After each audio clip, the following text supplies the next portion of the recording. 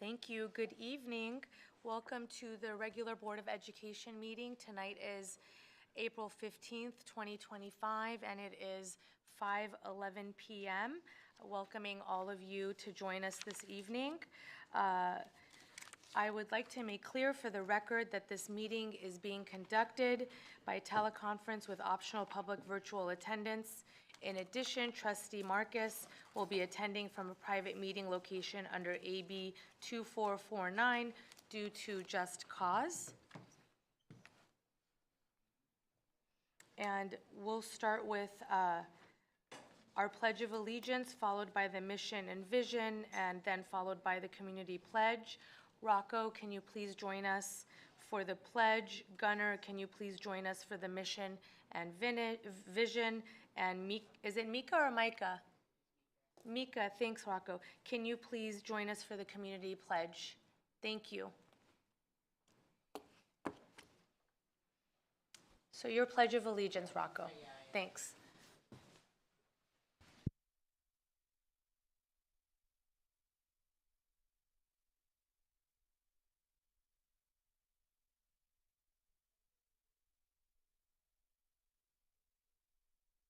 And to the republic for which it stands, one nation, under God, indivisible, with liberty and justice for all.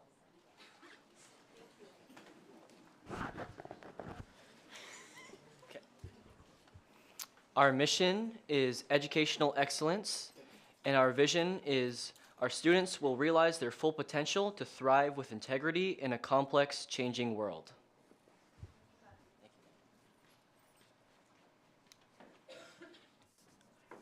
The BHUSD community acknowledges that in order to achieve educational excellence, we must act with integrity and respect for each other in our learning environment.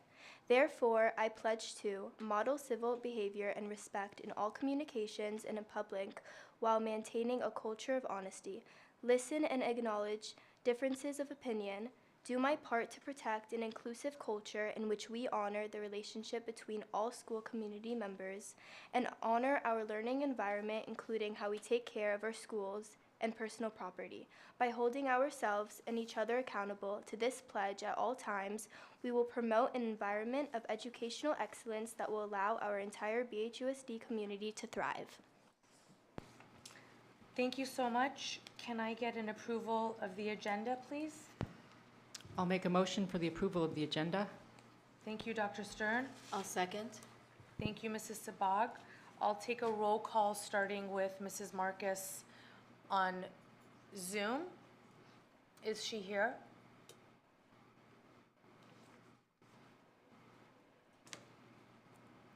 Hi, Mrs. Marcus.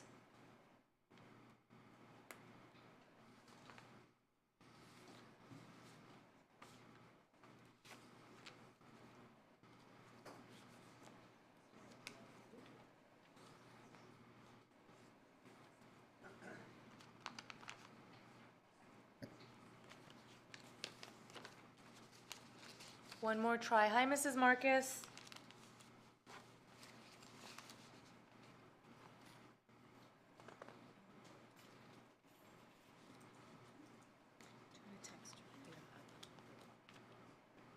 I see that her little box is there, and she was on mute, and she came off of mute. Yes. Hi. Yes. Yes. Good evening, Mrs. Marcus. Thanks for joining us. Yes. Okay, great. So we've got one yes from Mrs. Marcus. Mr. Stewart? Yes. Dr. Stern? Yes. Mrs. Sabag? Yes. Judy? Yes. Okay, report of closed session action, please, Dr. Hasty? Yes, we did approve a settlement agreement for a student. Case number is 202-501-0298, and the vote was 4-0. Thank you, Dr. Hasty. Next, let's move on to public comment.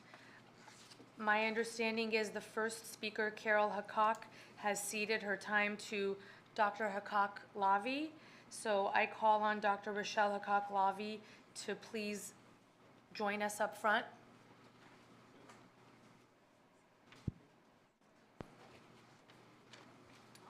Hi. This is different. Hi. How are you? Good, how are you? Great. You've got 6 minutes. Let's go, please. Hi. I want to talk about teachers and the amount of absences that they have had. And I want, before I even start, this is coming with pure love, that I love the students and I love these teachers. So it's not coming from a place of defensiveness, it's coming from a place of what can we do? So there hasn't been a continuity in my children's education on a weekly basis due to the constant teacher absenteeism for district matters. If the children are expected to be there, I feel like the teachers need to be expected to be there. If we want the children to respect their own education, then the district needs to respect their education and provide them with their teachers as many days as possible out of the 180 allocated school days.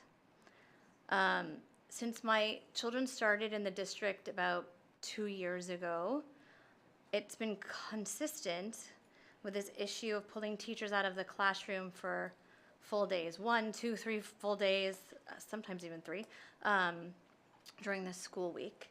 And every other school district, I'm not sure that this is protocol, that we're training teachers during allocated educational time. I understand the reason why it's happening is because we're getting new programs and we have so many wonderful things going on, and I'm really proud of that and I'm happy for it. But we need to find out another way to do it. So if the district is so concerned about test scores, the teachers need to be able to be in the classroom to teach consecutively to maintain continuity in the children's learning. Having subs in and out of the classroom and different subs, it's not helpful. We love our teachers for a reason. They're here for a reason and they're amazing and they know every student. So having subs come in and out for them to get trained doesn't really work. I understand that the teachers are paid 186 days for their time, and the children have to be there 180 days. So it seems like we need to have more teacher-paid days.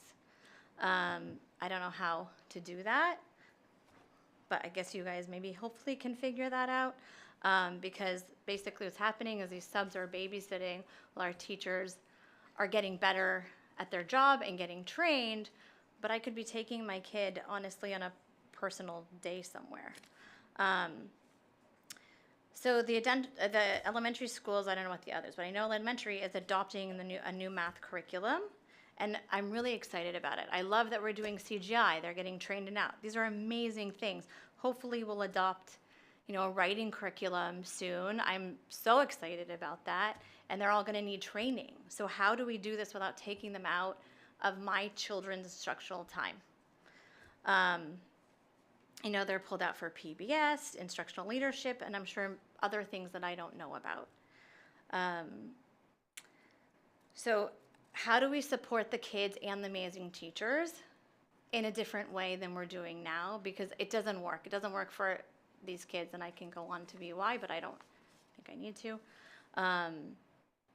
So I just wanted to bring that to your attention because it's continuously happened, and I know that as we adopt more curriculum and change over curriculum, the teachers are going to need more instructional time, and they deserve it, and our kids deserve it. And with all these amazing teachers, I want to wrap them with support and love and not stress them out by having them get pulled out of the classroom and then having to fill in the pieces the next day or the next 2 days. So thank you. Thank you, Dr. Lecoq. Thank you. Next, I would like to call up Natalie Unessi. Mrs. Unessi.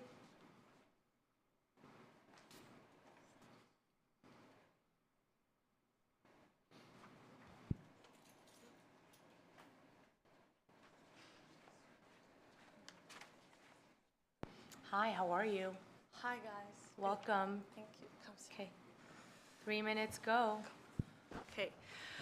Good evening, board members. My name is Natalie Unessi. Thank you for giving me your time and opportunity to speak. I'm going to piggyback off of Rochelle's topic of the night, and that's to discuss the constant absences and substitutes of our lovely teachers at El Rodeo.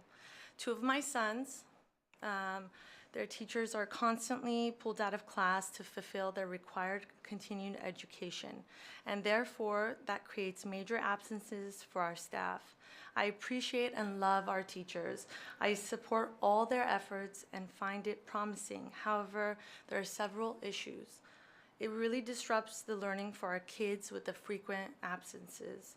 While again, I appreciate the professional development that they're creating, and it's essential, we lose that continuity. And it does put stress on our teachers and having to learn to juggle that missing time away from class to help. And one major factor in all this is the lack of substitutes. I was there one day firsthand. I helped my second graders teacher on a weekly basis, and that was one day where there's no substitute available for one of the other classes. So God bless all the other 4 amazing teachers. They dispersed the students among the other 4 classes. And they're amazing. They're not used to these students. So I understand for the students to try to adjust to this new teacher, but also for them just to continue on the curriculum, the same thing, and give it to these new students. And they did it for 2 days. And just to see that firsthand, I realized we're an amazing district. We should have substitutes on hand available for our teachers if they call out sick even. So again, I want to maybe we can find a balanced approach that involves like a training sessions like at school even, or especially during non-instructional hours. Thank you for your time. Thank you. Say thank you. Thanks, guys. Okay, we're done. Okay, next I see it's Elena Castanon has ceded her time to Katie Warren. Miss Warren, please join us. You've got 6 minutes.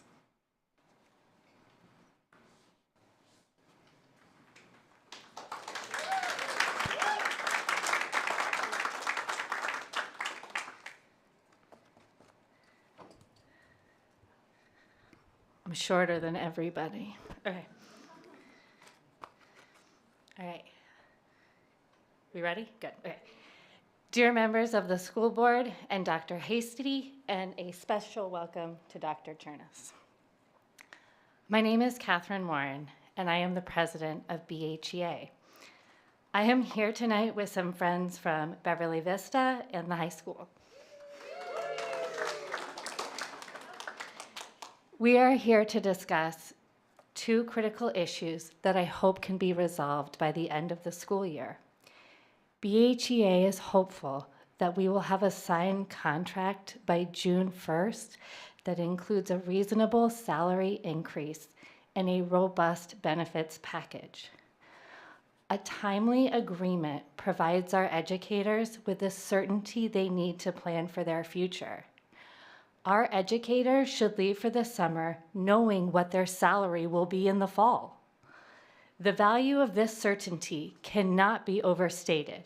It strengthens morale, helps foster a positive working environment, and shows that the district values its staff members. A signed contract by the end of the school year is not just a formality, it's an essential step toward maintaining the trust and partnership between the district and its educators. As you are aware, these are financially unsettling times, and teachers are increasingly feeling the strain. The skyrocketing cost of housing and overall inflation has made it more difficult for educators to make ends meet. Due to the cost of housing around Beverly Hills, our younger and newer teachers are having to live further and further away from our schools. We have teachers commuting between 60 and 90 minutes each way. It is critical that the district address these financial challenges by ensuring that any new contract includes reasonable salary increases. Mr. Stewart, everyone in this room is in constant amazement about the speed of your recovery after your horrendous accident. You know better than anyone the importance of having high-quality health insurance that you can rely on when tragedy strikes. As I'm sure you all know, BHUSD lags behind other districts in regards to health and other benefits. BHEA is asking for a benefits package that provides real support to our educators and their families. When examining the certificated personnel report, you can see the number of educators retiring, resigning, and requesting a leave of absence is multiple pages. Fair compensation and benefits are a crucial element when recruiting the best and the brightest. It behooves the district to offer a competitive salary and benefits package now more than ever. I would like to take a moment to celebrate the outstanding accomplishments of our secondary schools, which were driven by the dedication and hard work of our educators. The high school recently had a very successful WASC visit, a direct result of the efforts of our educators who continually strive for excellence in their classrooms and within the larger school community. This achievement reflects the high level of commitment and professionalism of our teaching staff. Additionally, our middle school received the prestigious Schools to Watch distinction, further highlighting the exceptional work of the educators. This recognition is a testament to the dedication and innovation of our teaching staff, who continuously go above and beyond to provide an enriching and supportive learning environment for all students. These accomplishments would not have been possible without the unwavering commitment and hard work of our teachers. They demonstrate what can be achieved when educators are supported and valued, and they should serve as a reminder of the critical role our teachers play in the success of our schools. Finally, I want to stress the importance of maintaining a strong and cooperative working relationship between the district and BHEA. The past few months have brought about significant changes, and it's more important than ever that we work together to find solutions that benefit our educators, our students, and our entire community. The district's success is directly tied to the dedication and professionalism of its educators. I have requested that the board give the bargaining team parameters so that way we can increase the speed and efficiency of bargaining. We look forward to reading your first counter tomorrow morning and receiving a second one in the afternoon. I am confident that with mutual and shared commitment to excellence, we can get a deal done by June 1st. Thank you so much. Thank you. Thank you, Ms. Warren.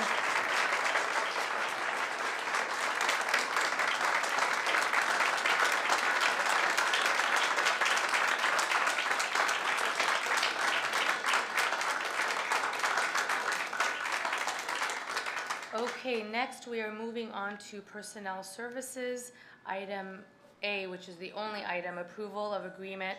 Yes, ma'am. Oh. Oh, yes. Yes, Ms. Yadigar, please join us. My apologies.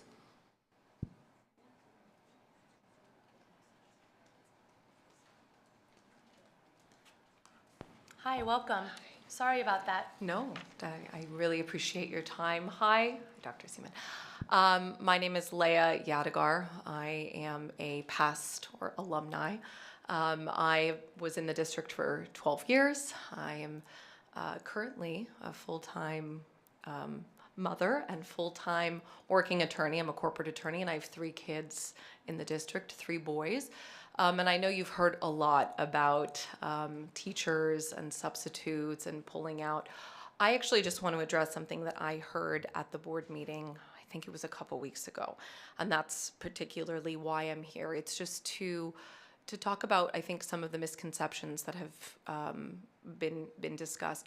Again, and my background and my history here are really of I say we're in the golden age of BHUSD now, but when I was in school in the 90s and 2000s, it really was. And our teachers were rarely absent.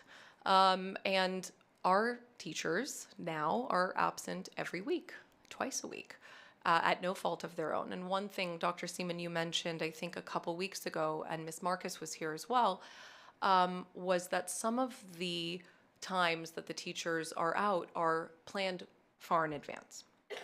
And after speaking to a number of teachers, unfortunately, they're mentioning that that's not the case. The other, of course, thing that you all have been so wonderfully working on, and we are really grateful, is of course the substitute teacher issue, which is, by the way, plaguing all districts. It's not unique to ours. But one of the things that our wonderful Ms. Marcus had mentioned is that she had worked directly when she was a teacher with 1 or 2 substitute teachers. So it created continuity. And that, of course, as you know, is not what we're seeing. So like many of other parents and other colleagues, we really, really implore you, if there is a way to prevent teachers from using class time for, by the way, union bargaining as well, right? We want our teachers to be able to partake in union membership and to participate on behalf of their colleagues and other teachers. I think that it is putting their classrooms and our district at a disservice to do so during class time, especially when it's prolonged and bargaining is taking months and months. We have to figure out a different way. Pay the teachers another time. You know, don't pay the substitutes that you would have come into their classes. It's creating not only anxiety in students. I have a 4th grade student, I have a 2nd grade student, and I have a TKer. The teachers are so graciously telling their students, hey, by the way, I'm not going to be here tomorrow, or remember, next Friday, I'm not going to be here. They're coming home and they don't want to go to school. They're anxious because when teachers are absent, you know what happens, even if you have a wonderful substitute. Thank you. Thank you, Ms. Yadigar. Thank you. Okay, this time for real, moving on to personnel services. Item A, approval of agreement for employment of superintendent of schools. And I would like to call up Robbie Curtis. Mr. Curtis, since we have 10 speakers speaking in this regard, you will have 2 minutes. Please join us.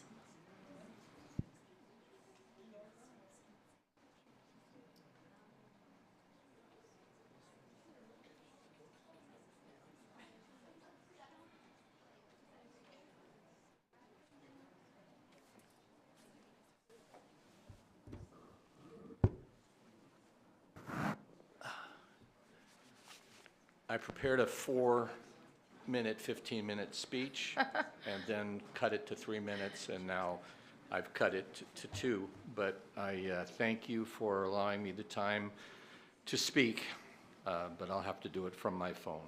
Thank you, Mr. Curtis. Sure. 2 minutes. Thank you. Good evening, my dear friend Rochelle, wherever you are, board members, and Acting Superintendent Hasty. Tonight, I rise not to critique or question, but simply to say thank you. Russell Stewart says, do the right thing, and you did. These past months weren't easy. Rough seas, loud voices, unexpected storms.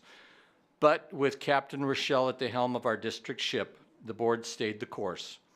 And you didn't just pick a direction, you chose the right one. But before I go further, I want to thank Dr. Hasty for his leadership during this transitional period. He helped keep us moving forward when it could have been just as easy to drift.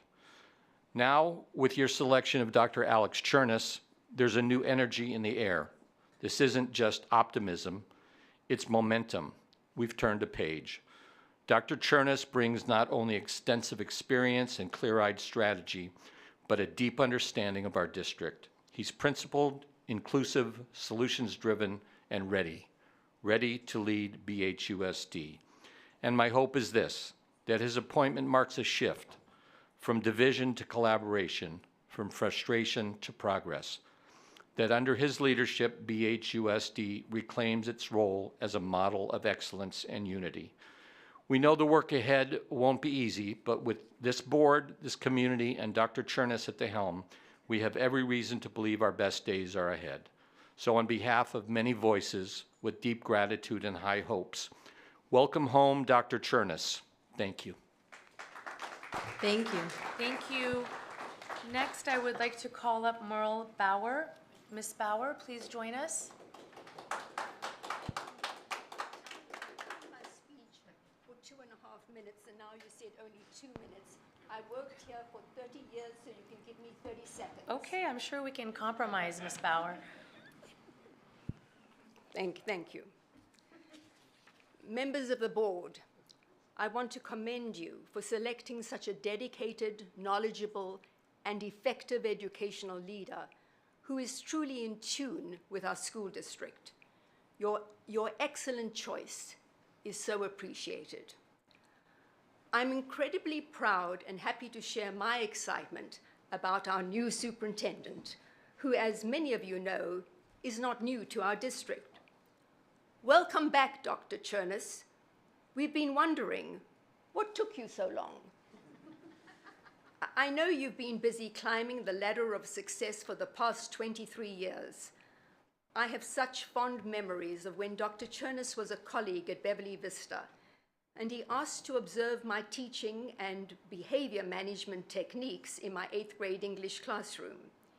He understood, even then, that students thrive when they're inspired in a positive learning environment. So it was no surprise to me that after just 2 years, he was promoted to assistant principal and then became the esteemed principal at Hawthorne School, followed by director of human resources at the district office, and finally, assistant superintendent of business services. When I think about Dr. Chernus's many impressive accomplishments as an educational leader, one result that stands out to me is the amazing growth of Hawthorne's academic performance index under his leadership. It jumped by 13 points, from 885 to 898 in just 1 year. The current president of the Yorba Linda Board of Education has publicly said that her school district is losing an amazing educational leader, and that BHUSD is gaining a strong superintendent, an innovator, and a great educator. Like me, she is looking forward to seeing BHUSD become a beacon of innovation and opportunity. In closing, I'm very confident that with Dr. Chernus at the helm, our school district will navigate any challenges and move forward to achieve many important goals. Our school district will shine brightly once again. Thank you. Thank you. Thank you, Ms. Bauer. Next, I'd like to call up Leandra Blades. Ms. Blades, please join us at the top.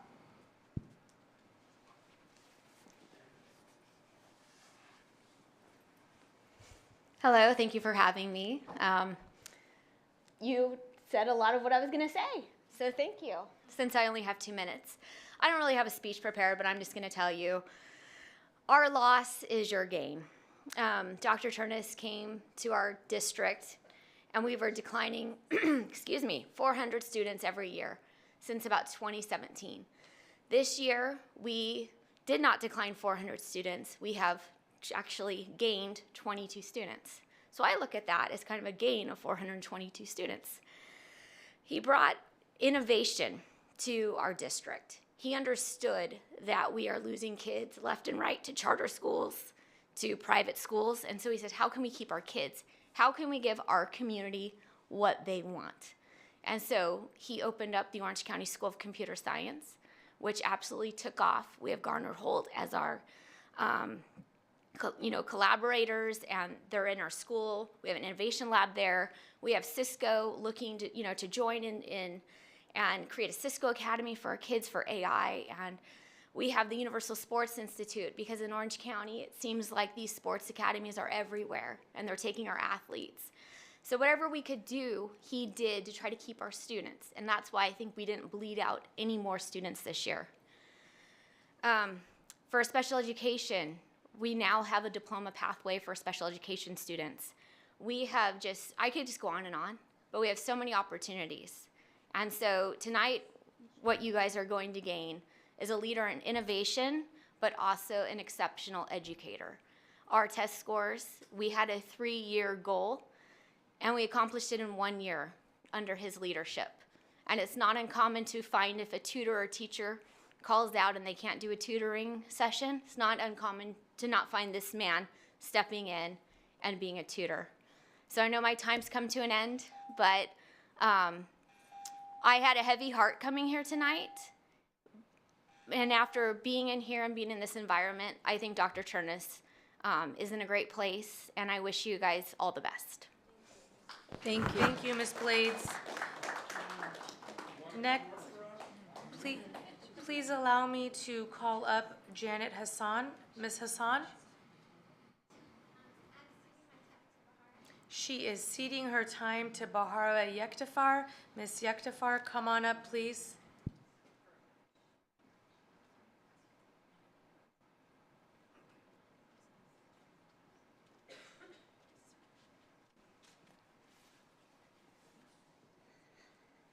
Good evening, board members, administrators, and members of the Beverly Hills Unified School District community. I am honored to speak tonight to extend a warm and sincere welcome to Dr. Alex Chernus. It is a rare and meaningful moment when a leader returns to a district where their educational journey first began. And tonight, we recognize the homecoming of this respected educator whose leadership and vision have made an impact throughout California. Dr. Chernus's career in education is both deep and distinguished, which makes this moment particularly special. What makes this moment particularly special is that it started right here in Beverly Hills Unified. Dr. Chernus began as a middle school math teacher in our district, eventually serving as a K-8 principal, then as Director of Human Resources, and ultimately an Assistant Superintendent of Business Services. These formative years within Beverly Hills Unified School District shaped his foundational commitment to excellence, equity, and the innovation in public education. His contributions have been widely recognized. He's been named an AASA Education Scholar, a USC Fight On,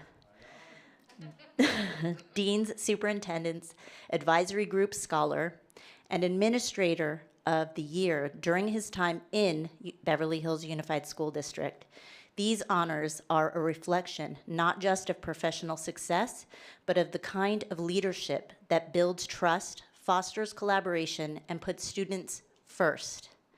As Dr. Chernus returns to the district that helped shape his path, we are filled with optimism for what lies ahead. His leadership is rooted in experience, guided by data, and driven by heart. He knows this community. He knows this district. He knows how to bring out the best in those he serves. To our Beverly Hills Unified School District parents, teachers, students, and administrators, our community has been through a period of growth, and with growth, there naturally comes changes. This is our opportunity to come together with open minds and open hearts, united by the common goal of doing what's best for our children. We must embrace our new leader, not just with hope, but with support. My family loves sports, so I often use sport analogies. In this case, it fits really well. Every one of us is a vital part of this team, and that team only wins when we work together for our children and their future. Our strength lies in collaboration, in shared vision, and in mutual respect. Let's lead by example for the next generation so our BHUSD team can win. Head Coach Chernus, welcome home. We look forward to the future with confidence, knowing it will be led by someone who understands both the legacy and the promise of Beverly Hills Unified. Let's win this together. Thank you. Thank you. Thank you, Ms. Yaktafar. Next, I will call on Nicole Guzman. Ms. Guzman?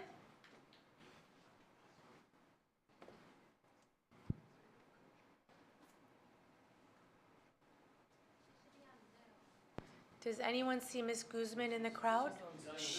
She's on Zoom. Thank you, Dr. Seaman.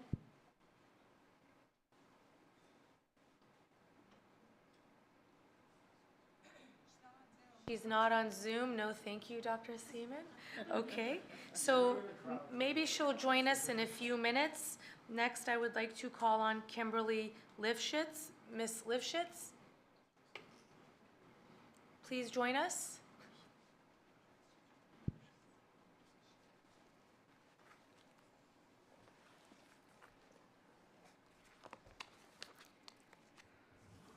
Good evening. I shouldn't be here right now. I should be at home with my son, a first grader at Horace Mann. He gets extra speech and feeding therapy on Tuesdays to help him with the challenges he experiences as a result of the rare genetic condition he was born with. That's in addition to the 4 different therapies he receives multiple times per week at school as part of his IEP. IEPs are expensive. A public school education is the only education my son is able to receive because private and charter schools aren't obligated to honor IEPs or to accept disabled students at all. If a school district's budget is mismanaged, special education students and their teachers are among the first to suffer. I am here because my son's unique vulnerabilities give me no choice but to put my trust in the leadership of this board and the district overall. The announcement and rollout of Dr. Chernus as the new superintendent destroyed that already fragile trust in spectacular fashion. This appointment, which was presented as a result of an extensive search instead of the foregone conclusion it clearly was approved by a 3-2 vote. We were told that we should have confidence in the board's decision to clear out the entirety of the elementary school administration because that vote was unanimous, and that's supposed to mean something. What does this mean? What I was able to find within 15 minutes of research after Thursday's announcement was shocking. This is not gossip, this is conduct captured on video and in public records, and it shows the board's stated commitment to competitive search, prioritizing transparency, communication, and fiscal responsibility was little more than kayfabe. In comments to the Beverly Press, Mr. Stewart said the controversies from previous districts were thoroughly investigated. Which controversy specifically? Investigated by whom? Are there any records? We're being told to essentially take your word for it. No. BHUSD's announcement highlighted the Universal Sports Institute and OCSCS as examples of the innovation Dr. Chernus will bring to our district. Is the board planning to facilitate similar wildly expensive projects here? From where in the district's budget will we take that money? From whom? The history of the incoming superintendent, taken together with the increasingly concerning conduct of several board members, forms a pattern strikingly similar to one that has been playing out for years in school districts all over the country. I refuse to pretend red flags are party decorations instead of the warning signs that they are. Thank you, Ms. Lifshitz. Thank you. Next, I will call on Jason Maybaum. Mr. Maybaum, please join us.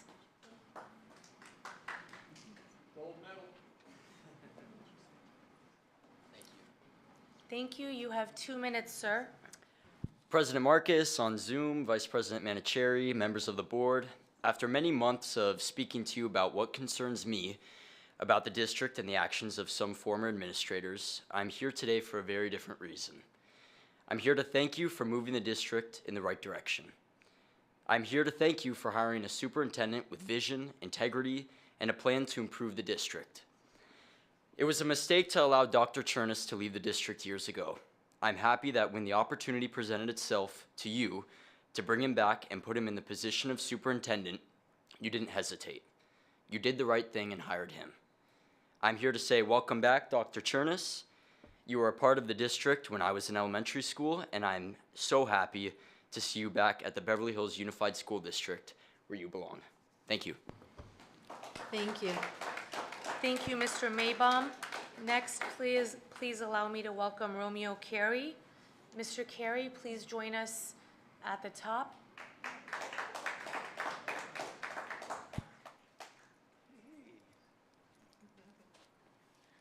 You have 2 minutes, sir. I'm back. Members of the board, Madam President, Madam Marcus at home, distinguished district leaders, and more importantly, this community. A couple things that I'd like to, first, this is a celebration, so I want to keep it that way. This board most impressive board I've ever had the opportunity to work with in 20 years. Absolutely, unequivocally courageous, dignified, and always leaning towards heaven. In this next iteration of leadership, I'm completely convinced with this board and with Dr. Chernus, we're going to be a powerhouse, because the games, the situation as it lives, which is, I'm not going to get into tonight because this is a day of celebration, is a train to nowhere, will get rectified. And the antics of the interim superintendent will be undone and rectified, 100%. And so, 3 things I'd like the board to recognize.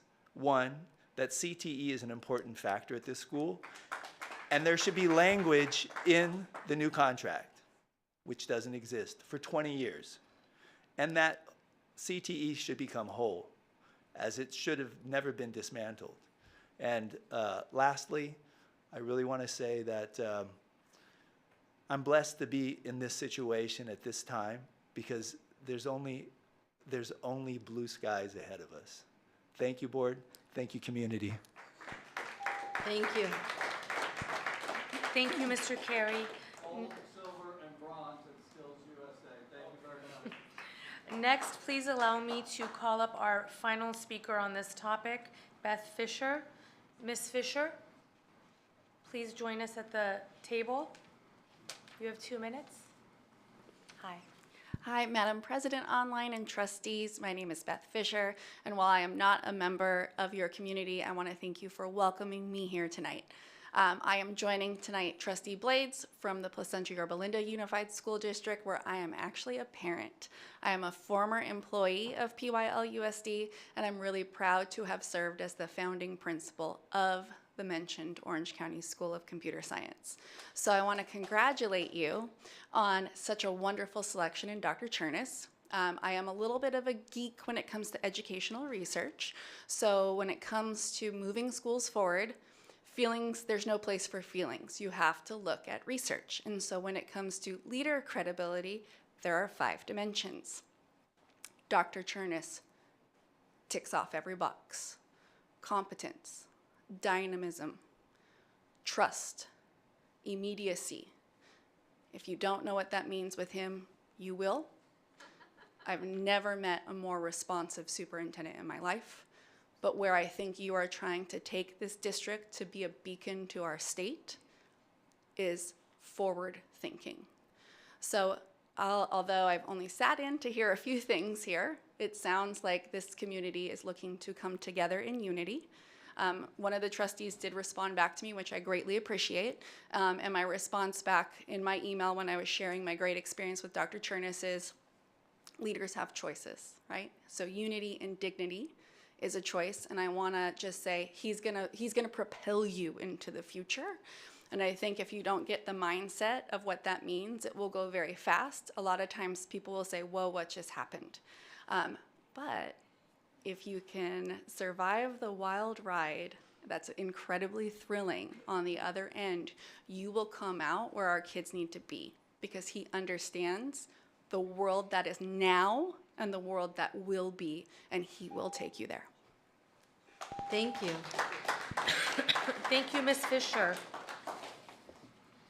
Okay, can I get a motion for the approval of agreement for employment of superintendent of schools? I'd like to make that motion. Okay. I would like to make that motion.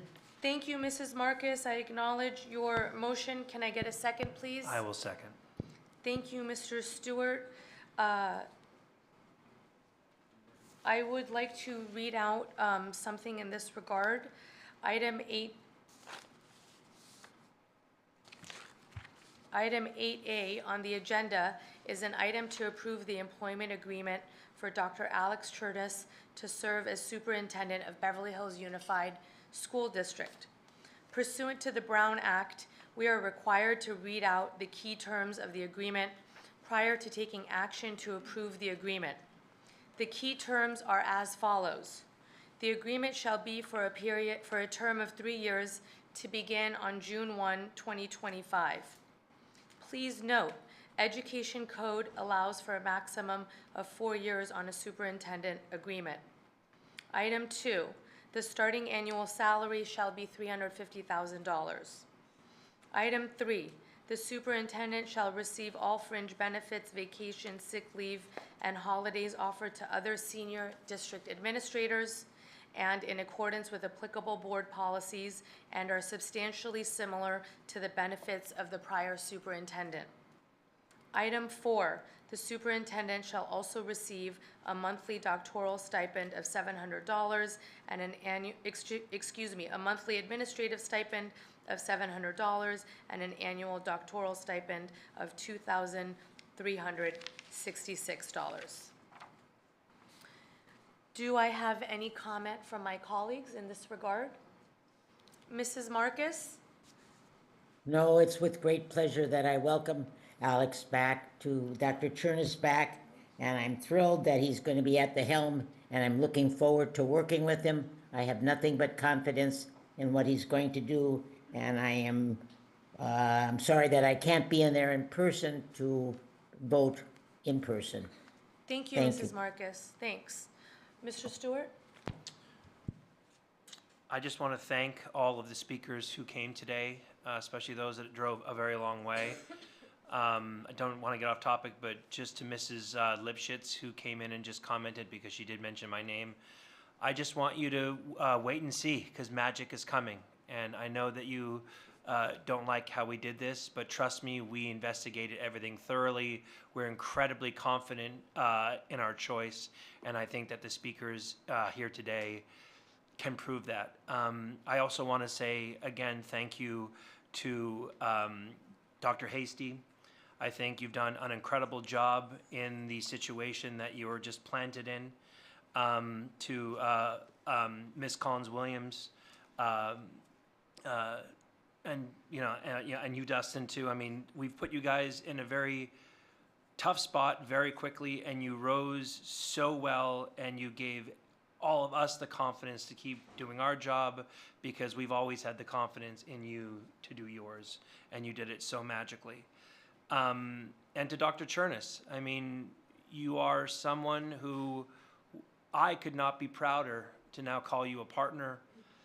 We have challenges ahead, and you are the right man for the job. So I just want to thank you. I thank you for the conversations that we've had so far.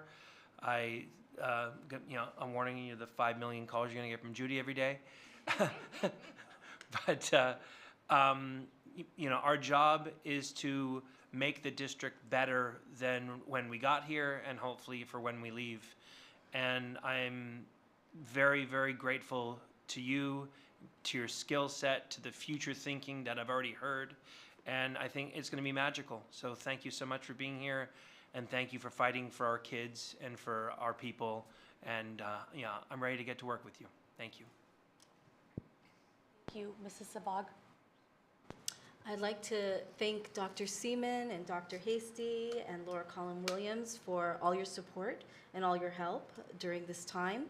And I want to officially welcome Dr. Alex Chernus as the new superintendent of the Beverly Hills Unified School District. Dr. Chernus brings with him over 24 years of educational leadership, and his resume reflects a deep commitment to academic excellence, student achievements, and strategic progress, with a proven track record of success in several top-performing districts across California.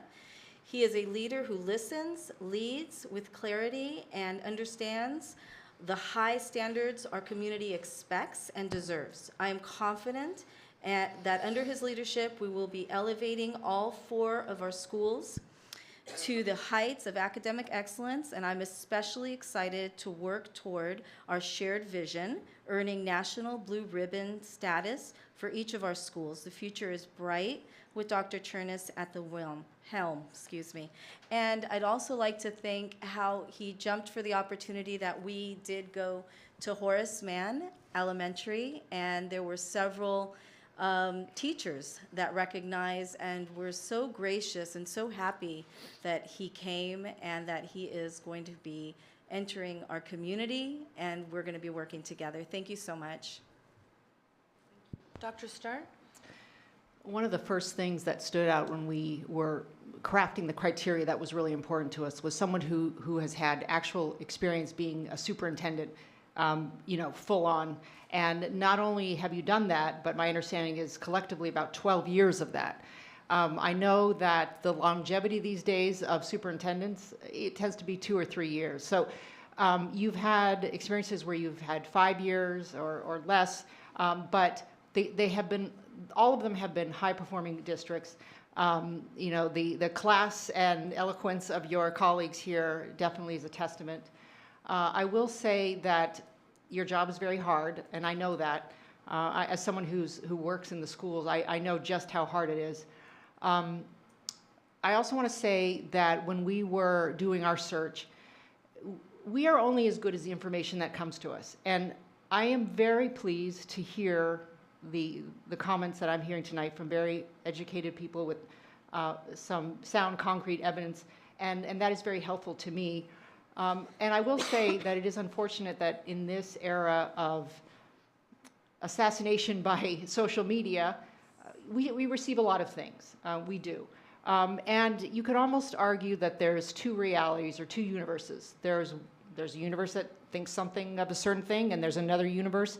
And it is very important as our job as stewards is our ability to discern what we think is right and go with what we feel is right. And I am confident that you will do a great job, and I appreciate your dedication. You're already off and running, I see, and we appreciate it. Thank you. Did you want to say something else? I just wanted to thank your colleagues that came all the way from Placentia, and I recognized one of them because I came to the board meeting also because I happened to be in the area. So thank you for driving all the way down here to speak, and we really appreciate it. That's amazing. Thanks. Thank you. I first want to thank everybody that is here tonight, and everybody's that watching at home, and all of those who participated in the survey that we sent out in regard to the superintendent position. You would think that as time goes on, being a board member is something that turns you a little bit numb or callous to the job.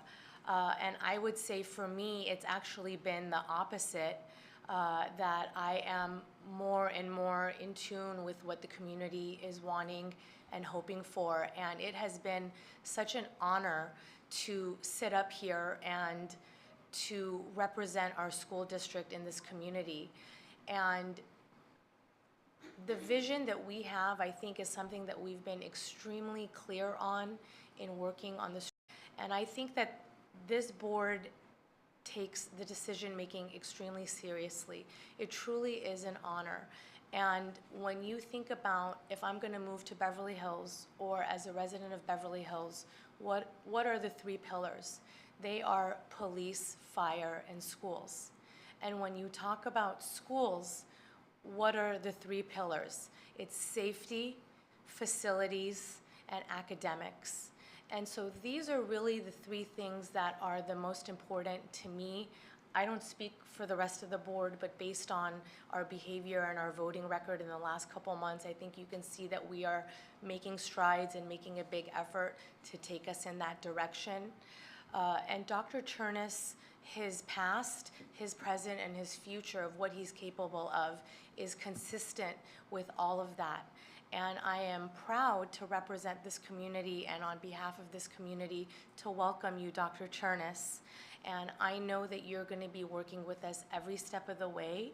This is your team that's sitting beside us, and they have been our partners, and now they're your partners. And I look forward to what you are going to be able to bring to us all together. So thanks to all 3 of you. Here we go, and I will call for the vote, please. Mrs. Marcus? Yes. Mr. Stewart? Yes. Mrs. Sabag? Yes. Dr. Stern? Yes. And I am a yes, 5-0. Thank you, everyone.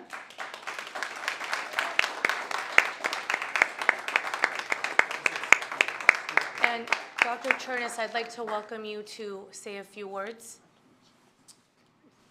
Thank you. And you can have more than 2 minutes, Dr. Chernus. Okay.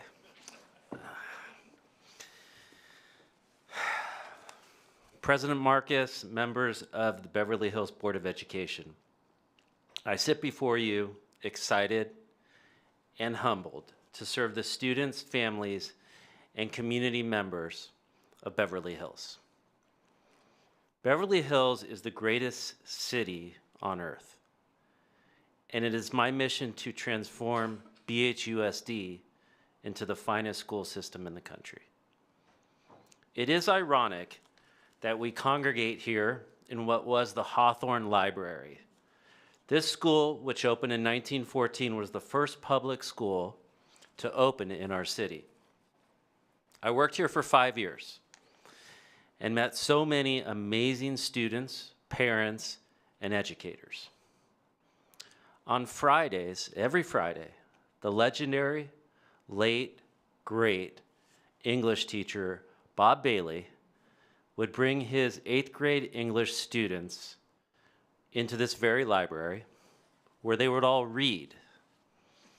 And they'd read for the entire period, and including Mr. Bailey. And I remember asking Mr. Bailey one day why he had them read for an entire period instead of teaching them something else like writing or grammar. And if you'd ever been to Mr. Bailey's house, you knew he loved books. Next to his bed, he'd have a stack of books, and he'd read them all simultaneously, alternating from book to book, reading sometimes 10, 15 books at the same time. He loved books. So on that day, his answer to me, which I'll always remember, was, he said, first of all, many of these kids don't read at home, and I want them to develop a love for reading. Secondly, it's important for me, as their teacher, to model the behavior I expect from my students. And finally, as only Bailey could say, he looked at me with a grin on his face, and he said, Alex, I've been teaching for 30 years, so don't tell me what to do.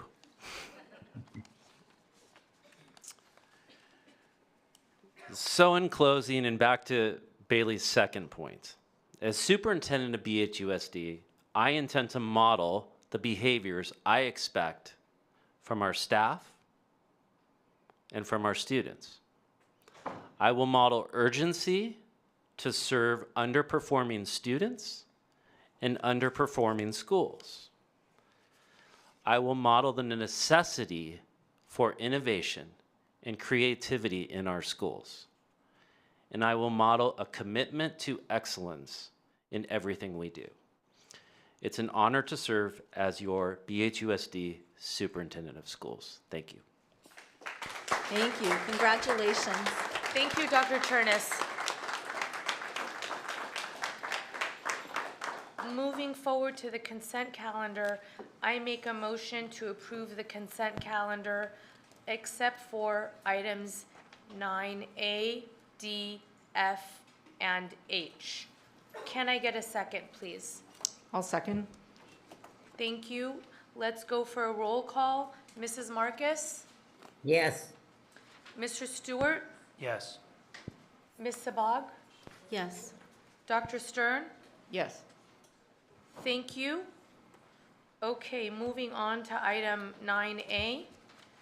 I actually requested to pull that one myself. I wanted to jump to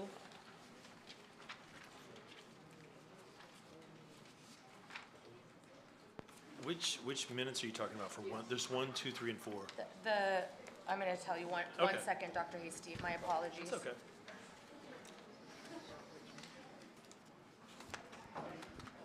I believe it's, no, 9A, 2, regular board meeting. Okay, 325. 325, yes, sir. Okay.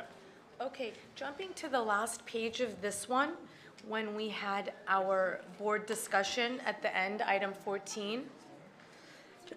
Excuse me. Under both Premier Athletics Program, item 14B, and under Enhanced College and Career Center, under item 14C, I just wanted to make a clarification that the board actually gave a specific instruction on both of these items, which was for the staff to please come back and make a recommendation and to then accordingly allocate the funds in the budget corresponding to these priorities. And so I just wanted to set the record straight on that one, Ms. Austin. Thank you. Sorry to be so particular, but I would extend that to. yeah, and A, actually, thank you, Mr. Stewart. I was next going to come to that. I could not actually specifically recall, but I believe that it was more than report back to the board with an action plan, but I thought that we actually empowered you to take actions in that direction. What number are you talking about? I'm looking at 9A, Okay. 2, the It's on page agenda 12 of, of 12. yes, the agenda of the regular board meeting dated March 25th, 2025. That was our last one where at the end we had the board discussion about licensing, athletics, and college and career readiness. And so I just wanted to clarify that the summary here, in my opinion, doesn't adequately reflect the discussion and the instruction that we as a board gave. Yeah. Agreed. So the language we want is the board directed, that the staff put a Yes. plan together and come Yes. back at a I later mean, date. Yeah. said, I mean, including the fact that like we're already in talks with Nike. Correct. They've already Yes. sent a contract over. Exactly. We've already Yeah. submitted for trademarks and all these other Yes, things. and so, I mean, we can call it a direction, we can call it an instruction, but whatever it is, I understood that we were authorizing a significant effort moving forward. And even Miss Austin or Dr. Hasty, if you want to take a moment later on and go back and review the exact verbiage and come back to us, that's okay. That's fine. I mean, that's what district staff understood as well as what Yes. you're saying. Yes. So what we can do is we can amend that minute. We can always bring it back. It's not- Perfect. Yeah, it's, Thank you so much. So in that case, we're expecting an addition for A, B, and C. Okay. correct. So, should we proceed by not making a motion, or we could make a motion to approve the 3 other than this one? I would approve the 3, and then we'll bring the one back with the revisions at a later date. Very good, so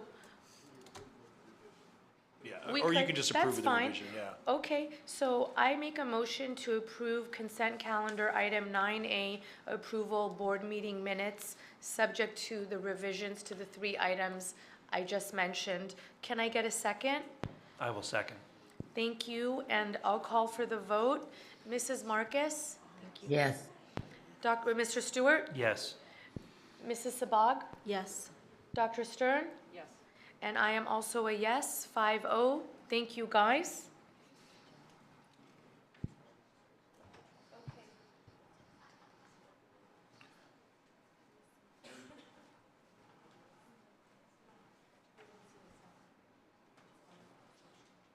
Yeah, 12 of 12.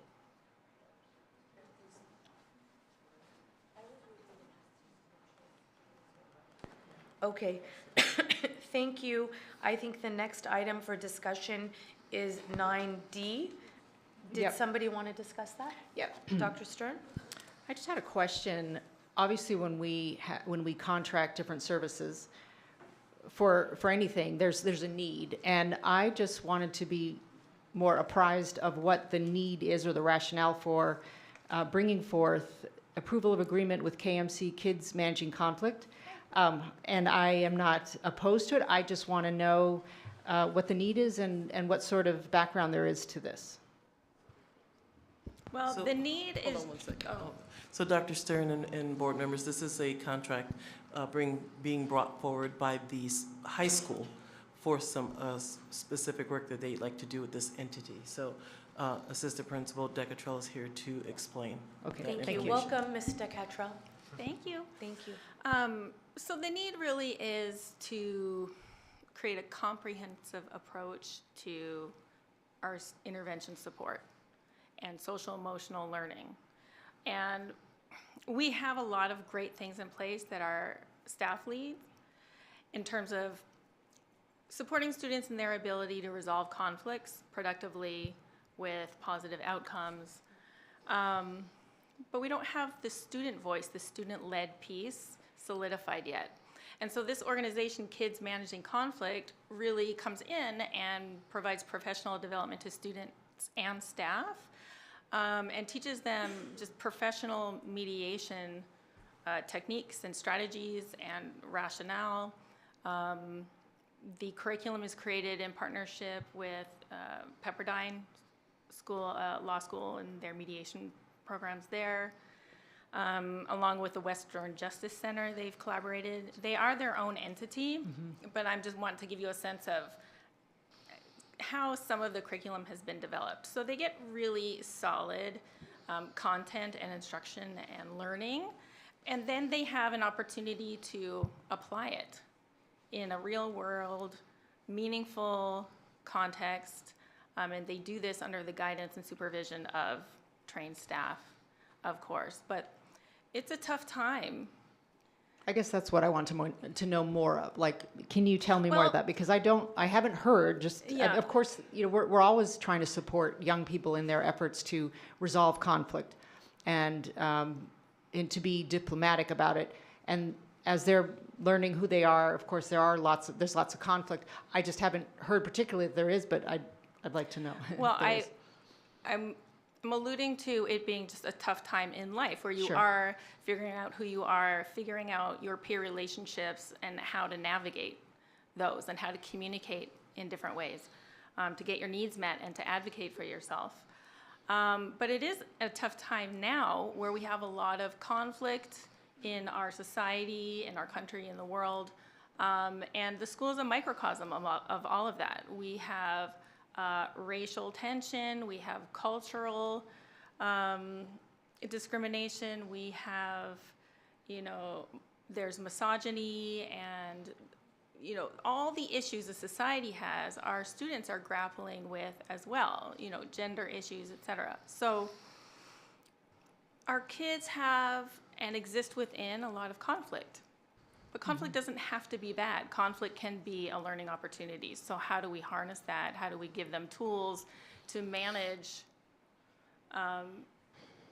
those tensions and how to communicate well? I think it empowers students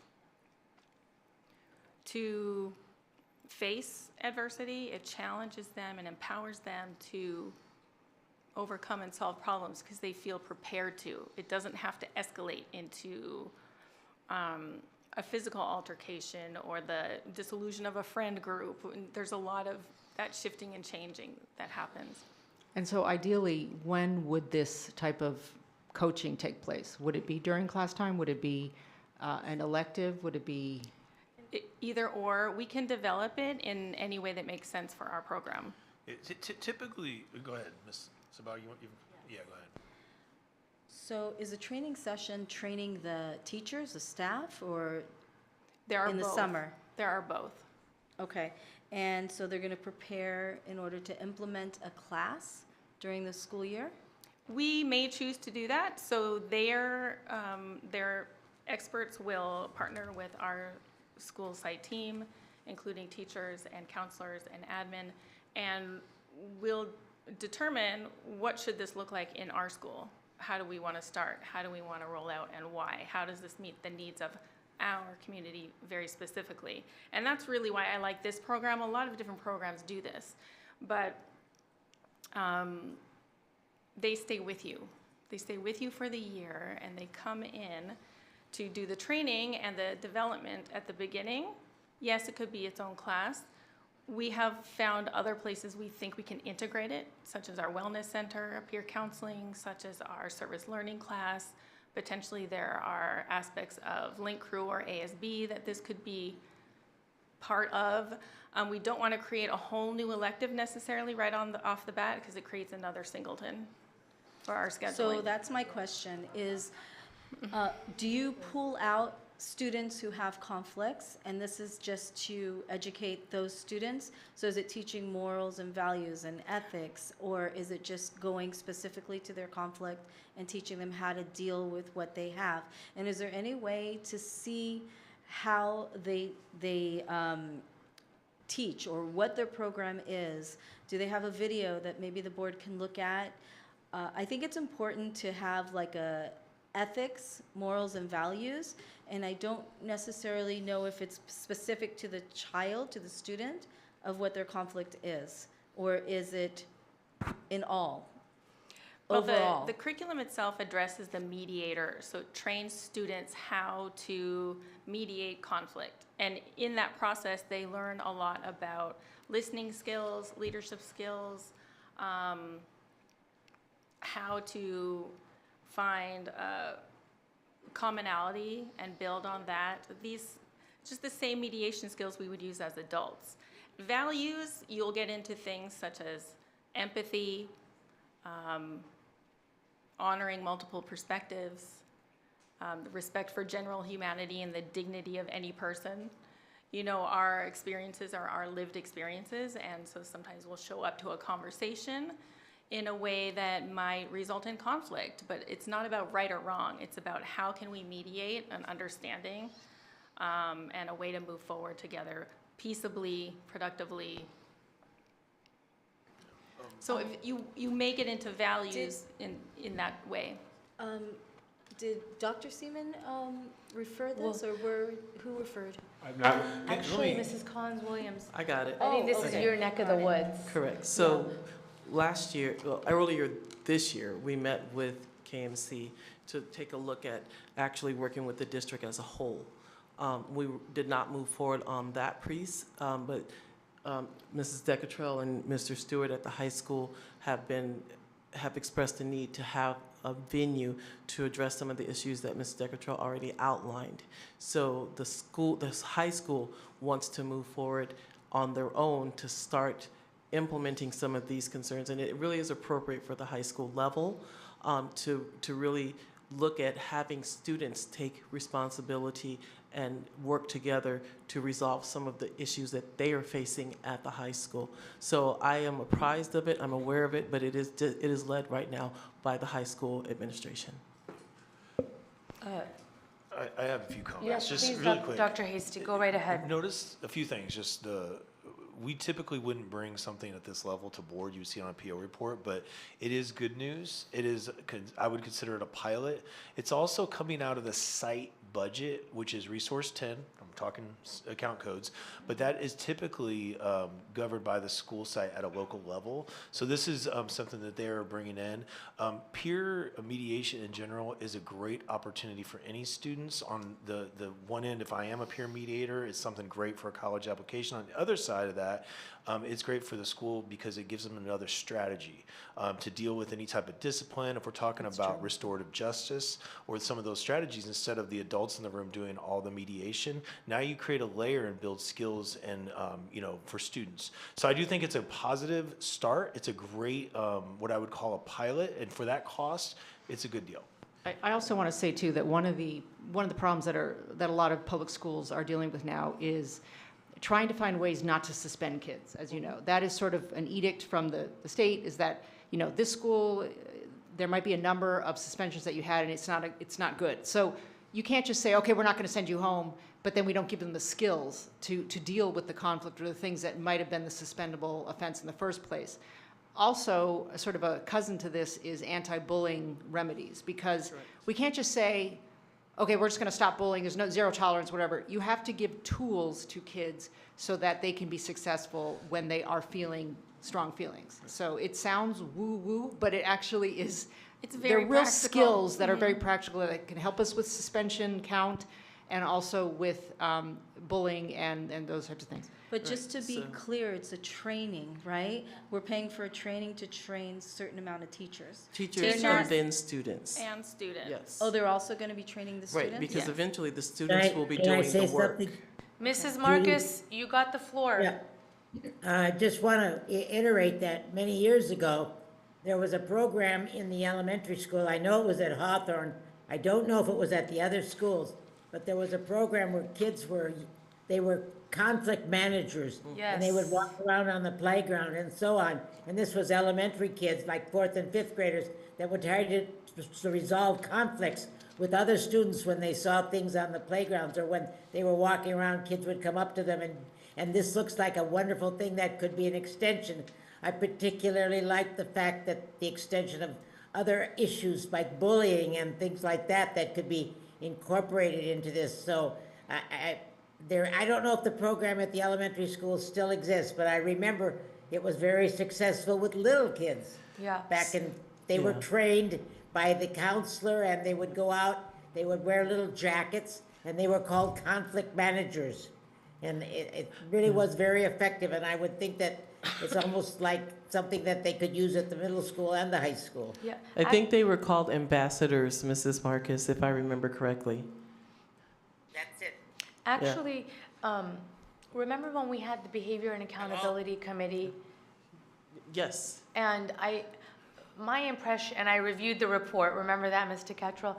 And I think a lot of the parents were actually very frustrated because two students would have an issue together, and you were not allowed to talk to the other student. You were just told, okay, you go over there, you go over there, and stop. And I think one of the results, or one of the solutions that came out of that committee, the advisory panel, was we need to get the kids in the room talking and committing to moving on together. It's building on the good work that's already happening on the campus. We do have our peer support in Norman Aid, but it's localized. Yeah. This is going to infuse it throughout the entire campus, and you're exactly right. There are things that sometimes kids need to work out with amongst themselves and hold themselves accountable. And if we as adults are always telling them what to do, how do they learn to do this and gain these skills to then move into society as adults? So this is the venue to help prepare them for that. Great. So this is a great layer, another layer that we're adding. you. Can I ask you, is this something that we're going to implement in the elementary schools? Because I think we should start young. Absolutely. It was initially being considered for the entire district, but since we were not able to move that forward at that time, we said we must do it at the high school for the various reasons that Mrs. Decotrell has already mentioned. So is this for the high school? Because I see it says 3 school terms, or does that just mean the high school? That's just the high school for the time So we're only going to period. do it in the high school? So Currently. If we're going to try it for maybe a year? That's for 3 semesters. So it'll start, if it is approved today, it will start probably the end of this year and then throughout next year. Can we receive a report after it starts and Keep see us how it? posted. Yes, actually, one component that I failed to mention earlier is they have a focus on collecting data, concrete data and evidence to monitor progress. Are we having an impact? If so, what? And If they tailor not- the information and the training to us. So it's not just a cookie cutter, fill the box. It's actually, what are the issues on your campus? How do you want to, here are the ways to address it, and then those skills are taught through to our kids. So can we do it with the high school and the middle school at the same time? Because it's really important, and then do it with the elementary. I would love to do now that. you're into it, I huh? would love to do No, that. I want conflict management. We need that. I just don't know about this company. That's why I'm asking questions. And I have I want a really some good links company to make sure. I can share with you about the company and their umbrella company. And I'm looking for reviews, but I don't see any. Okay, I'll make sure that you receive those right away. But this comes from the Pepperdine program, right? Which is Well, it's super not from the Pepperdine program, but it's indirectly informed by it because the executive director is a graduate of that mediation. Yeah, which is very reputable. Okay, unless I have any further question or comment, I'll call for the vote. Excuse me, may I get a motion for approval of agreement with KMC Kids Managing Conflict, please? I'll make a motion for the approval. Thank you, Dr. Stern. A second, please. I'll second. Okay, I'll call for the vote. Mrs. Marcus? Maybe she's on mute. We'll give her a minute. Mrs. Marcus? She's not on? Yeah, okay. We'll see if she comes back. Mr. Stewart? Yes. Mrs. Sabag? Yes? Thank you. Dr. Stern? Yes. Thank you, and I am a yes. Mrs. Marcus, are you back on? Okay, we will move forward to item 9F. Thank you. Pertaining, thank you, Thank Mr. you. Kettrell. Good luck. We will move forward to item 9F regarding iPads for El Rodeo. Are we not doing E? We did all of those as an omnibus. Okay. So iPads for El Rodeo, I feel like we had this conversation probably this time last year pertaining. With Mr. Guzman, yes. Yes, with Mr. Guzman. And I will note that at that time, we did have a lot of iPads that were at that time being unused in the TK classrooms. And I was surprised that we needed to buy more when those were not being used. And then I am not anti-iPad, but I am anti-using and or paying for items of which I'm not exactly sure how they're being used as a resource and what is the effectiveness of the assessment piece. And in addition, since we have a few new members of the board, I will remind you all, as I have said before, that the bond has been paying for technology and various items related to technology. And the bond, the ATM, is closed and all dollars have been accounted for. And every dollar that we use toward technology translates into a dollar that we will have to find on the back end to finalize our construction. We are in decent shape on our construction, and the Performing Arts Wing is coming online later this year. The tennis courts and upper athletic field is coming online later this year. Following that will be the front lawn, the athletic pavilion with the new basketball facility, and additional outdoor pool is already underway. And then the dollars that we have remaining will be used toward bringing down the old Conheim and raising the fields and doing all that athletic facility work. At a point in time, we will be short and we will be waiting on state modernization funds to come in, and we will have to go out and secure a loan to borrow dollars. So every dollar that we are taking from the bond to use toward other things, and I do acknowledge that the bond includes tech as you know, items that can be paid, every dollar is a dollar that we're gonna have to borrow, and then we're gonna have to pay to borrow that money, pay interest. So I wanna support our students, and I would like to support our teachers. I just don't understand what the result of the iPads is, and this is something that we will continuously have to refresh and refill and refresh and refill. And for that reason, based on the questions that I've asked in the last couple of years, and I don't believe, I know I've gotten some answers, but I have not gotten the answers that would satisfy me. I am a no until we can understand further. And also, I would like to know what limitations are being put on the devices so the kids are not using them for YouTube and so on and so forth. So I'm not saying never, but for me, this is a not now because I have not been able to get a handle on the matter.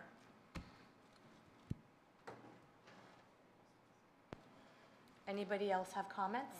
Okay, Mrs. Sabag. I'm sorry, did I miss? Go ahead.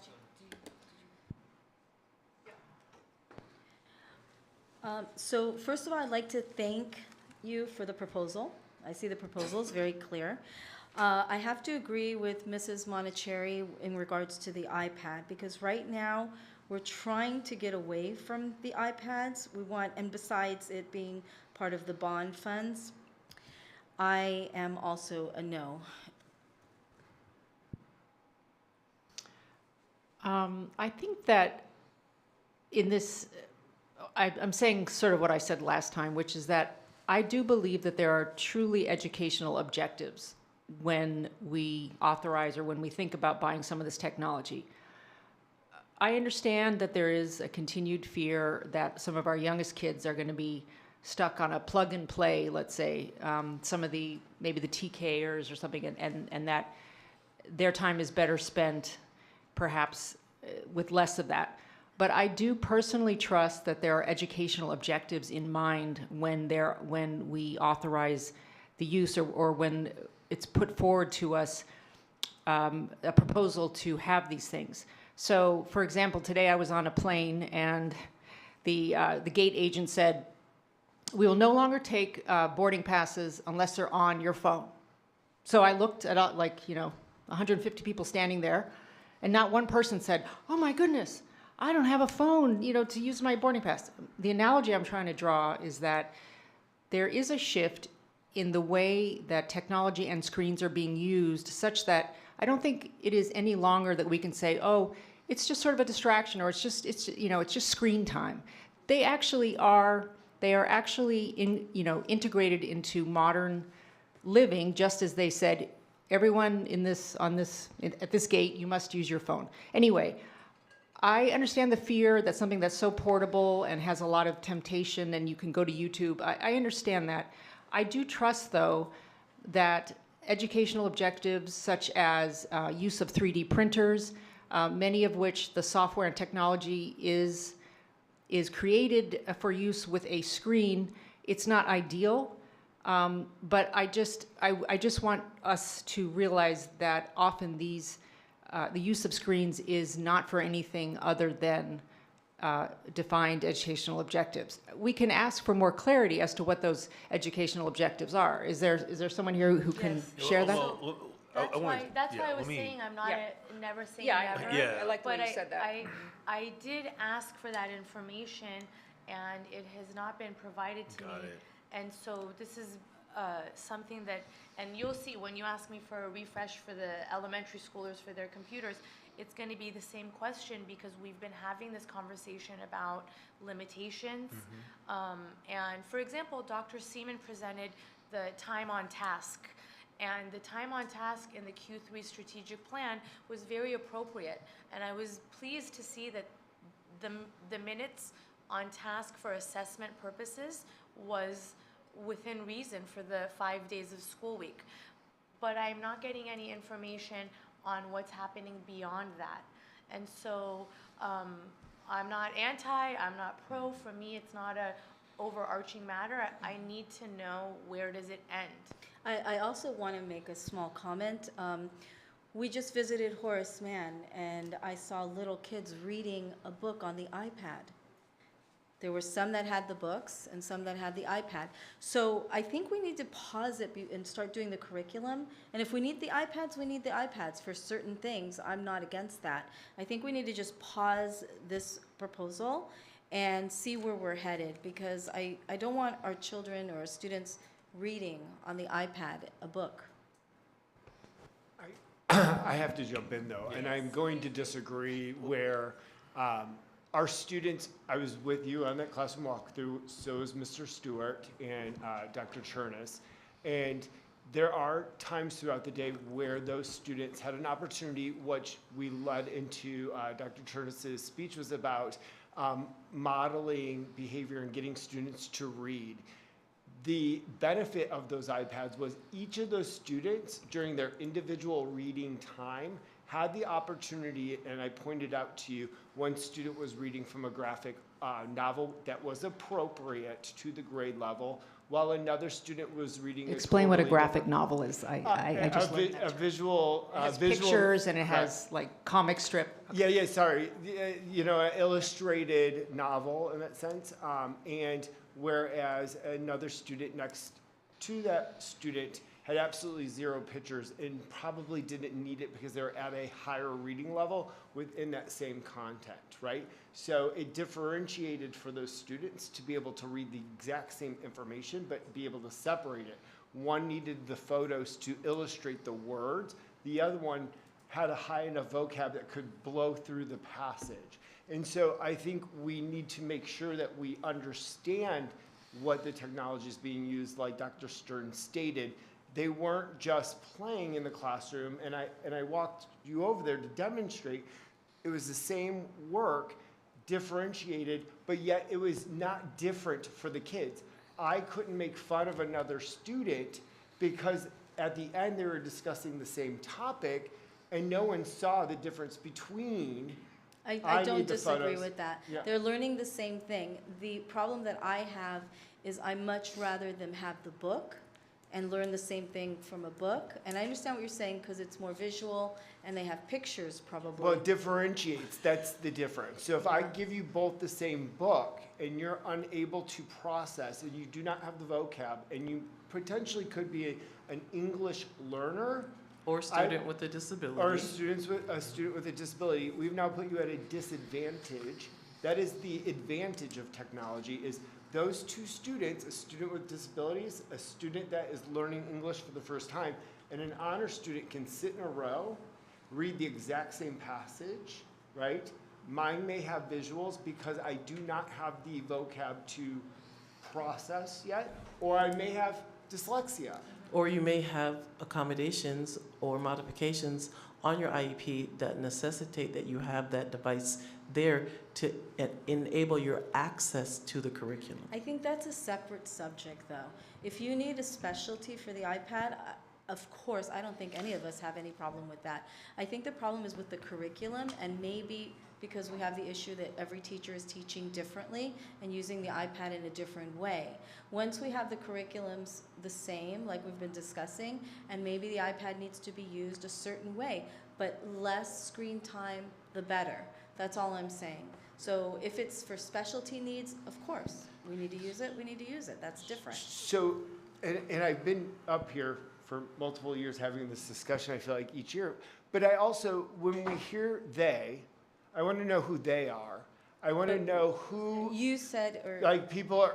I'm saying how, like. If the students, that's what I meant. When is the unsupervised exposure? When you say they, who are the teachers that are plug and playing? That's what we need to get to the root of, if that's the issue with the technology versus. Yes. You see what I'm saying? Yes. And Dr. we can say- Seaman, yep. I don't want to make any allegations against any teacher. For me, it's about the district being in control of the device. Yes. For example, in the past, when we've had this conversation, Dr. Stern mentioned, well, and even Mrs. Marcus, I would like to be able to offer the teachers as many resources that would benefit the students, and different students learn in different ways. And so I accept that as a fact, but I would like to know from a management perspective, what are the limitations on use that the district is imposing? And then when I have a better idea, I can approve it. I did approve it last year at this time, and I was promised information on what I just described, and I didn't get it. And so then that's why for me, this time around, I have to withhold my approval so that then I can maybe come to an understanding. And so I just want to be sure that because when was the last time anybody here took an iPad away from a 6-year-old? Yesterday. Okay, and how did that work out for you? Not very well. Not very well. And so I also believe that there are ramifications like behavior issues and so on and so forth, that we're all living that. And so I don't have a vendetta against the iPads. I just want to understand their use. I want to know what they're being used for and what are the limitations on content and time per day. And then I'm open-minded. Yeah, I think I'm hearing plan Like, you know, what is the plan? How are they used? What are the expectations for an iPad? And do we have something that's consistent throughout the district? And how are they serving the instruction? And that would be Please. the next piece. So, because that's my big concern, we have to bring this back, and we will have to get refreshed to a degree. Okay, so just a few facts about refresh. Typically, a typical district would see about a 20% breakage rate or refresh rate. We're roughly around 10%, and Sandy might be shaking her head yes or no right now. But I want to say we do better. We do better. Thank you. And I have to say a little higher than 10%, but a refresh periodically throughout, at least annually, if not more, happens every year because of the breakage rate. Then we have to do what would usually be about a 3-year refresh. And we already have in the budget that $500,000 we're putting away of general fund dollars we're saving because we know the bond will run out eventually, and that I know that is another challenge, the funding. We do have this in our bond to expend some of this money. $20,000 isn't a lot, but I understand why you're concerned about that.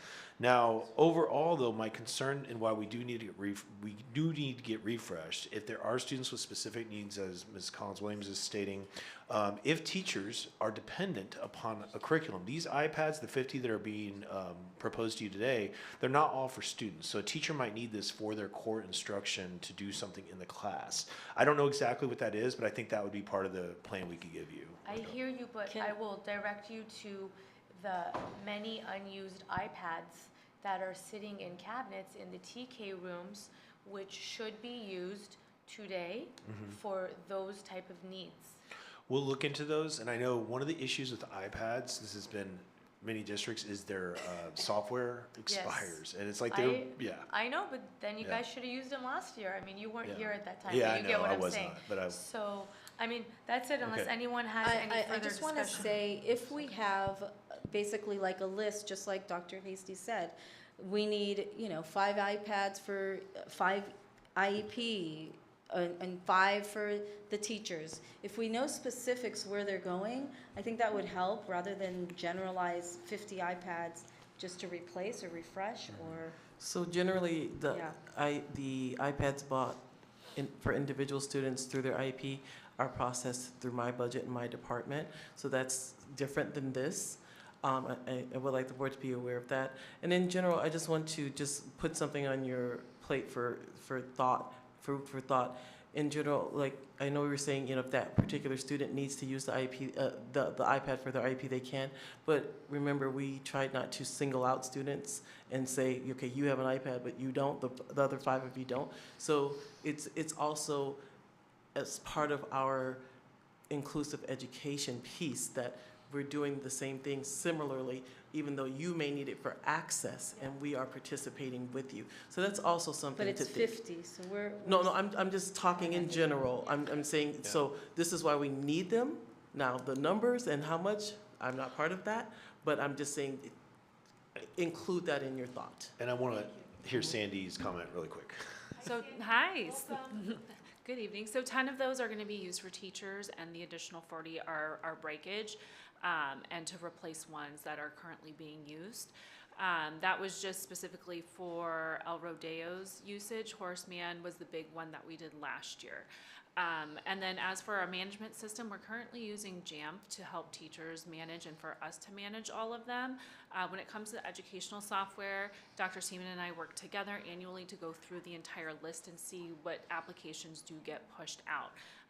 They are changing rules within the Google system, so Google will no longer be allowing students under certain ages to access certain applications, which will be coming out this year through our, when we have everyone re-sign up, you'll see that there's going to be different regulations based on age. So that's something that my IT department is working on right now and fleshing out all of those different applications. Dr. Seaman and I have met with the technology committee to discuss what is appropriate. Some of the things that we've talked about is YouTube. Is YouTube an age-appropriate thing? Is it something that we can live without within certain grade levels? So that conversation happened, I want to say 2 months ago. I was working with our site committee as well with other CTOs in the area of the South Bay to kind of gauge what they were doing about some of these different regulations that were coming. And this is something that we will be rolling out into the next school year. I think we have one more technology committee meeting to discuss what that layout is going to look like. So that will affect the usage of what applications can be accessed by students. Mr. Stewart, I'm sorry I skipped over you. It's not easy being Mrs. Marcus. I mean, most of my questions have been answered. Dr. Seaman, just one quick question, and this was more of just an observation. In that one classroom that we had gone into where the majority of the kids had their headsets, one child just had a book. Could that have also been from a parent's prerogative to say, I would rather my child be on a book instead of an iPad? Like, is that an option? Absolutely. We have many families within the district have made the request that their students do not utilize the devices, and we'll always find solutions or equal education opportunities for those students that do not utilize the technology. Some of the headphones too, I want to just bring to attention is some of it's voice to text to voice, so they are hearing it like an audiobook while they're reading along to reaffirm the vocab for them, and that's what some of those kids that we were seeing. But yes, there was a student that utilized a physical copy, and the parents always have that right to request a physical copy. Fantastic. My other question is I am a yes, just not at this moment, because I do agree, at least in the sense that I think just moving forward in general and not just nitpicking at this particular thing is that there's not enough information on this sheet. The supporting documents is just simply a purchase order for what we're buying. It's not supporting where it says, the approval to purchase replacement iPads. But does that mean that we're directly replacing something because it's old, because it's used? I mean, not to get into my own thing, but I have an iPad that I use at my work for my customers. I think it's from 2019. Works fantastic. And it's got modern software on it. So I don't really see how we're timing out of software, especially for kids software, that quickly. If it's broken, obviously, but if we're breaking hundreds of these things, that might be a whole other conversation of what kind of safety protectionary devices that we have on our phones should go onto the iPads.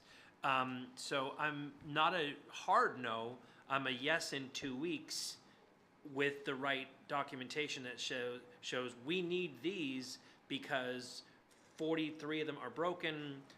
17, can't do the upgrades of software because they're so old yet. And yeah, I know that's more work, but that's the information that we should be expecting going forward across every single topic, across every single department. So we have a clear understanding that it's not just, well, we'd like to have these, or, we'd like to have, a reserve of these.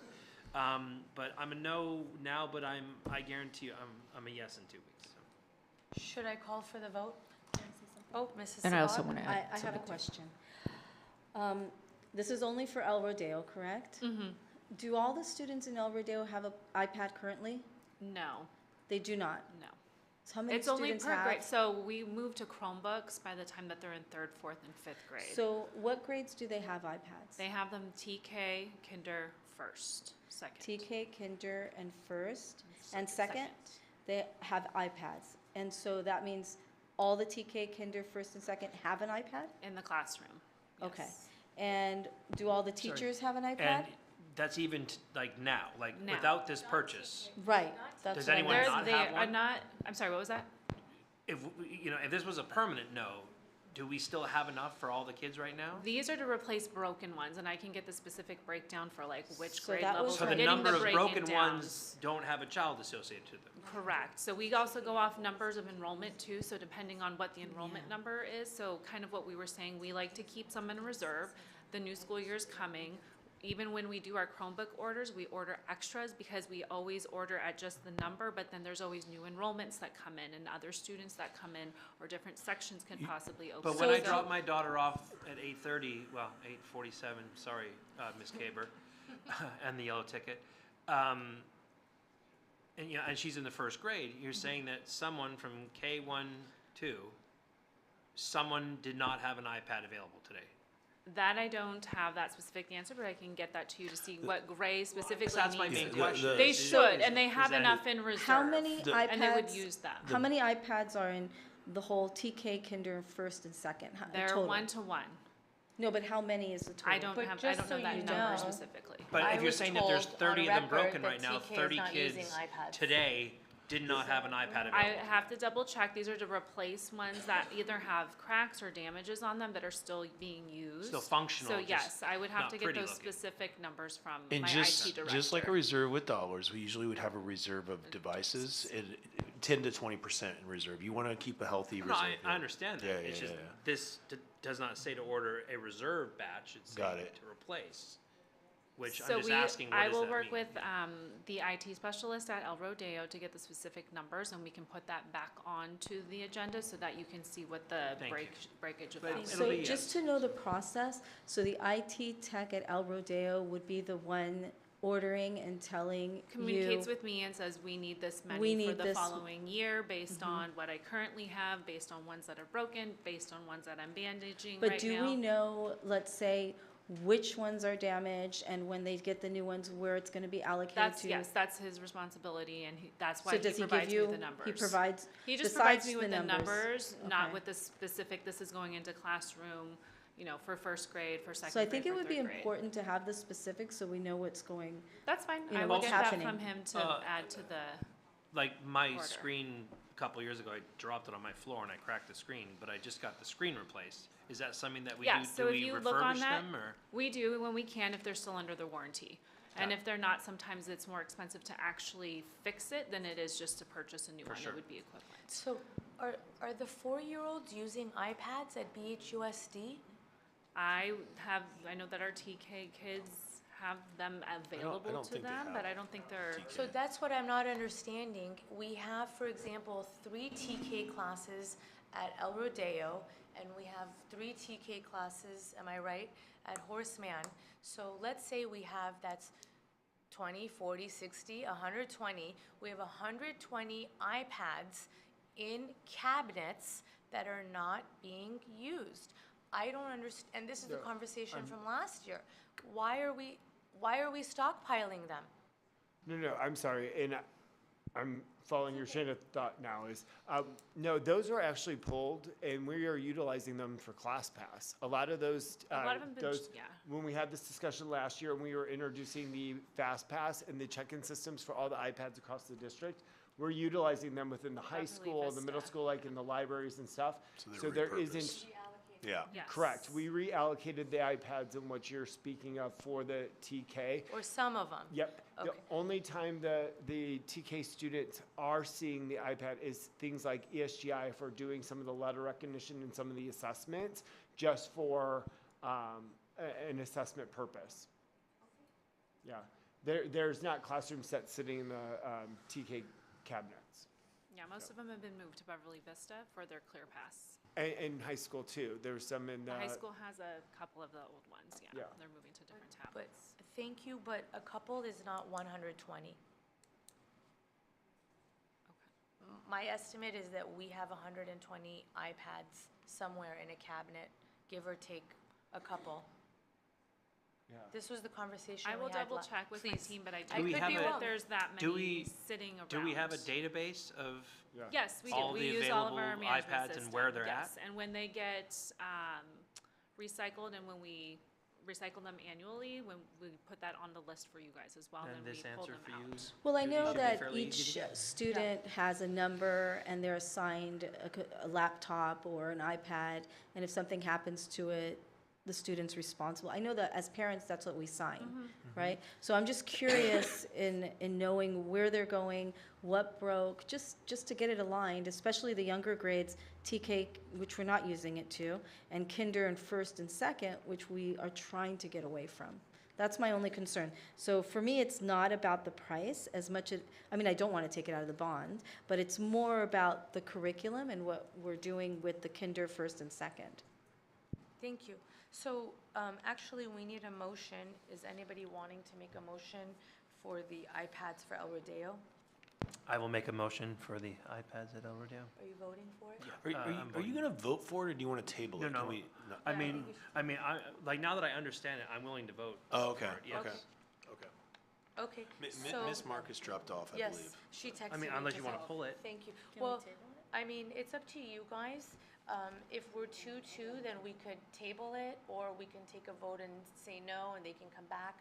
I'm open to however you'd like. I mean, I say if you want to withdraw your motion.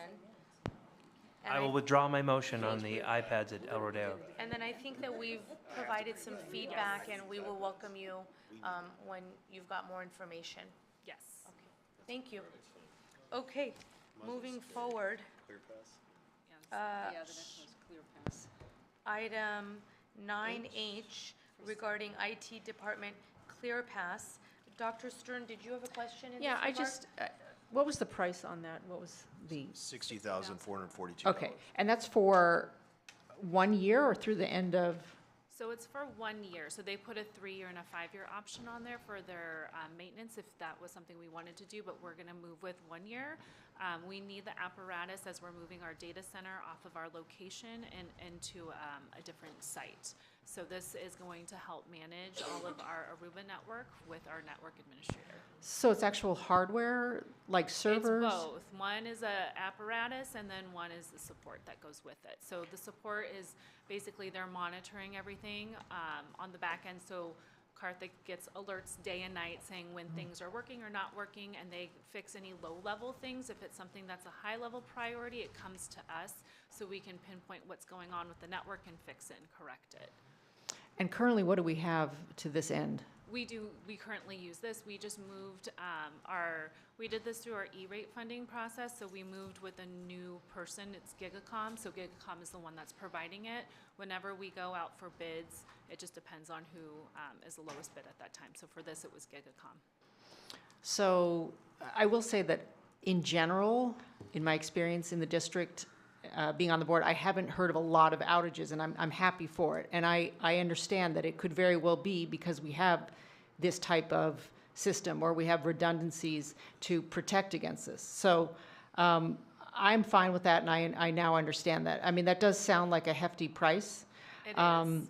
You know, but I'm trusting that it is part of the infrastructure to keep us secure. And I don't know if you remember, about a year and a half ago, I did bring to the attention that many districts were getting hacked. And I know that we hopefully hedged against that.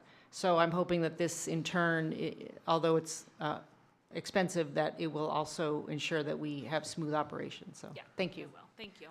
Okay, if we don't have any other questions, can I have one actually get a quick motion? question. Are Can you we- make a motion if you don't mind? Are we co-locationing with the city, or like, is that No, where we we're? did talk with the city. We worked with them a couple of months ago to figure out if it was going to work, and the traffic flow is not going to work for us. So they're supporting us as we're moving to Server Farm into a cabinet that's directly next to one of their spaces as well. And where are they located? In El Segundo. Okay. Mhm.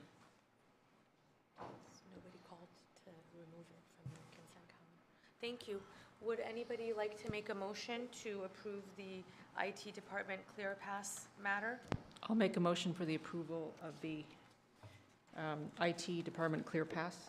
Thank you, Dr. Stern. I Do will have a second. Thank you, Mr. Stewart, and Mrs. Marcus has dropped off, so it's just the four of us. Mr. Stewart, Yes. Mrs. Sabag, Yes. Dr. Stern, Yes. and I am a yes. Thank you.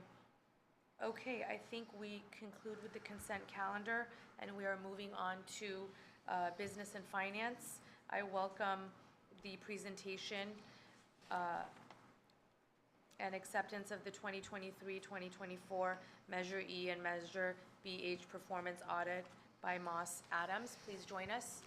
Yeah, I just want to take a few moments to thank Moss Adams. They've been with us for a while, and they've taught me a lot in our meetings, and I just really appreciate the time they've spent, the efficacy of their audits, and just the organizational knowledge that they've been able to keep over the years. And I'm sure you're going to be very happy with this report, as we all are at this point. So with no further ado, I want to turn it over to our team, Moss Adams. Thank you. Welcome, gentlemen. Good afternoon, everyone. It's great to be in Beverly Hills. A lot of new faces, so I'll do a quick introduction just so we get familiar with one another, and then I'll kind of set the table of why we're here. So my name is Steve Bicchetti. I'm a partner at Moss Adams, leading our construction real estate advisory team.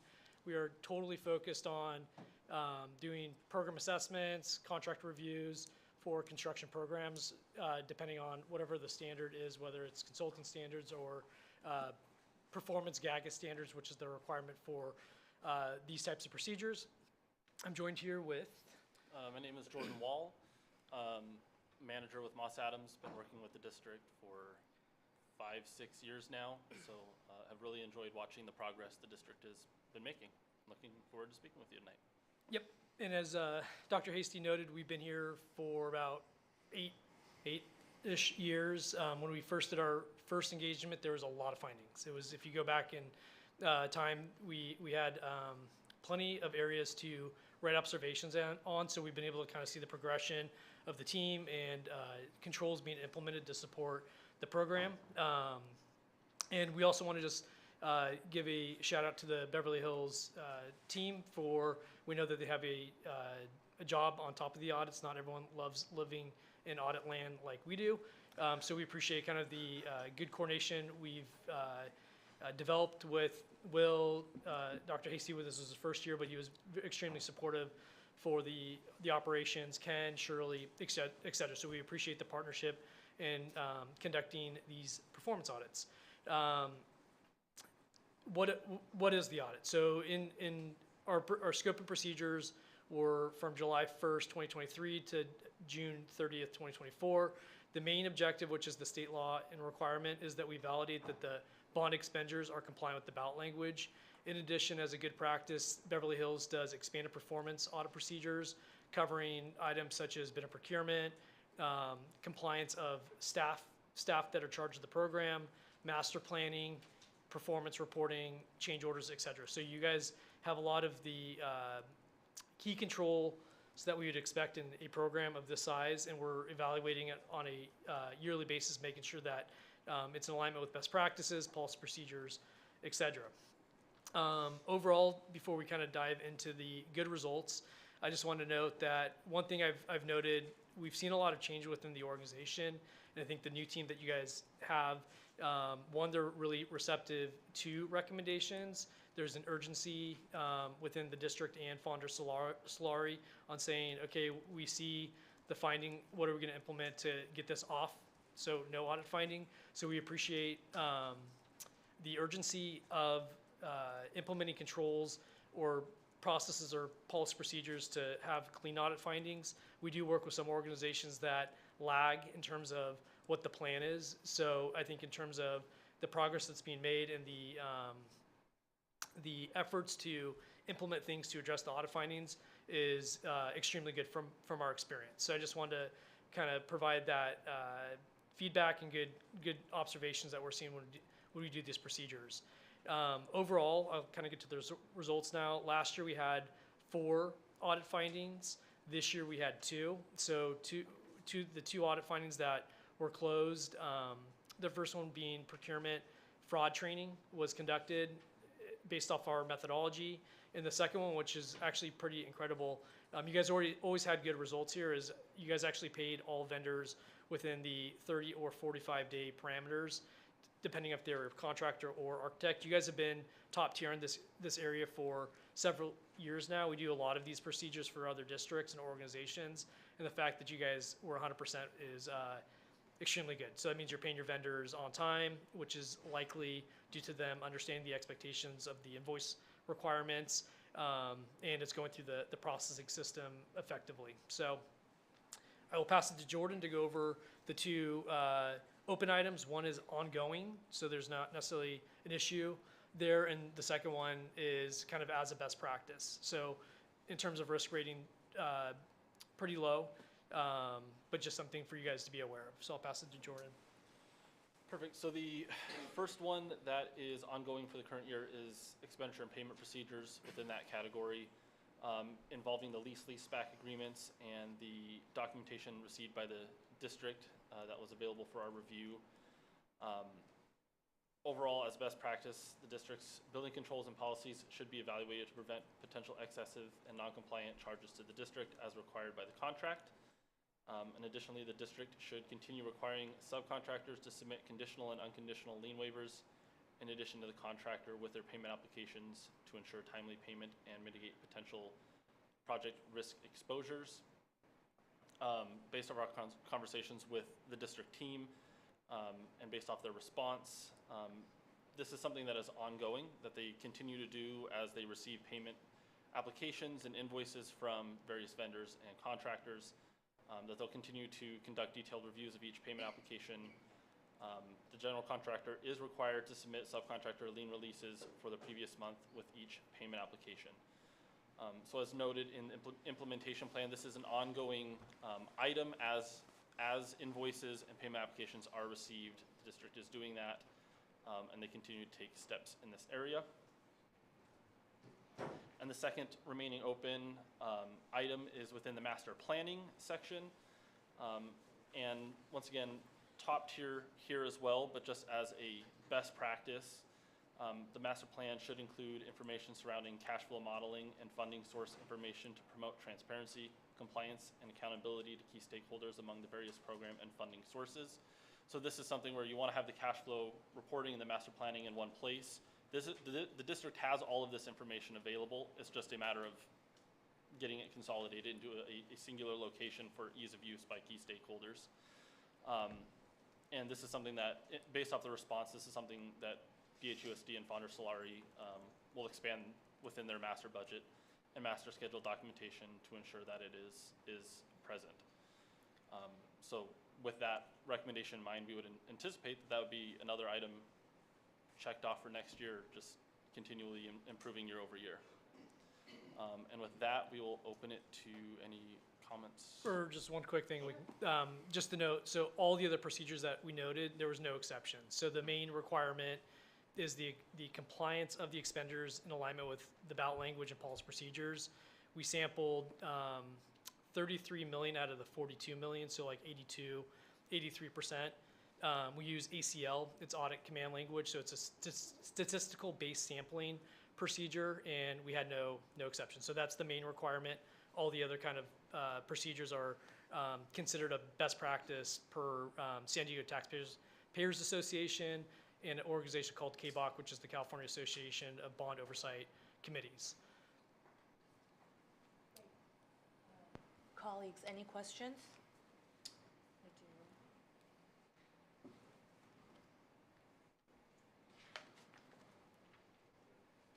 I have a question in regards to Article 6.1. There was no invoice for work by contractor. I know it's old. It's from, you audited it. What item is that? What page is it on? Well, they refer to, it's on page 155, Thank you. 4C. Open book accounting documents is described in contract article 6.1 was not provided with invoices, submissions to the district to substantiate the cost of the work incurred by the contractor. Correct. And it goes on. Yep, so I'll just kind of give theory on this and then kind of what that means, and kind of there's some historical projects in alignment as well that Dr. Hasty may want to kind of jump in. So you guys have what's called a guaranteed maximum price contract with open book accounting. So it means that when a contractor submits $1 million invoice or whatever it is, there are expectations of those invoice submissions that we would expect to see as a construction auditor. For example, cost reporting, all the invoices, timesheets, subcontractors, blah, blah, blah. The current submissions that the district gets and submitted to the district that they process it, and what we receive when we get the our review, it's high level. It's kind of the summary sheet. It's not all that level of backup to validate that, yeah, it was $1 million and 34 cents. It's just $1 million or whatever the number is. This has been an open issue or an open observation for several years now, and we've conducted what's called a construction audit for the district in the past, and that's where we go under the hood, we do a reconciliation, we conduct a sample of the cost, we validate that the costs are compliant with the contract terms. So our recommendation here is that you continue performing those construction audits at whatever the district kind of believes is a strategic time. For example, close out, making sure that it reconciles, at the end. But right now, when we do the invoice reviews, we can't say that they invoiced $1 million and it should have been $1 million and $1 and $1. It's a percent complete that Fonder Solari is tracking. I think there is, and I'll kind of defer to yeah. Will, when do we do the construction, like the periodic construction audits? I can't remember off the top of my head. Sorry, you're gonna have to share them like they're. Yeah. I'll stand. Yeah. We do, last time we did at the conclusion of the El Rodeo project, and we can do Yes. that again for B3, B4 if we'd like to, Okay. if we choose to. So my question is this something that we can request, any kind of documentation that you can't find? Or what do we do with this? Yep. So there's two options, and we do 70 construction audits per year. There's a range of what you can do. You earn interest on money not spent, so there is a benefit making sure that you're not potentially overpaying where they bill more than the cost. Maybe they're just doing percent complete, and if you're 98% complete versus 97.5, there's costs there that you may have be paying in advance that you would be earning interest on. For example, so with open book accounting records, you technically could set the expectation of when you submit a contractor or anyone with those contract terms, when you submit your invoices, we need full substantiation. It could be cost reporting from the system of record, for example, just to kind of get some comfort level of what they're submitting. Or some owners, they'll do construction audits at whatever frequency to say, hey, are we kind of within range? If so, let's just kind of continue with the percent complete to validate that we're not getting too far ahead. But your terms, and I'm not a lawyer, but from my experience, you could ask whatever information you guys would want to kind of meet your expectations. So your next audit, this will continue ongoing? It'll stay because it's not closed?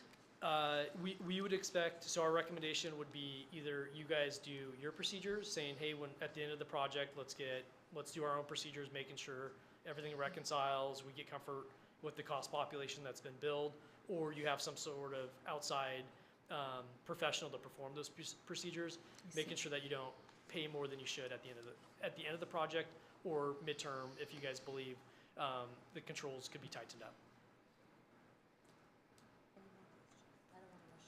Yeah.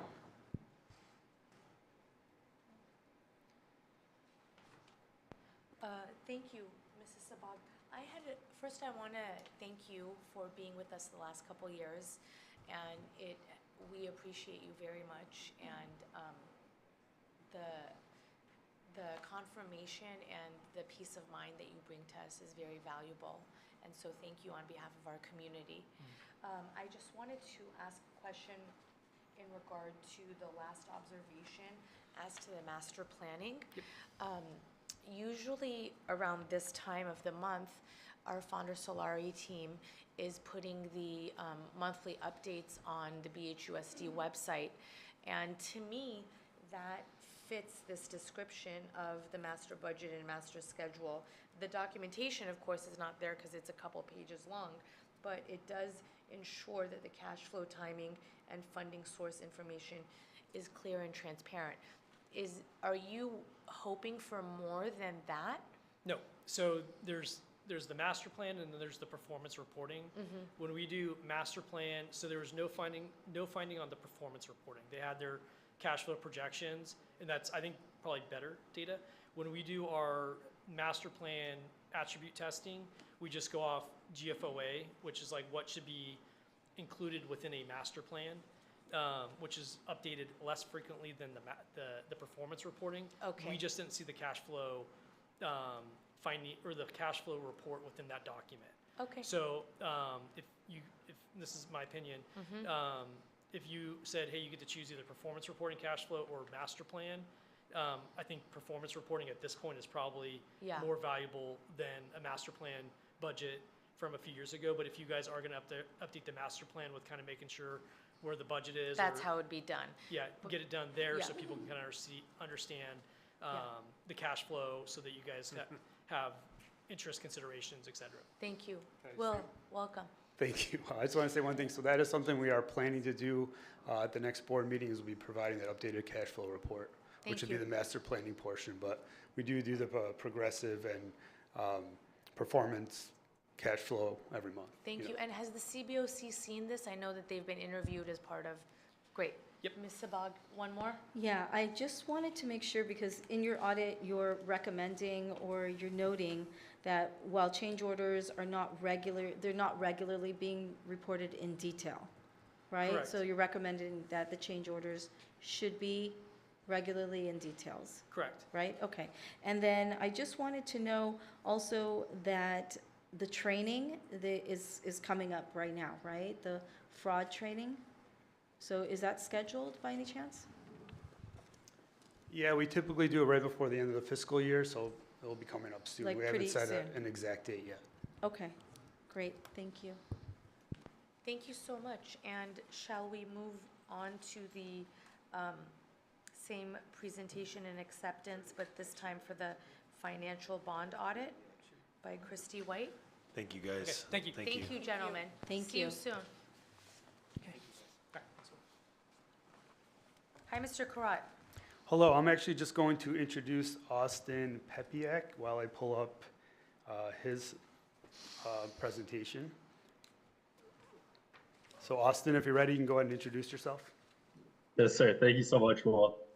Hello, I'm Austin Pepiak. I'm an auditor with Christy White. Hope you guys are all having a great day.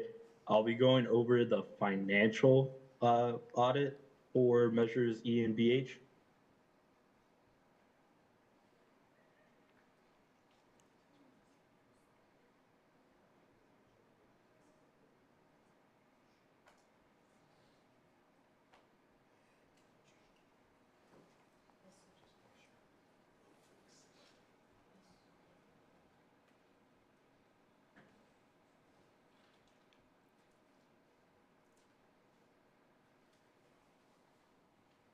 The floor is yours. I don't know if you can see the screen. Oh, there you go.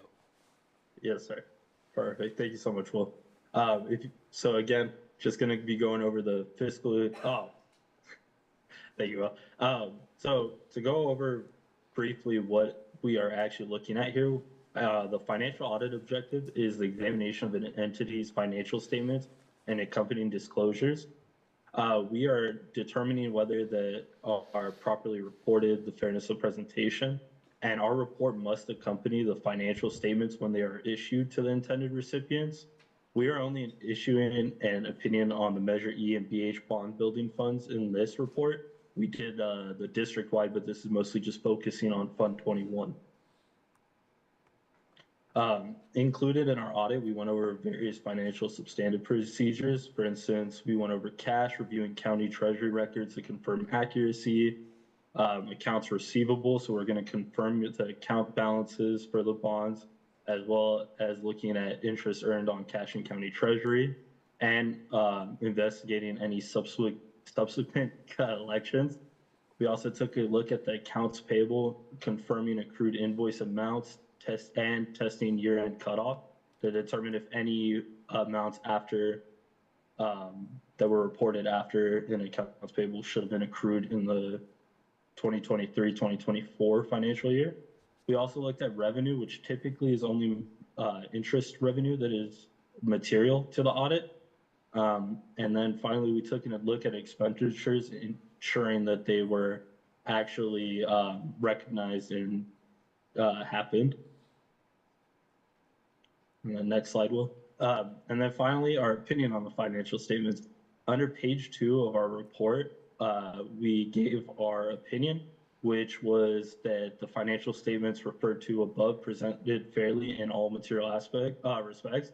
The respective financial position of the bond building funds of Beverly Hills Unified School District as of June 30th, 2024. So in conclusion, everything was perfectly fine. Everything worked out and was recorded and reported properly. If there's any questions. Any questions, folks? Okay, I think we're okay. Can I get a motion for, or I can make it, I make a motion for the acceptance of the 2023-2024 Measure E and Measure BH Performance Audit by Moss Adams LLP as well as the acceptance of the 2023-2024 Measure E and Measure BH financial bond audit by Christy White. Can I get a second, please? I'll second. Great, and I'll do a roll call. Mr. Stewart? Yes. Mrs. Sabag? Yes. Dr. Stern? Yes. And I am a yes. Thank you for the presentations and the hard work. Thank you, Austin. Thank you so much. Great. Moving forward to technology.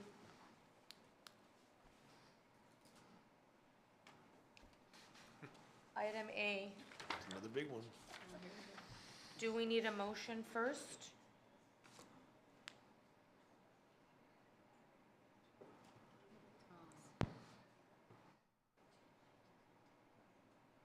Is anybody moving for this one, the technology?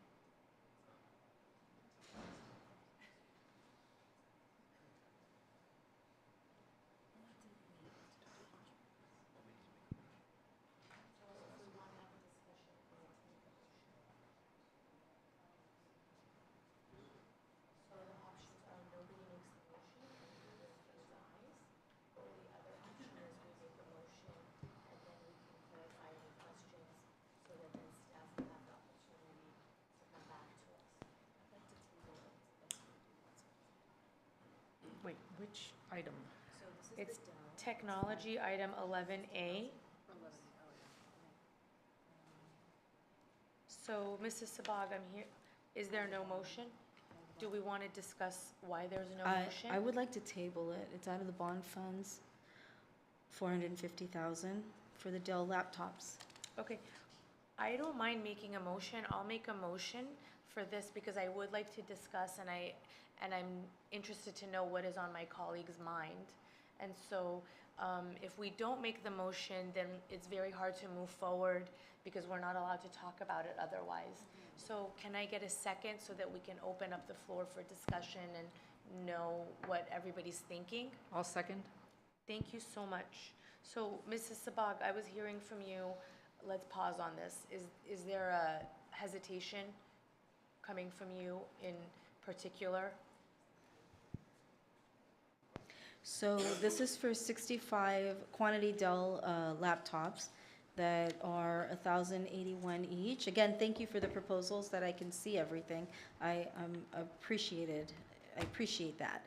And there's 800 that are 350, which are, if you want to go in detail and explain what they're for, who they're for, and I did read that we're going to upgrade and change and go to the Chromebooks, so I'll let. So these are for both Beverly Vista. I have to pull up my specific stuff here. Beverly Vista to replace or to bring in for all the new sixth graders coming in, for the high school for all of the ninth graders. And then both sets are also to add to any breakage that happens. So Sorry. So you said for the ninth graders For the and ninth the graders sixth and sixth graders? graders, yes. Oh, so it's for the new sixth graders and the new ninth graders? Correct. Because we're getting away from what we have and Correct. changing? Yes. Okay, thank you. So we've been working with our teams for the past 2 years now to get rid of all of the Dell laptops for students because they're expensive and most of the applications are cloud-based. So as a team, we decided that going to Chromebooks was more cost-effective. So as we are phasing out of the Dells, we are then bringing in all of the Chromebooks for the students. Any teacher that needs something that's lab-specific, where they do need to have actual applications downloaded onto a hard drive or a computer, we then try to give them a lab model, which tends to be more specialized, like in architecture and more of the photography, more of the digital arts on that side. So are the 65 for the teachers? And then, yes, there are additional 65 laptops there that are different, that are for the teachers. And the 800 are for the students? Correct. Okay.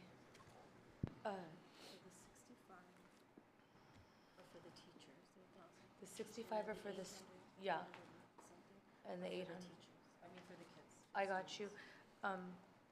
Were you able to ask and have all your questions answered? I have a couple questions. Okay. Hi again. Sorry, it's somebody's bedtime. On the same boat. Yours, yeah. Last time we talked about, and I'm more concerned about the middle school level, also placing some restrictions. What happens is that at this point in the game for 6th, 7th, and 8th graders, we hope that nobody would opt out because so much of the information and the education is delivered on these devices. And I acknowledge that. And also, the students ask for refreshed devices. They really want them, you know, and I don't blame them. But again, I have a limitation issue or concern, which is what is our control of the devices and the websites? You know, you hear parents say the kids are watching Girls Gone Wild on YouTube and things like that, and so we want to be as active as we can in ensuring that these items are used for educational services. So I think we had some conversations about this in the past. Is there an update on So those everything, concerns? yeah, so we use a filtering system. All the content is blocked. If there's something going on with the device and a parent is aware of it, we welcome them to please either fill out an online ticket and let us know so that we can monitor the device. If it's something that's happening off of our network, I mean, even the devices still have things running in the background. So even if they go home and they're on their Wi-Fi, they're still being filtered out. I know last year, I think there was something going on at BV where they were actually plugging into the USBs, so we were able to disable all USB connections on all of those devices.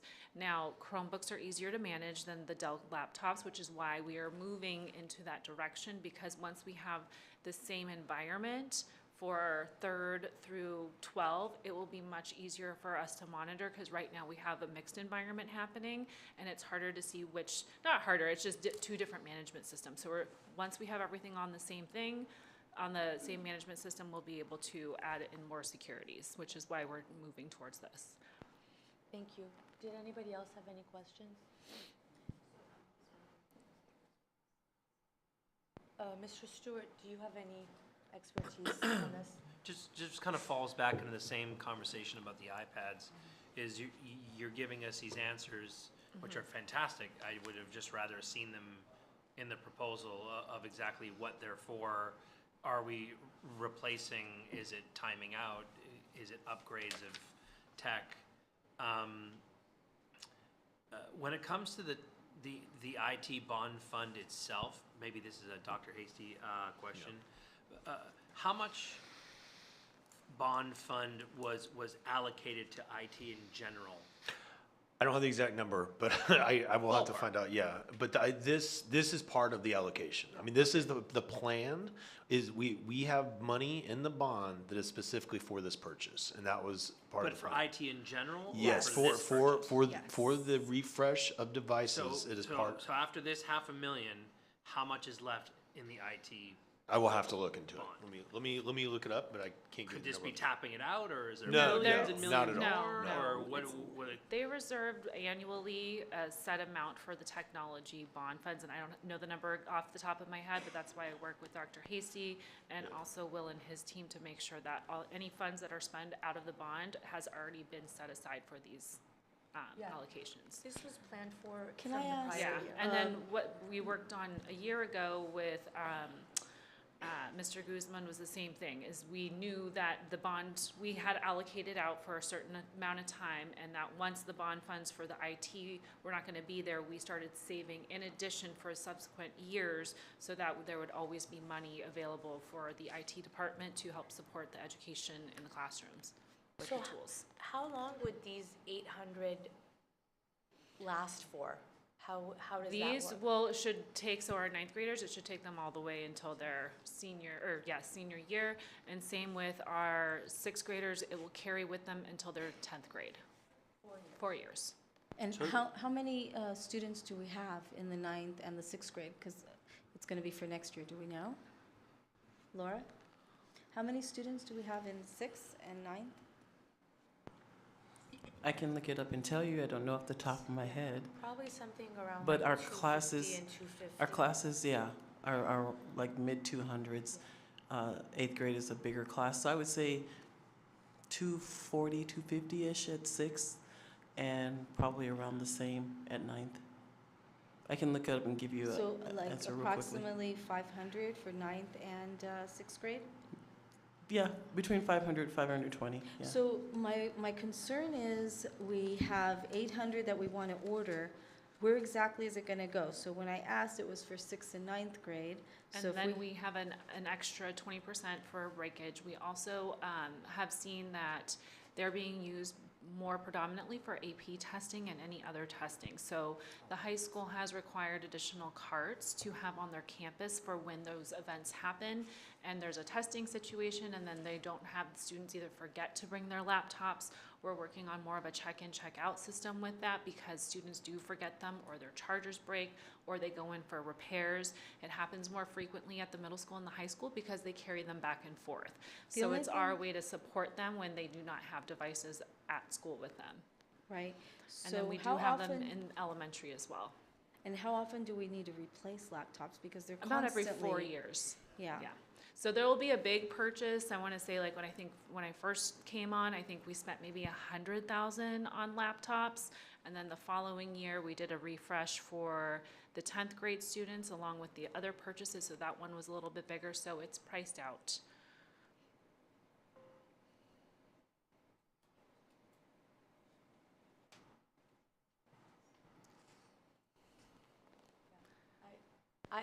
I want to approve this, I just think the number is a little high. I would agree with that. Right, Dr. Stern? And so, if you want, we can put the motion on hold, table it, and then you can come back to us with similar information, like what Mr. Stewart had requested about Specifics the in which specifics. That's fine. Yeah. Yeah, because it's a lot of teacher laptops, and then it's a lot of student laptops. Don't get me wrong, I know, like, it's like carrying around your water bottle, it goes everywhere with So just them. like as a mindset, like it will, next year will not be as high. It will Yeah. come back down again because we won't be making the same purchase because these will be carrying them throughout. We're also gonna be cycling back the BV laptops back to the sixth graders because they do last 4 years. But we have to time out all of our Dell laptops, so we're Okay. not replacing those too. So there's a couple different cycles happening Okay. that we manage together as a team. So would my Dr. Hasty, colleagues? Oh, go ahead. did you find that? I did not find the number, but I will bring the number back. It's Okay. driving me a little crazy. But one thing with this cost, roughly, this is also why we're budgeting the 500,000 Yeah. down the line, because the average cost is going to be about 500,000 to continue refresh and updates down the line, because we always have alternating refresh every few Cycles, years. yeah. Got But it. I will get the number. Thank you. So, Miss Sabag, I have your number. 600, 6th, and 299, 9th. 606 for what grade? 200, 6th graders, Oh. and 299, 9th graders, for a total of 499. So Great. like we Thank said, you. right around 500. Thank you. And then some of these are also being allocated down to both elementaries as well. for fourth and fifth. And then, yes, to help with additional Chromebook carts that they would like at the high school as well for kids who need them and for testing as well. But Yeah. all the SAT kids and should have the PSAT. same laptops, right? They will within one more year, yes. We have one more group that has one We have to make set sure that left. they all have Well, the but it- students have the same. Yes. It takes time for To them to cycle time out, out and yeah. cycle out. It- So, Because we're not gonna, The yeah. numbers that we're right now approximately, very approximately, but 5.5 million. So this is left. Yes. Of what was the original?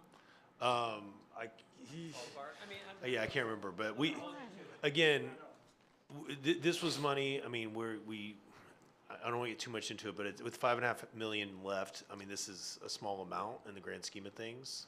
But we will be looking at using some of that, some of that leftover money that if we don't spend on tech will be also reallocated towards bond projects as needed as well. got it. So colleagues, do you want to proceed and take a vote, or would you like to table it and Ms. Tosi can come back to us with some more details? More details. Okay, so, Ms. Austin, can you remind me who made the motion? Oh, okay. So I will withdraw my motion and look forward to hearing from you again. And was it you that made the second? Who made the second, please? Dr. Stern? Yeah. Can you please withdraw your second? I will withdraw the second. Okay, we are moving forward. Thank you so much. And item 11B pertaining to the approval of agreement with Avidex, RFP number 2425-021 and RFP number 2425-022. Can I get a motion so that we can open the floor for discussion, please? I will be glad to make a motion because I want to know what is on everybody's mind. I'll second. Can I get a second? Thank you, Dr. Stern. Okay, so what is on everybody's Yeah, mind? we brought this back, obviously. Thank you so much. And per the board's directive and direction, we brought more details back and we gave a more detailed with the quote, also the RFP process, and it's better articulated in this board item. The biggest concern right now, we did do a job walk. Let me give this story. This is the second RFP, the second time we've done this. Avidex, before this RFP, they have done a lot of work with the other bond projects. So we thought it was good that they put in for this. But we did do a job walk. They were selected. They were up for bid the first time they went for it. The second time, the job walk only had two groups that actually did the job walk, and then out of those two, Avidex was the one that put forth their bid. The challenge right now, from our research and what we've been discussing, due to the escalation of costs, we're potentially, and I'm going to say right now, at minimum, we're looking at a $200,000 increase in potential cost for this project, given the state of affairs. And so I kind of want to stop there just to make sure the board is aware. We will do the best we can because right now it's saying it's funded out of general fund. We can look at deferred maintenance. We can look at Prop 28, some of those dollars. It wouldn't be a lot, but we'll do the best to spread this so it's not completely hitting the general fund in this nature, although that's what we have it on here. But we need to get this amount approved because if we weren't to do it today, we'll be behind the timeline, but also it could cost us at least $200,000 more. Yeah, go ahead. Okay, so you hit the nail on the button, or how did I say? In the head.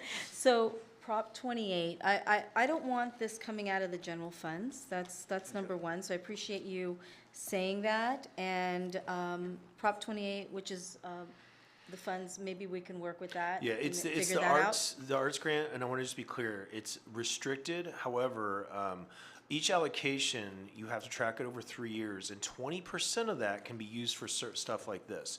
The other 80% would have to go to salaries and benefits. So it won't be a lot, but it's money we could utilize. However, we could also use budget this through our deferred maintenance as well, which is reserve dollars we have. Okay, so a couple issues I have here, concerns. The quote was from January 7th, so I appreciate the quote, but why did we not receive it back then? One question.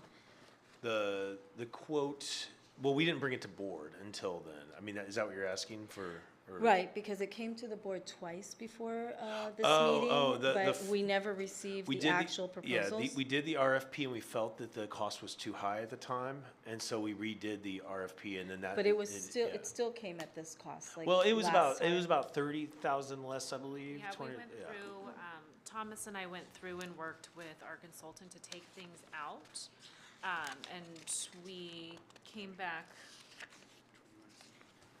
Also, they stop, if you notice, I mean, it's a reputable company, the prices are not, crazy high on each item, I did check some, but they stop at 213, and then they don't continue to itemize, which is strange to me, and then it ends up at 454.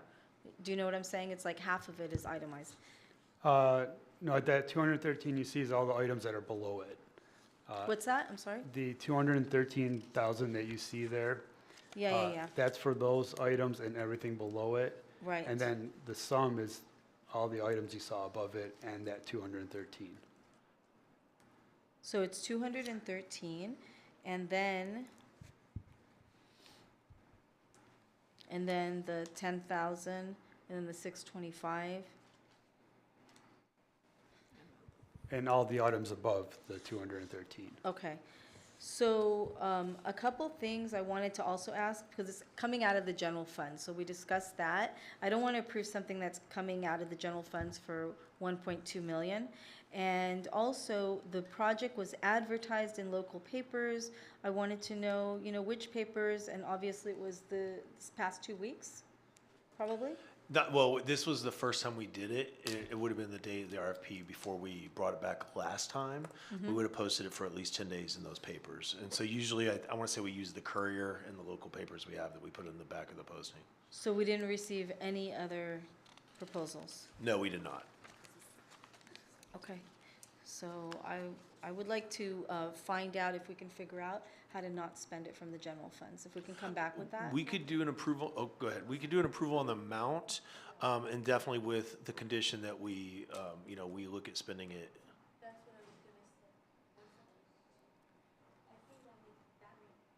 Sorry, I was off.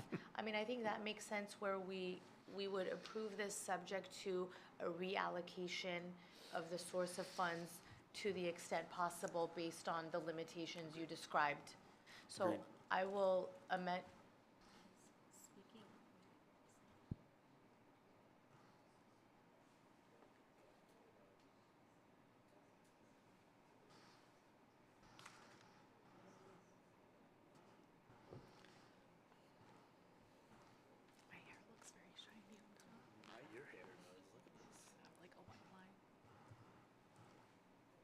My concern is, sorry, I just wanted to say something, is the 1.2 million is still high. I just want another 2 proposals. I just feel like, how is it that we can't receive another 2 proposals? Maybe. So this is the second time, so we did this last year with different groups, and the proposals came back exponentially higher. We did walkthroughs, and I think we had at least 8 or 9 different companies come and do the walkthrough with myself, Thomas, and we had a different consultant at the time. We did bring the projects forth and then decided to pull them because they were so high. We went back and revamped everything. We cut things out. We got rid of lighting, figured out what was going to be the best solutions. I think those proposals were around $800,000 per theater. So once we came back and once everything was advertised, we had 2 vendors show up to the job walk, and then only 1 submitted, because I think this project has been posted previously for quite some time. Yeah, I can confirm, thank you for the detailed explanation, and I can confirm that with the prior board, we went through an iteration of this, and the numbers were so astronomical, and we were unwilling to invest those kind of dollars that we put it on ice for a minute, and then it came back up, and my understanding is this proposal is significantly more reasonably priced. And we also worked with a different consulting firm on this because the consulting firm we were working with was also exponentially higher as well. So we revamped the whole thing. So we're talking 30,000, right? There was a 30,000 difference? No, we're talking, like, I think each theater was at 800,000. That would have been like 1.6 from what I understand, Correct. yeah. So can I ask you, last time at the board meeting, you said there weren't any other proposals? In the current iteration of the RFP. So this was before that, there were? This was before Okay. you folks joined the board some time ago. This has been, the 2 auditoriums have been an issue since I came on the board, and I actually have attended performances at both auditoriums, and you could see that the sound system is in and out, and it's unfortunate when the students are performing that, and then they've rented systems, and so it's been a little bit of a journey, I would say, and my understanding is that now this has come back substantially lower and with reduced items as well. But it's since January 7th, so are they still going to be at this price? Yes. Because we're working with them, so you constantly speak to them? Okay. Yeah. So I think we're ready to call for the vote. Okay, so. We need to change the fund. So I amend my motion to clarify that Dr. Hasty will work on, it will be this dollar amount but the source of funds will be revised to use the Prop 28 and other sources to the extent possible. Correct. Thank you, sir. And can you Withdraw the motion? amend your second, please? I will amend my second Accordingly. accordingly. Yeah. There we go. And I'll take a call for the vote. Mr. Stewart? Yes. Mrs. Sabag? Yes. Dr. Stern? Yes. And I am a yes. Mazel tov. It's been years. Thank you very much for your time and care. And please thank Avidex for being a friend to our district. We will. And you'll see him again in a later board item. Yeah, thank you.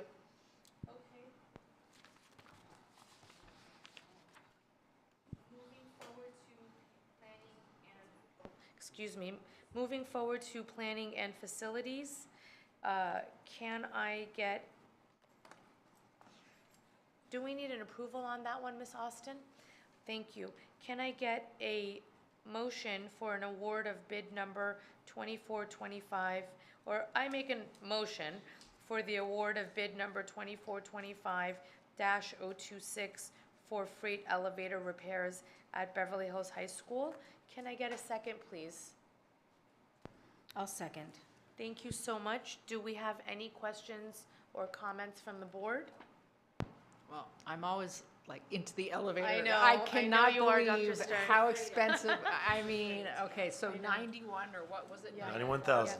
Well, maybe Dr. Hasty and Mr. Ken's the Haas, elevator expert, man. welcome to the top of the. So this elevator only goes up in price. Can you please give us a little bit of Right, background? and also, if you could tell us if we had another proposal for this, because again, It's 95 now. yeah, go ahead. So we initially got a quotation from our elevator repair company that's under contract to do our mandatory monthly inspections, because that's where we discovered the deficiency or identified the deficiency. That exceeded our discretionary ability to award because of the amount of the quotations. So we put together a scope of work and went out to bid under our CUPCA rules through our purchasing department, advertised twice. We got 2 respondents on the job walk. Both respondents gave us quotations. I think they were about $5,000 apart, which on a $100,000 job is kind of encouraging. They were in the right ballpark. The challenge we have with our elevators district-wide, with the exception of our newer elevators in our modernized buildings, is that they range in age from, vintage. For instance, this elevator is from 1967. It's got the original operational parts. It's got 5 different openings, 4 different landings. The top floor has 2 different doors, 1 on each side. And it has never been, it's been fixed. There's been many repairs over the years. Are we replacing it completely? No, not See, at that's all. what That would gets be- me. I almost ask, would it make more sense to just replace it? You'd be in the 7 figures. Really? It's 7? incredible to And redo. you're probably waiting on parts for months. And in fact, I think you can remember our STC elevator, which, by the way, has been operationally flawless since we made Well, that thank goodness, investment. because I remember that one too. I And didn't it's been agree to that one. problematic. That elevator was problematic for 10 years. I don't Can like I it. ask you, take the stairs, you know? where is the detail for this elevator for the 91,000 that we're, There should be a scope of work, and I'm sorry if it's not attached. I don't happen to have it with me. we don't have the proposal. And just ballpark, how long does it take for such a repair? This Well, better so be the like a repair week. itself will take about 2 weeks once we get the parts. The parts are about 8 to 12 weeks out, depending on, and, it's a very fluid world out there in ordering things right now, so we really need the approval to be able to get this. This elevator is so important to us because it serves the cafeteria. Right, not- it brings serves- up It serves equipment and all the food. large equipment and stuff that moves within and out of the high school building itself, but specifically the kitchen services, and the high school supports all the other schools, so. It's important, I have no doubt in Yeah, that. I want it fixed, I want it to work. My concern is, where's the proposal?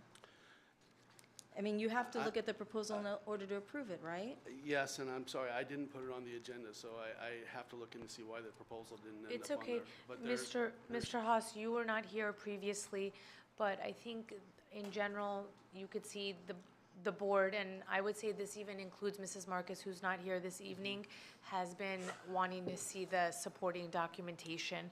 And so I understand that we had not previously informed you, but I think we're looking to see the supporting information going forward, please. I would give that to you as soon as this meeting's over. Thank you so much. And yeah. Great. Do you know what would actually be even better if we saw both of the proposals? So we we can compare send that to apple you, to apple? definitely. That would be great, thank you. Okay. So then in that case, colleagues, let me ask you, are you wanting to vote on this, or is this something that you're wanting to table subject to your review and approval of the?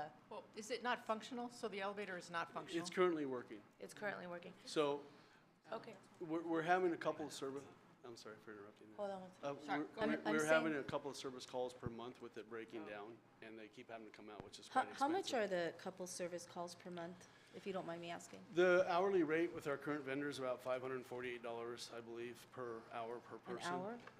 So it's And very they expensive. come every couple months, you said? Well, every elevator in the district gets inspected under a separate contract every month mandatorily. Every month, wow. But when we have breakdowns, we call for service calls, and those service calls cost So they X come like based on hour. every month, like for an hour or two, just to Sometimes it's make just sure? a reset, sometimes they just have to climb up into the machine and reset, and sometimes they have to work on different landings. Yeah, I've seen because- 600 to 1,500 to 2,000 or 3,000. So, so I'm trying to figure out if it's better to have, can you have like a contract where they come out every month and it's already paid for, whether they come out or not, for like a less fee, and it's constantly being serviced, rather than we're just repairing it for 91,000 instead. We're not replacing it, it's not a brand-new unit, so it could also break down, who knows, and then we need to pay that also. So the problem that we have with this particular repair is the operational parts on the mechanisms are worn. They've reached end of useful life. They've been opening and closing tens of thousands of times since 1967.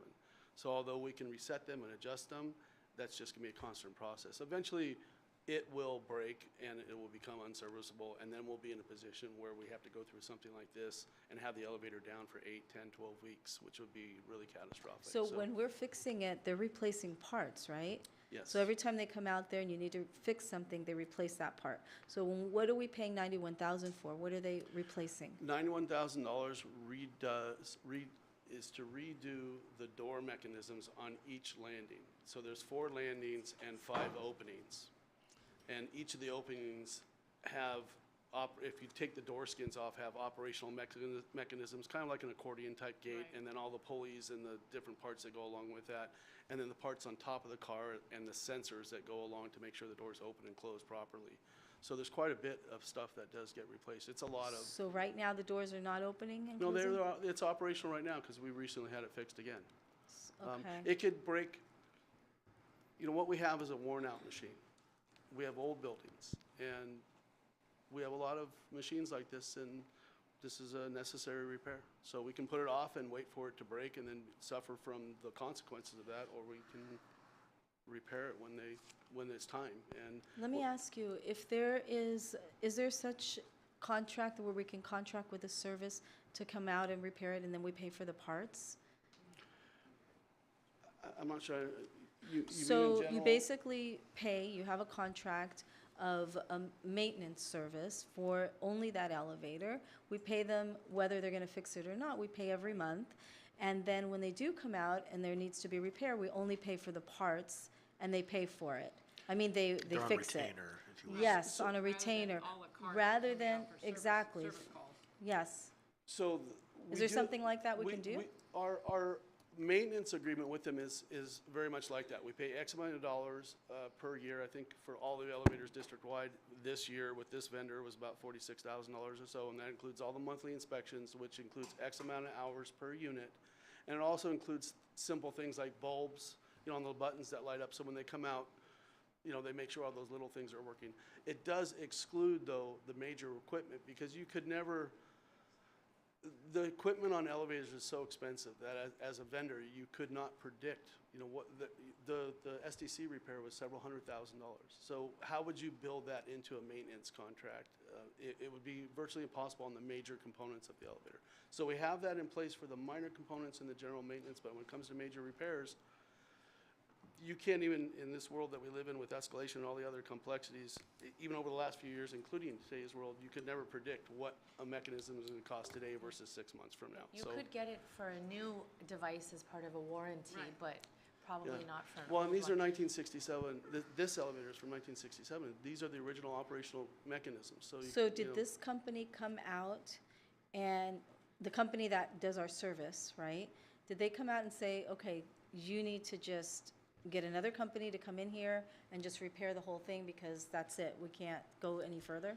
No, we have been having regular service calls over the last couple of years, and it's gotten to the point where the components are worn enough where they said, look, you're gonna have to repair this now or when it breaks. And so although we can keep tweaking it and making it work on a day-to-day basis, they proposed the repair, but the repair was, you know, the original proposal I got was about $105,000, and that is a pretty big number. That's not a $10,000, $15,000 thing that we can, you know, get a couple informal quotes. So we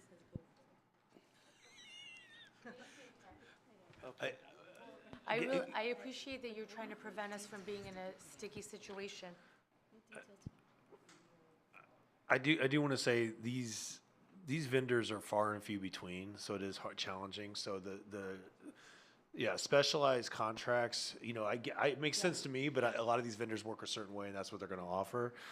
One thing though, if you guys want to if you want to table it, I'm fine with it. We'll get you the proposal. It's going to be good. But I personally am ready to go. Yeah. And also, just based in my business and the work that I do, my office building client owners, Yeah. elevator repairs are the bane of their existence, and sometimes they're waiting 3 or 6 months for the parts to come in. Say nothing of tariffs, right? Right, and so who knows? And so the last thing we want is for our team to not be able to get food to the cafeteria.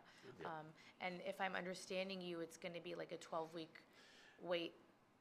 My current, you know, until you actually engage the contractor and they make that call and say, hey, we want this part now, secure it for us, the current estimate is 8 to 12 weeks from the time that we engage the contractor services. Okay.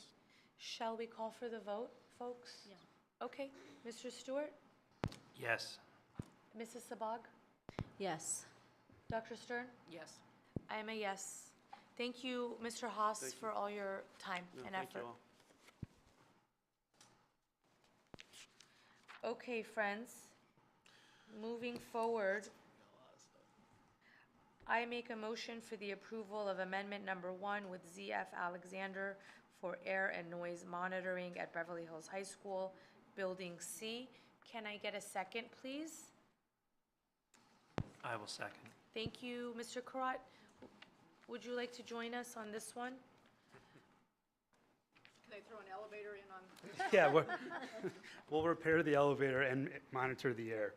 I'm glad we pulled this one to discuss because we previously already approved this amendment.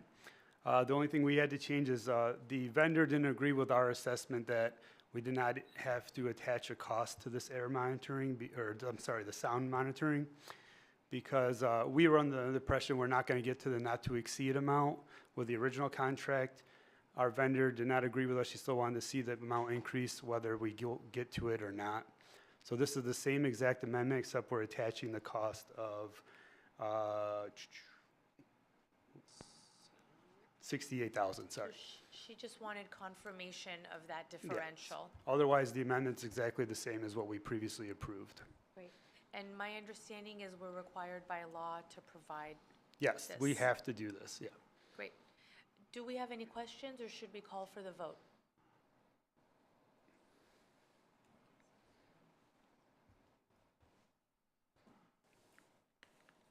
So in essence, we've already entered into this agreement. And Yeah, we we're spoke about performing the this services. at the Earlier, last yes. board meeting, right? I said last meeting we did not attach the additional costs, so now we'd like to do that. Even though we still So- believe we will not reach that not to exceed amount. So the additional cost is the 68,000, which is like 8,500 or whatever it was a month, right, for the noise? And they wrote it between 7 a.m. to 7 p.m., although they will be there and they'll monitor the noise during the evenings, all Yes. hours, 24 It's hours. monitored 24 hours. And they're also monitoring the dust. Yep, air monitoring as well as 24 And they're there hours. during the soil movement. They have to be, yes. And they have to be, and this is something we have to do. Yes. It's not an extra. Nope. So they're kind of holding us to it. And then their contract from before where it was not to exceed. Why did it not include that from the beginning? Originally, it wasn't a requirement that we have the sound monitoring. It came up in our remedial action plan, and also with some of the complaints we've been receiving from the neighbors, we didn't really push back against having noise monitoring services, so we decided it was a good idea to implement it. So let me ask you, in the beginning, we didn't think we needed the noise monitoring? Why didn't we Well, and when I not? say the beginning, it was literally, I believe we only were up and running for a few days before we implemented noise monitoring as well as the air monitoring. And then I want to ask you one more thing, just since we're having a conversation. Mhm. I already wrote approve, so I'm not being difficult. I Mhm. just wanted to ask you. If we're paying $68,000, do we have to use this company to pay that? Could we look at another company that would be less? Because it's a lot of money just for them to sit there and listen to a truck go backwards and back up. I mean, I know they do also the soil and They are, everything. but- because they are already on site, I believe we're getting a very competitive cost, and we do not have to spend the entire $68,000, which is what I was referring to before. We don't believe we're gonna need this entire amount, Oh, but I see. it's included just to get us through our soil removal process. So and- we might not spend the whole amount? Correct. We don't Okay, so I trust anticipate you're it. making the right decision. This Thank you. is what we I should hope. do, right? Yes, Okay. absolutely. Okay, thank you. Are there no other questions, Dr. Stern? No. Okay, so I will call for the vote. Mr. Stewart? Yes. Mrs. Sabag? Yes. Dr. Stern? Yes. I am also a yes. Thank you, Mr. Karat. I'm just sitting here in case Okay. any of my other items. Yes, thank you, and moving forward, let's move on to item 12C.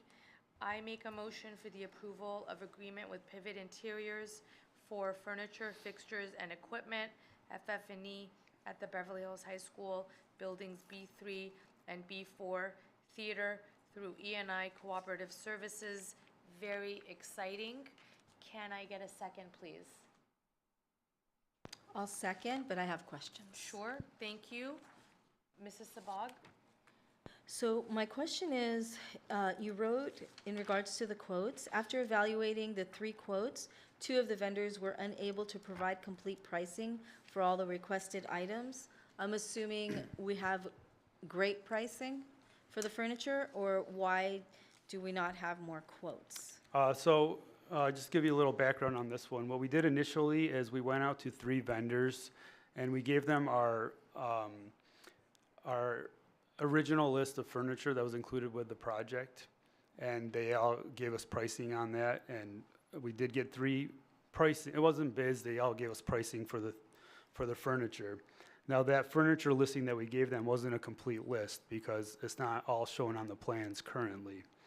From that exercise, we determined Pivot did provide the most competitive pricing. They were the lowest. For instance, they were $133,000 versus $154,000 and $169,000. So once we decided to go with Pivot, we implemented one of their purchasing and procurement methods, which that they offer, and that is this E&I purchasing option. They also there's 3 items here, so for all 3, they also have a Omnia contract purchasing agreement that we're going to utilize. So between those 2, we don't need to go out to bid when we have those 2 purchasing agreements available because they've already been competitively bid. Yeah, in short, the cooperative contracts, that bidding process already took place, Yes. and that's why we're able to jump on. It's in a weird way like a piggyback. It And is. So they've gone through that rigor, and we don't have to go through that. And Yeah, that so expedites our purchase. we only went through that first exercise just because we didn't want to just hand select one vendor from the beginning. We wanted to give 3 companies a chance, and then once we selected Pivot, we're now utilizing the competitive pricing that they already bid on previously. So this is the furniture for B2, B3, B3 and B4. B4. So the performing arts wing.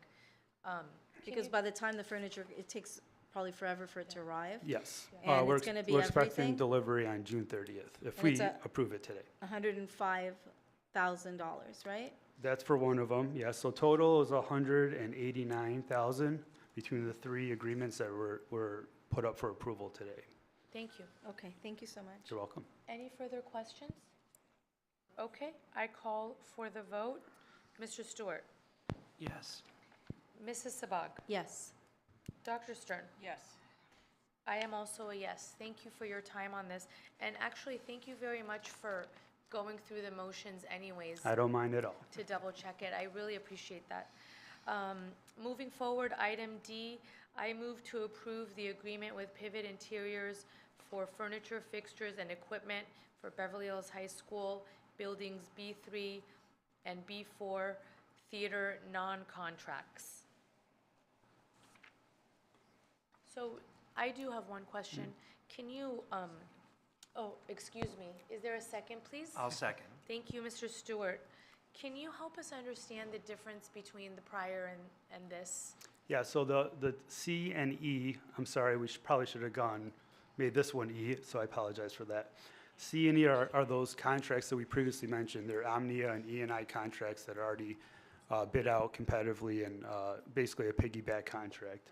This item D, these items do not fall under either of those options, and the items in this purchase do not have any cooperative purchase options, so we had to just get pricing for those separately.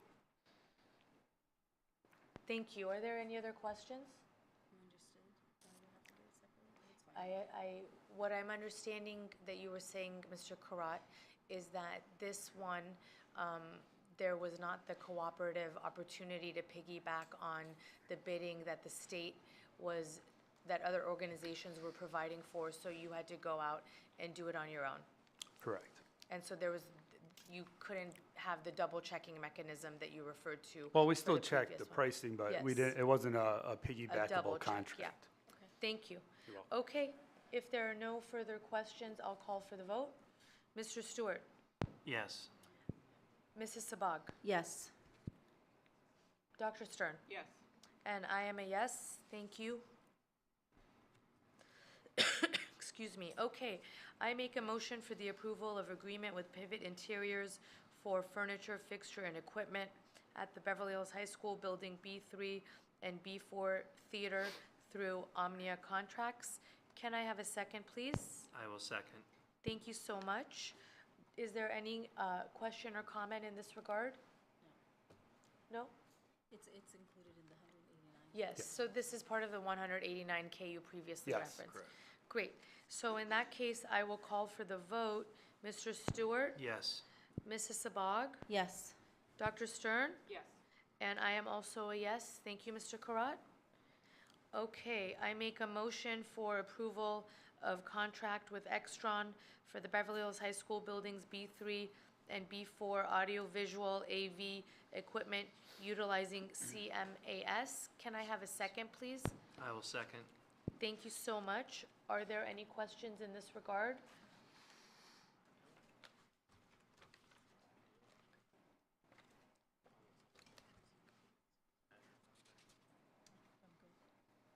Thank you for the proposals. I appreciate welcome. it.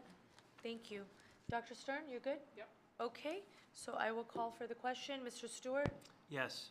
Thank you. Mrs. Sabag? Yes. Dr. Stern? Yes. And I am also a yes. You're on a roll, Mr. Karat. So far. I should have just done an omnibus motion. I apologize It's for okay. that. There's another one. Okay, our friends at Avidex, I make a motion for the approval of proposal from Avidex for the Beverly Hills High School Building B3 and B4 other audiovisual AV equipment. May I have a second, please? I will second. We've got to keep the roll going here. I know, I appreciate the consistency. I appreciate Thank it. you so much. Ladies, any questions? Okay, in that case, Mr. Stewart, any questions from you? I'm far from a doctor. Okay. I need a doctor. I have a comment. Yes. I have a sorry. comment. Oh, sure, sorry to rush you. I'd like to thank you for the proposal, and it's welcome. dated April 9th. Fantastic. I'm a yes. Yes. Great. Okay, so I'm going to call for the vote. Mr. Stewart? Yes. Mrs. Sabag? Yes. Dr. Stern? Yes. Thank you, and I am a yes. Okay, I make a motion, item H, for the acceptance of and filing of a notice of completion and release of retention for the Horseman ornamental fence and double pedestrian gate installation. May I get a second? I will second. Thank you. I just would like to thank you for your time and care, and Mr. Haas as well. You're welcome. And just, if you'd like to give a background, I welcome you to do that. Otherwise, just to share. Oh, sorry, I wanted to give you some I just have a comment. So we were at Horace Mann. Oh, great. Yes, so I saw Thank it. you. Amazing. Yeah. And I actually would like to do that at El Rodeo. So beautiful gate. It's perfect. I asked what was the gate for.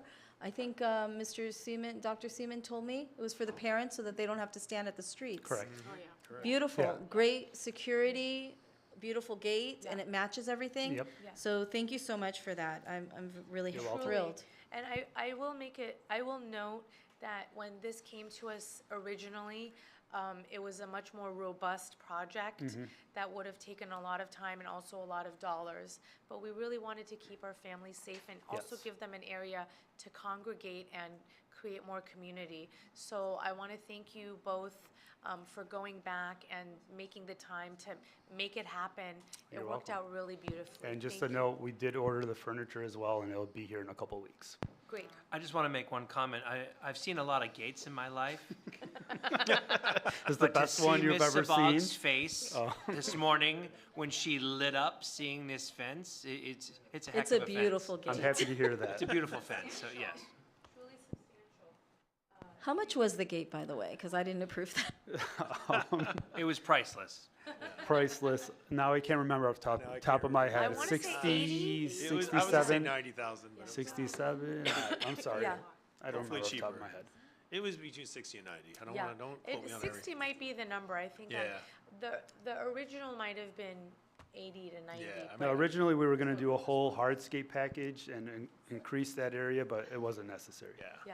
Thank you, Mr. Crott. But I also like to say on that, that's an instance where there was a lot of public outcry about that problem, right? That logistics problems where you were waiting for your kids, you dropped them off. We got a lot of calls about, that it wasn't, there were a lot of convening traffic streams, and so it was, and there was a response. And so, I think a lot of folks in the community might feel like, oh, we say a lot of things and everything, they just put it on the rug. But here's an example where we actually did, Yeah. thanks to you guys, actually fix a problem. So. They also did Dr. Seaman, they did the play yard with the overhang. Yes. Amazing. And it was a problem before the gate. The kids were running outside Yep. and they couldn't control the kids. So now everything's under control. So Yeah. fabulous. And it was 74,000, by the way. Yeah. Actually, what was I said happening is that the 67. PTA wanted to pay for it, if you recall, Dr. Stern. And then we said, no, this is our responsibility, let's work on it. So, thank you. I'll call for the question. Mr. Stewart? Yes. Mrs. Sabag? Yes. Dr. Stern? Yes. I am also a yes. Thank you, Mr. Thank you so Karat, much. Dr. Hasty, and of course, Mr. Haas. Thank you. Okay, great. So moving on to board policies. Do you want me to? Yes, should I make a motion so Sure. that then we can have our discussion? I make a motion for the approval of the first reading of Board Policy 1312.1 pertaining to complaints concerning district employees. May I have a second so we can open the floor for discussion? I'll second. Thank you, Dr. Stern. Dr. Hasty, Yeah. what's on your mind? A couple things. I just want to make sure, because I know we have some new board members, and just so we know the semantics on how policies work. So board policies, board members approve board policies. So you will be looking at the first attachment in here that is about complaints, and I can tell you about the reason why you brought it forth, but I want to make sure we understand the process. The second piece to this is the administrative regulations. So a board policy is what the board lays out as the rule, and it's aligned with statute.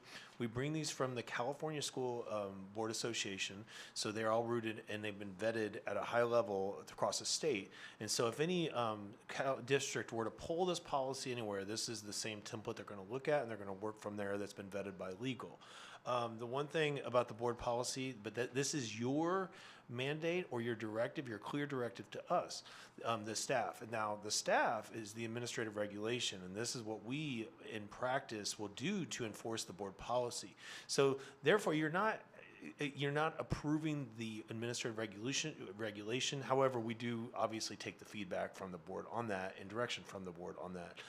One thing you can do is you can decide to waive. I want to say, I think I put this in my agreement. It's in the rationale here. I want to say the second reading. If you wanted to fast track this a little bit quicker, I would argue that this process in general, as we've seen over the last few months, it's been a gap, an area of growth, and this is a good way to get there, to really put things in writing as to what we're going to do and how we're going to deal with complaints moving forward, so it's really clear and transparent to the community.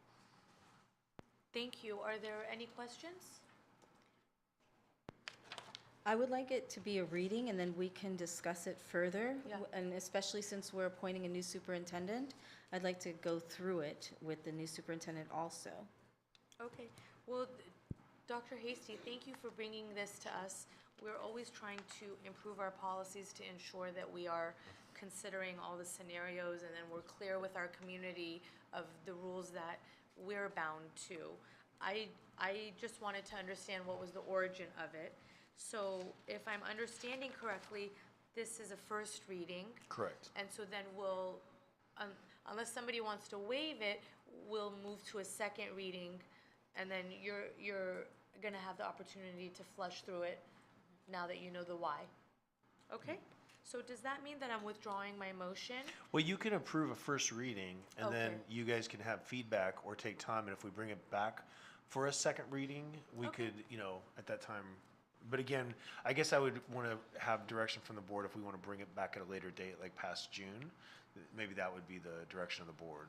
When you say bring it back, when do For we a second reading, if we were to bring it back for a second reading. When do we submit requests? You for can do that updates? now based on what you're reading now. You can give feedback on what you want to change about the policy, or what you want to see different. You can do that at the second reading as well. Okay. I mean, I'm open. I can go either way. Do you folks want to take it back? I'm hearing that from you. If we can wait on it. We can wait. I'd like to wait on it. 7 notes I had. You did.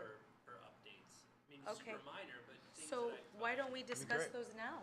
We should go over all the policies, which they did right before we We have, joined.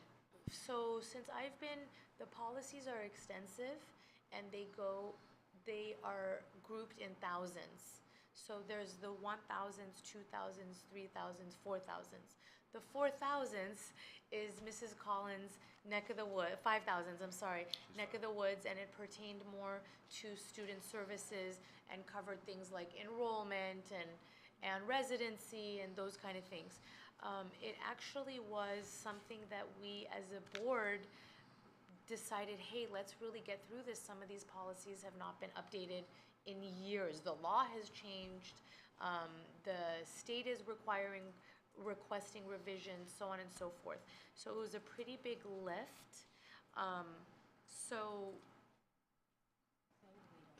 mean, if you would like to wait, that's fine. But Mr.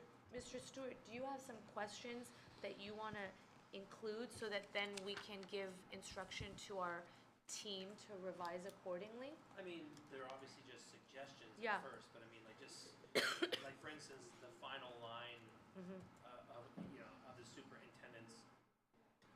Which paragraph are you on, the fourth? I'm on the policy page.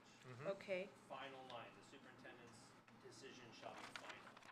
Oh, that's on the next page. Yeah, sorry. Got you. Where, having some kind of, especially for something very serious, having some kind of language of Board over. what is the appeal process up to Okay. the board level. Correct. Not to superintendent, but to simply say, you know, if something is that large, that there is one more step to go above, because we are that final step. So just to clarify, on appeals. I think you're not on. Oh, yeah. You haven't been on. Oh, I'm sorry, yeah. Yeah. Great point. Yeah, so just to consider adding an appeal option for serious cases. How quickly the district must respond to the investigation. Sorry, I had notes here. That's okay. Did you think 30 days was too short or too long? Too long. Okay. Yeah, I mean, I was suggesting maybe 10 days. Okay. Which paragraph are you on, Mr. Stewart? Sorry, I mean, It's okay. I've got my notes kind of in a separate section, so I can't really refer back. That's okay. Refer back to the language so quickly. Because I'm not seeing the 30.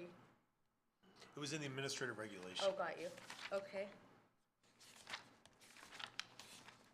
I mean, I personally wouldn't want to be waiting 30 days for, you know. Okay, so in your opinion, what would be a more appropriate 10. response time? 10. Not business days, calendar days. Calendar days, yeah. I can Okay. put language in there about response in 10 days. However, there has to be, we would notify the complainant that if we have to have an extension due to, you know, various reasons. Yeah, maybe it's 4th of July weekend. Yeah, like a or- public records request, we have 10 days, then we can ask for a 14-day extension. We don't, or we can ask or require a 14-day extension as needed. Okay, so I'm hearing a response in 10 days with a right of extension. With the right of extension, yep. Yeah. The digital complaint submission doesn't really get into granular, like into the mention of format or the submission method. Like, are we gonna have a website portal? Does it have to come through email? What, like, that going a bit more. So parameters on how do we receive notice? Parameters, exactly, Is how that we in- receive notice. Is that in the regulation or the, I think, you're talking about the regulation still, right? Yeah, the overall complaint procedures, yeah, like, you know, it just doesn't really get into what format it needs to be sent in as. Okay. You know, and again, I'm just looking at these super granularly, just in case someone just says, Yeah. hey, you know, I didn't get my due process because Yeah. I didn't know how to submit it properly. well, and this is exactly why we have this conversation, so we can flush through the day-to-day of it. What else is on your mind? When a concern is present, the complaint shall be informed, or the complainant shall be informed of the appropriate complaint procedure, but clarify informal and formal. The current policy mentions redirecting informal complaints, but doesn't define what makes a concern formal. Yeah, typically writing, but yes, okay. Clarify formal and formal. Okay. Yeah. Yeah. Okay, what else? There's no mention of conflict resolution or mediation. Like as a step? Yeah, to- as a Yeah, I step. agree with that. Mention of conflict, resolution, or mediation as a step in the process. Okay. And then it doesn't define who a responsible adult is. It says other appropriate person who is not the subject of the complaint or the subordinate. But who else falls into that category? Yeah. Is that it? And is that referring to another district employee? Yes. Okay. Well, Could- sometimes we might have an outside investigator do Well, this. exactly, yeah. Okay. And then on the union, the investigative procedures, there's no mention of representation rights. So, you know, if it is against a union Good. member, Yeah, should yeah. we have language in there that says they have the right to have their rep Yep, there? And Yep. Okay. Well, I don't think anybody can complain in regards to a union member. They have the They have a- protection.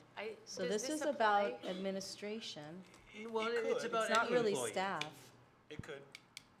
Yeah. I mean, yeah.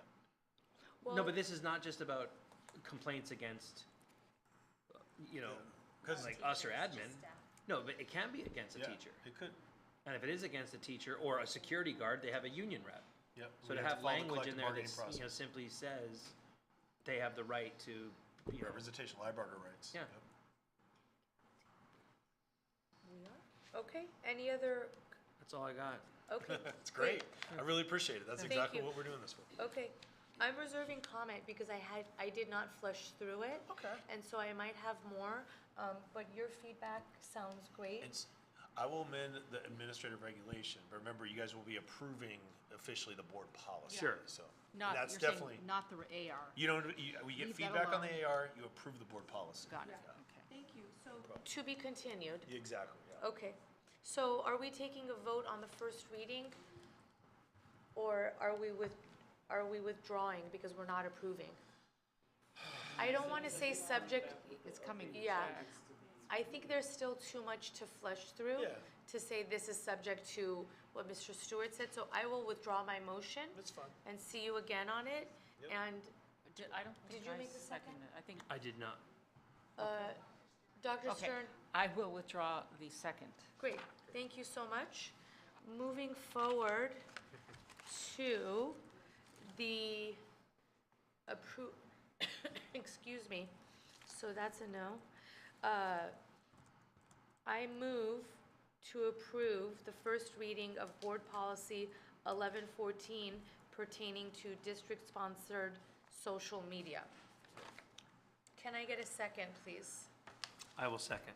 I do have some questions on Thank you. that, though, Please. if that's okay. So it wasn't very broad when it spoke about the policy, and unfortunately, I clicked on some of the links, and I don't know why, but my password wasn't working, I guess, to get to some of the more specific things. So when we're talking about district-sponsored media accounts, in practice, what are we saying? We're saying, in other words, if people who are on staff are making posts or creating something using, let's say, for example, the BVMS Instagram account. Is that who this applies to? Is like what they make? Well, that's what we're going to have to determine over time, because I don't think we've had a real standard for this, and this is a first step in getting that across. But for instance, we do have the Beverly Hills Unified School District Instagram account. That would Okay, definitely right. be an official account. However, there is some, I would say, there's some need for clarity because we have, for instance, an ASB account Right. that represents the district, and Got we would it. have to have a further discussion as to what that means and what are the sponsored. So Right, and there's actually students who man some of these, correct? Yes. And so we have a robotics account, and so Right. we will have to build upon this, but this is the first step to kind of start that discussion and get us going that route. I know, and also, I remember last year, I was using like the BHUSD logo, and there's a bunch of different ones. So then, where does this link into like the logo guide and branding policy and all that? Exactly. So as Mr. Stewart and I have been working on this, but ideally, we will get to the point where we are going to be trademarking and licensing logos. Right. Will they connect directly with this? I'll let you talk if you have a comment. Yeah, but you have a comment? Yeah. Okay. So yeah. where will it link? It will eventually link because how would we use the logos? What would be the rules around that? That has to be built too. But we do have to start with this foundational policy piece to get there. I do envision a website, and Mr. Gallardian Colby's been doing a great job Yeah. trying to getting all these wrangled as to what are the official BHUSD websites, and really what does that mean at this point? Well, at this point, it's sites that the administration or employees do run that are attached to a BHUSD account. Right. So as we build that and get clear with that, and we also communicate it clearly, then of course that would start attaching where we'd have standards, so that website would have to have a certain logo that is trademarked or licensed by the district. But Got it, okay. that's Thank my you. idea. But Yeah, let me- I mean, I'll concur with everything you just said, but I'll just take it a bit further. The city of Beverly Hills has a fairly robust social media policy which breaks down what they consider their official sites. Right. I believe that we have quite a few more, and because we haven't had a policy, we've had just people creating these accounts, Yeah. operating them as pseudo-official accounts, and then of course we have issues with that. So we are kind of fixing a lot of things that should have been more solidified in the past. But what I see as an official account is something that's permanent, something that will outlast kids and kids and teachers and administrators and, and definitely board members. So when you have something like ASB, like they have their own Instagram account, in 4 years from now, all of those kids involved in that will be gone, and 4 more years of new kids are going to be there. So having the district control that, and again, I know that there's been a lot of attention on this topic when it comes to control and censorship and all of these other things. This is really absolutely zero to do with censorship. It has to do with maintaining a quality control of the access to make sure that going forward, the next generation of students and teachers and administrators have access to continue the legacy of these accounts.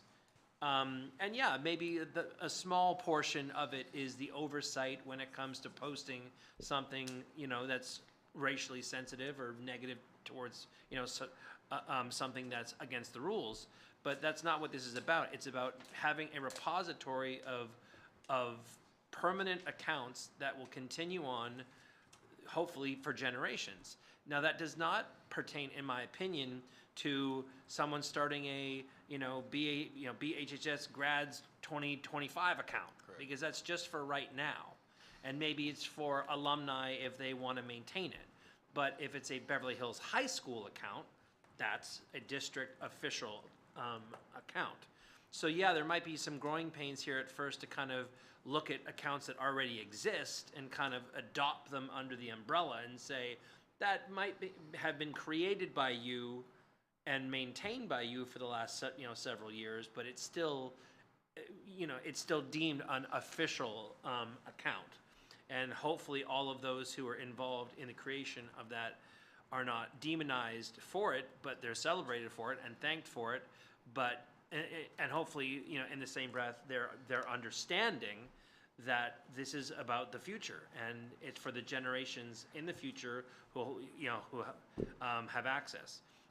And in closing on that thought, I'm just hoping, at least from my perspective, I can't talk for everyone else, but it's about making sure that these assets are for the future kids. Bottom line. We all have a shelf life, and we need to make sure that the brand is maintained and the logos are maintained and the trademarks are maintained, and literally the final topic is content, which again, I don't believe that that there's anyone here that wants to post something that's not legal. So I'm not even thinking about that portion. I'm just purely thinking about the future. So I will have some notes on the actual wording too, but I will let other people speak. Any other comments or questions? Okay, so if you're planning to have more, should we withdraw our motion so that you can propose more comments and suggestions next time? Well, kind of like I just talked about in the previous one, should I just submit these to you, or should we discuss them in public here? We can only discuss them here as a group. So if you have them now, then this is a good time as any to let us know, and we can agree or say, no, for example, in the previous one, everything that you stated, I agreed with, so there was an acquiescence to it, I think, from all of us, and then Dr. Hasty, Mrs. Collins-Williams can go back and revise, and then in the second reading, they'll bring the updated version to us for our review. I did reserve to make more comments in the future. On this one, if you have changes that you'd like to make, this is a great time to propose them for everybody's consideration. Then we can give Dr. Hasty the instruction of, yes, we agree on these 6 changes, please bring it back to us. So then, like for instance, the line, the superintendent or designee shall ensure that content is accessible to individuals with disabilities. It doesn't really specify what kind of, and pardon me for saying this wrong, but like what rule, what law, what statute are you quoting? What for accommodations? That? I can help with that. Yeah, so like adding a line in there of what that's referencing to and what it actually needs, because what is a disability? That, and also there was a law that passed a couple of years ago that requires you to have a reader on your website that if, to be accessible for Sure. people with visual impairments and Which obviously to not see. every social media account is going to have that functionality. So But it if would you're need- posting as an entity, you're required.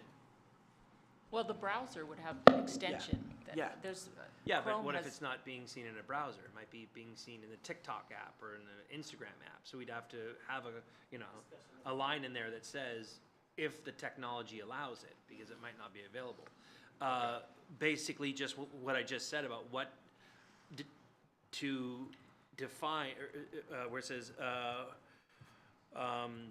overall policy uses official district social media account repeatedly, but never defines what qualifies as it. So basically what I was just talking about is what distinguishes a district authorized account versus something created by, a club or something that's just, a one-off.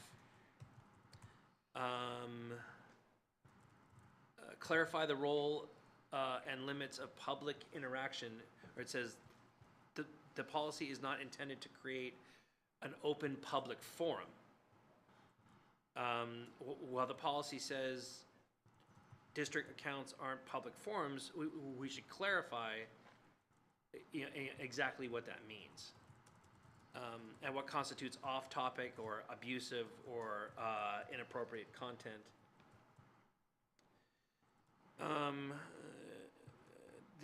The superintendent or designee shall develop content guidelines, is what it says.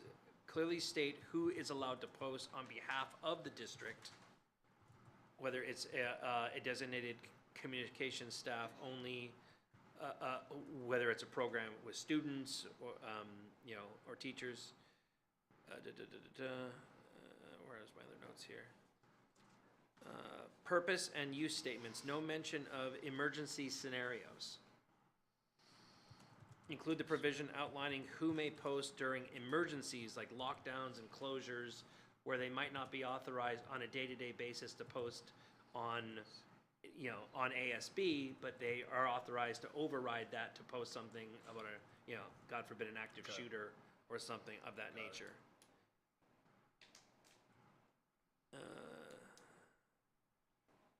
And then similar to what I had to do in the military every single year is, even for the most rudimentary things, we had to go to IT training of what we expect, of what is not appropriate to post, what is personally identifiable information or PII. So you do not, take a photo of someone's, like a driver's license and post it on social media. To be mindful of people's personal information. That it may be considered public record.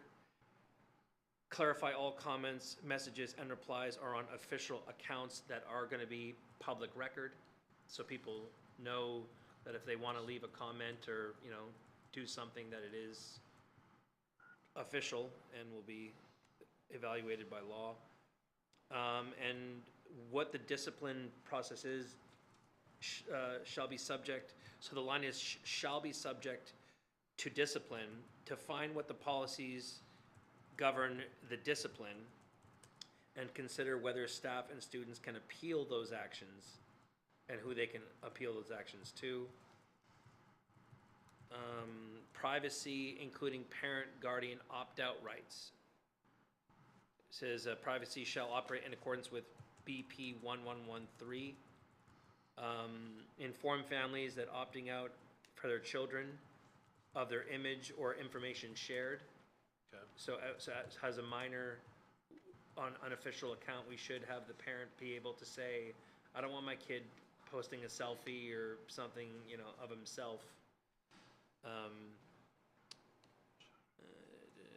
Include language on use of AI and automation tools. Obviously, we have already, had an AI scandal of posting, that we should make mentions to AI and automation, and to make sure that if anything is posted that is not real or created through AI that it should be notated. Got it. Thank you. It's a lot. Thank you. I appreciate Thank it. you. No, it's great. Much It's great. appreciated. Ladies, do you have anything to add to that? No. Okay. Sounds pretty good. I had one question. No, it's what it should be, and thank you for that. In the second paragraph of definitions on the regulation, so official district social media platform is a site authorized by the superintendent or designee. Sites that have not been authorized by the superintendent or designee, but that contain content related to the district or comments on district operations, such as a site created by a parent-teacher organization. So, and then there's more. So let's stop right there. Are you sure that you don't, that you want to exclude the PTA? You have to. We can't regulate the PTO. Okay, then how about, for example, the ASB? That would qualify under or other school-connected organization. I would have to define that. I mean, that's something I could look into. Yeah, I'm just concerned because I'm not sure what is official and what is not official. That's like, maybe I need to I'll do some research on that. Yeah. So,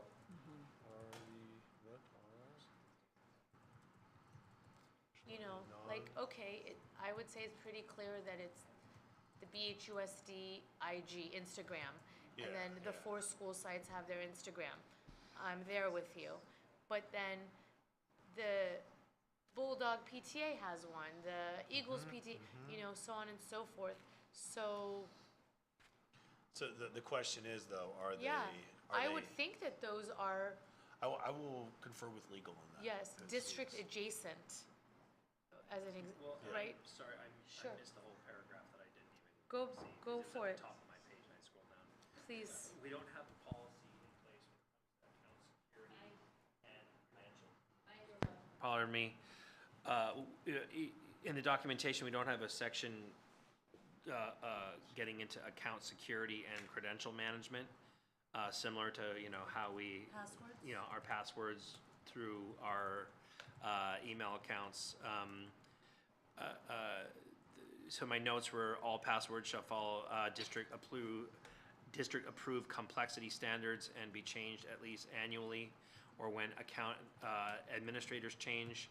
Shared credentials must be stored in a secured password manager approved by district's IT department. Two-factor authentication shall be enabled where supported. When an employee with administrative access separates from the district or transitions roles, credentials shall be immediately revoked or changed, and a master list of all official social media accounts and their credential custodians shall be maintained by the communications or IT department. I can send all these notes. Do you want to email that to Yeah. Dr. We'll Hasty? email that That would be good. I type fast, but Well, man, I know, but yeah, no, that's good stuff. Yeah. Yeah. Great. Was there anything else? No, Okay. I just totally missed that Yeah. section. So for me, Dr. Hasty, I would say that paragraph is concerning. I Okay, don't I will think it work on- reaches far enough. I will work with our legal to review it and just Okay. see what our options are. Great. So so as I'm understanding it, we should be withdrawing our motion for approval because it needs to come back Yes. to incorporate what we've just discussed. So I'll withdraw my second then. Thank you, and I'll withdraw my first. Thank you for the feedback. Okay, of course. Thank you, Mr. Stewart. That's what I'm here for. Thank you, Dr. Hasty, in advance. Okay, regarding item 14A, the Board of Education Governance Handbook update, I just will note that Mrs. Marcus did ask us to put this one on hold. She was hoping to attend and participate with us. Got it. Okay. Sure, and, okay, so. So we'll table that. In that case, if nobody makes a motion on that one, we can move forward. That's Okay? fine. Okay, We don't thank have you. our student board member here. We do. Oh, we got one Right. more thing. Oh, we've got one We more. got a very important Uh, one. Poor Tiffany's been waiting. So, thank you. Ms. Davis, please join us. And I will make well, this is under board discussion, so does it require a motion? It will not, you're going to discuss what Tiffany's going to present. Great. Give direction, so she can take that back to the foundation. Okay, thank you so much for your patience. I've been watching you there on the side, and some meetings are lengthier than others, but we just have been conducting a lot of business at this one. And it is a pleasure to welcome you. Thank you. And thank you also for joining us at the CTE committee meeting yesterday, so 2 days in a row. And so please let us know what is on your mind, unless you want to wait for just 1 minute because two of our gentlemen Yeah, have absolutely. I'm taken happy a to moment. wait. What's another minute or two? Thank you.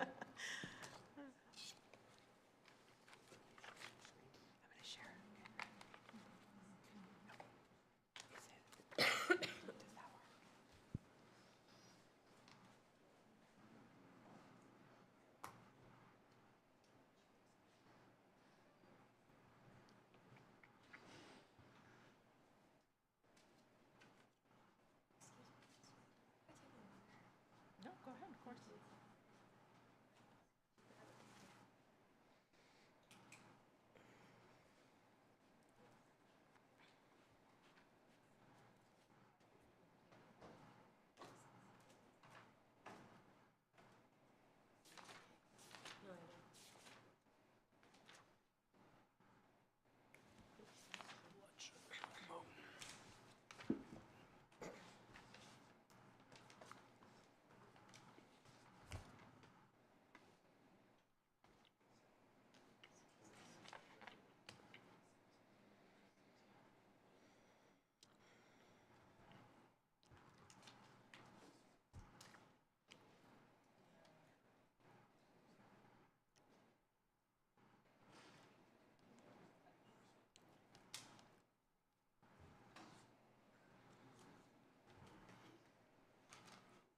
Can we pause for Mandy?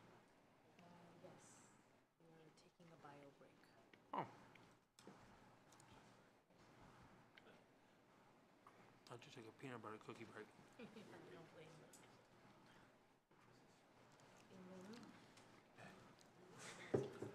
Just sitting on the table. Okay, great. Thank you for your patience.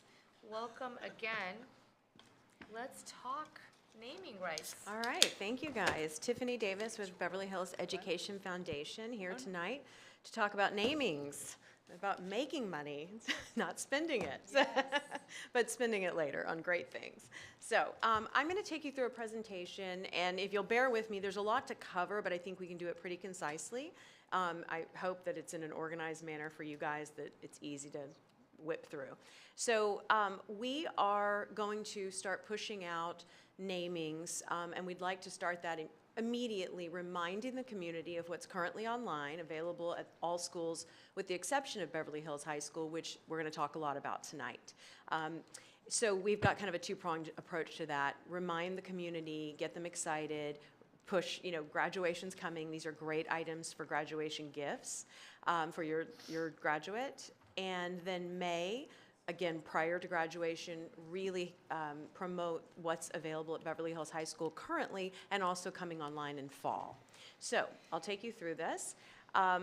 We do need to review quite a bit of pricing and term limits and that sort of thing. I'm not going to read this verbatim, but that's what this page talks about.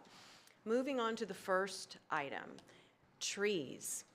We have over 80 trees at least in the district. Once the landscaping's finished at the high school, we'll know a more accurate count, but we estimate it's at least 80, if not more total, across all schools. What we'd like to propose is a contract time of 2 different options. And the reason for this is our BHEF board would love to have more options to promote. Different price points, different lengths of time. There's so much inventory, it feels like we could probably do that if you guys agree. So we'd like to propose an option to anyone who wants a tree. They can choose a 10-year or a 20-year time length. For premium placement trees at any price point, we would propose adding a 20% fee to that because of the premium placement. Premium placement is high foot traffic, high visibility from the public. So not a tree on a, maybe on a back playground that a lot of kids see, but a tree in a main courtyard or an entryway or something like that. I've given you some examples of sizes just so you kind of understand where we're coming from: small, medium, large, and extra large. And if we look at the pricing, if you want to start maybe from the bottom and go up, I probably should have reversed the order of this, but if we start with small, we're proposing starting at $3,000 for a 10-year contract. And that would just, as in case anyone doesn't know, you get a nice little plaque, a smallish plaque at the base of the tree that's appropriate in scale to the tree. So we're proposing $3,000 for 10 years, and then if you wanted to do 20 years, just double the price. It's the easiest way to do the math, $6,000. And then you can see the premium prices are just incorporating the 20% upcharge. For medium, we'd like to offer $7,500 for 10 years, $15,000 for 20 years. Large, we'd like to start it at $10,000 for 10 years and $20,000 for 20 years. And extra large, we'd like to start at $15,000 for 10 years and $30,000 for 20 years. So at this point, I don't know if you'd like to have conversation, or do you want me to go through the entire presentation of all pricing before we discuss? Well, folks, would you like to see it all and then circle back and discuss? I think that. I'm hearing a yes. Okay, Okay. so let's roll We'll just through keep it. going through. Okay, Sure. okay, And sure. then, of course, if there are any questions, you could jump in. Absolutely. Thank Okay, you. sure. So those are the trees. Then we move on to benches. And when we refer to benches, we're specifically referring to the concrete benches. So we're not taking into account in this pricing, metal benches or other materials. We focused on concrete benches.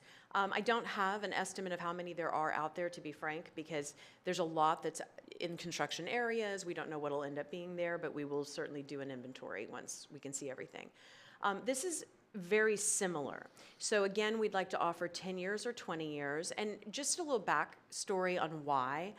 We received a lot of feedback from parents who said, I'd like to buy something, but I really only care about having my name on it while my kid's in the school district, So we like to have that option. I forgot to mention that earlier. Again, 20% premium placement fee. The way we were calculating this is $2,500 per segment of a bench. So the concrete benches, as you can see, are created with these perforated rectangles. And so each rectangle we call a segment, for lack of a better term. So if you take like the small bench on the bottom right corner, there's 2 segments, that would be a $5,000 bench. And then you go up from there. And we just figured that was the easiest way to kind of calculate what the bench would be worth. So that's kind of the first part of this conversation. The second part of it is when you get into these really large benches like the top left corner, the question for the board to think about and come back at the end is, do you want to see something like that named by one person or family, and we could put a couple of plaques on it, maybe at each end? Or would you rather see us sell those per segment? Because some people have said, oh, that would be great if each seat, basically, each segment, had a plaque. It's really your choice aesthetically. Where would the plaque placement be? Great question. So because these are curved, we do know that requires a special plaque, which is more expensive if you want to put it on the back, right?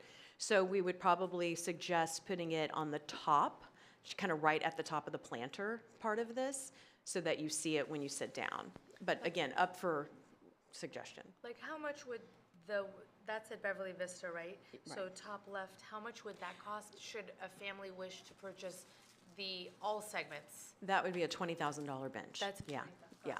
So again, there's validity to somebody who wants to come in and say, I want that premium bench and I just want my family name on it.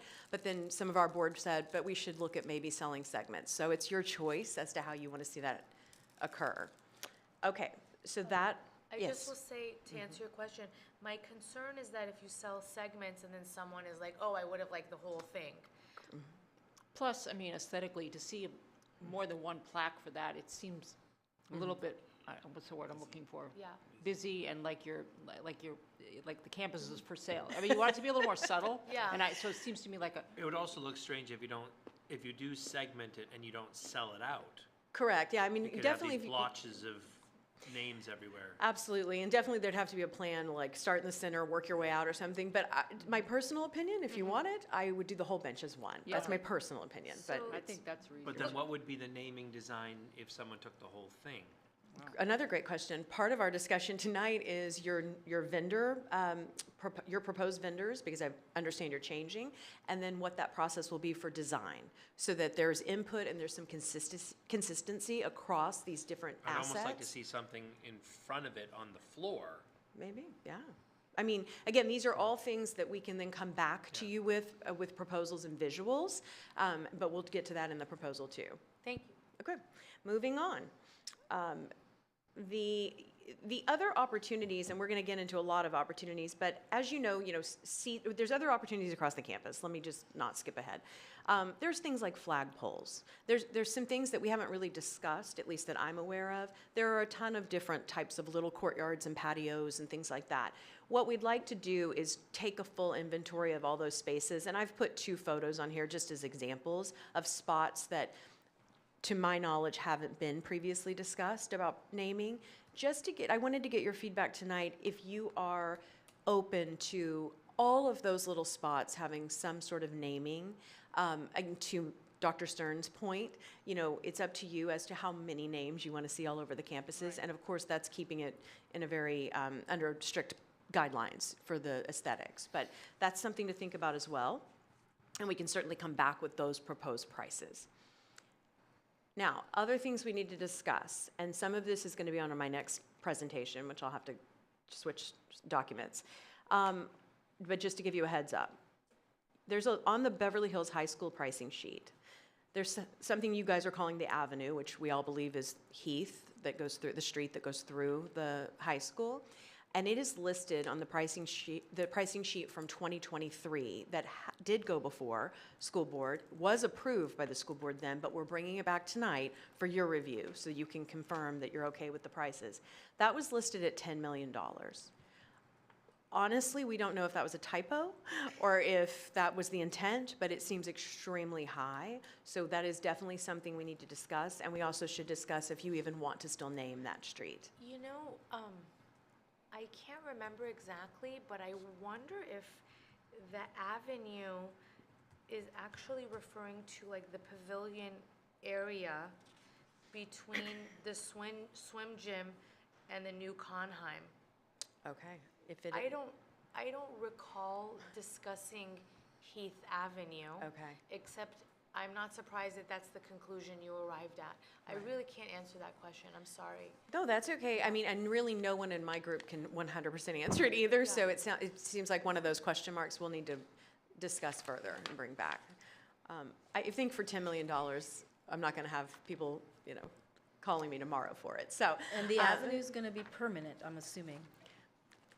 Up to you guys. I mean, this is really where you come in and say, this is what we want, and we want it in perpetuity, or we don't want it in perpetuity, because my direction and my understanding from the previous board is that no more in perpetuity, because a lot of the namings are. Are the theater seating are permanent? No, so everything's got a limit on it right now currently. So buildings, everything is 25 years max. Theater seats are 10 years max right now. So, and then you saw I was proposing for trees and benches to be 10 or 20. So if we kind of go through this, we can circle back. The Avenue, I think, is one of those outliers that needs. What do you believe it is? We all believed it was Heath going right through. But I mean, what do you believe that the naming right is? Is it just the sign? Yes, because that's a legal street, and that street continues on. So there's a Heath that goes on into Beverly Hills. So like for maps, it's still just going to be something on a street pole in replace like an honorary. $10 million. That's why I don't think that's accurate. Checks in the mail. I got it. But can you remind us, like for example, excuse me, on the chart that you have? These are all 25 years. Correct. Everything on the chart you have, which I will show publicly as well next, are 25 years. Again, that was board approved in 2023, 24. Okay. theater seating, other things we need to discuss tonight. Theater seating pricing, 1,500 versus 2,500. Currently, all the seats in the auditoriums at the elementary and Beverly Vista are $1,500 for 10 years. I had heard there was some feedback that you guys might want to consider $2,500 for the high school for 10 years. So we need to talk about that. I don't mean to go back to the other page, but the two things, the baseball stadium and building C athletics, where it says committed, do we know what those numbers were? I need to check on that. Okay. That was well before me. Yeah. Sure. So we need to I check mean, on it that. says, yeah, from 2023. Building C Athletics is the Conheim Athletic That's the building. Conheim. So that I do know that So number. that's the one we just did the groundbreaking for. Yes, so that will transfer over. Will be another Conheim. Yes, it will be Yeah. the new, so we're calling it Old Conheim, New Conheim. But the baseball stadium has its own deal already done? The baseball we did last year with the BHUSD brought that to us. And I can't remember the dollar value, but the gentleman who took it, It's the lawyer, right? Or is he a doctor? I can't, I'm sorry. He has a lawyer, right? Yes. But I heard it was shockingly low. It was like $25,000. But it was for, but it was also for 2 segments. So it was a shorter period for one piece with the option to pursue the next term. Okay. I'm sorry that I can't recall. No, it's okay. But one thing I did want to comment regarding the Conheim is that I did see some signage calling it like the Conheim Athletic Center or Athletic Pavilion. That, I just want to make sure that in that area, there are more opportunities. So if you go back and look at the document, and if you don't have it, I'm sure I have it in my record. I do have that document. I think yeah. that's the Conheim Athletic Building. Okay, we'll double check that wording for Okay. sure and be clear about that. That one I do know the price off the top of my head because I did have to look that up recently. Is $350,000 Yeah. for the Conheim. Which that is what the Conheim family said. Yes. So, do you want me to switch over to that list? I just wanted to make one quick note for us to be considering, and then we'll go through all the questions. But I did want to talk to you guys, well, there's 2 things, sorry. I want to talk to you about corporate namings, so I want to have a discussion with you guys about that. And then also classrooms. Right now, classrooms are being sold for $25,000 for 25 years. We would like to offer the option of, again, $10,000 for 10 years or $20,000 for 20 years on the classrooms. And just so, for everyone's knowledge, the classroom naming is just a very small plaque, and it would say, like the Manicherry family classroom. It's not a big name, not a big naming over the door. Some of the specialty classrooms have that.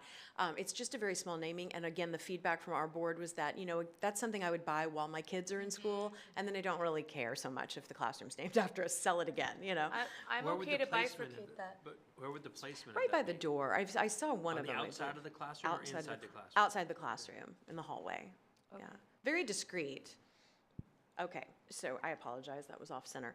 And then specialty classrooms, going back to corporate namings. We have obviously so many great specialties and CTE and pathways. And my direction was that there is to be no corporate naming, but I'd like you to consider possibility of corporate namings if it makes sense with the curriculum. For instance, and I'm just making this up, so anyone watching, nobody has said this to me or committed, but if Wolfgang Puck wanted it to be called the Spago Culinary, Kitchen, or, again, I'm going to throw this out there, it's just for me, Saks Fifth Avenue Fashion Design Center, things like that. I just will say for my colleagues' understanding that my understanding was that in years past, we had looked down on the idea of corporate namings because we didn't want to be political, and we didn't want to create issues within our community. For example, Chick-fil-A has certain political beliefs. What if Chick-fil-A wanted to come and name a stadium, And so in years past... I own 3 Teslas. Yes, exactly. It was really cool 5 minutes ago. Yes, and now it's not.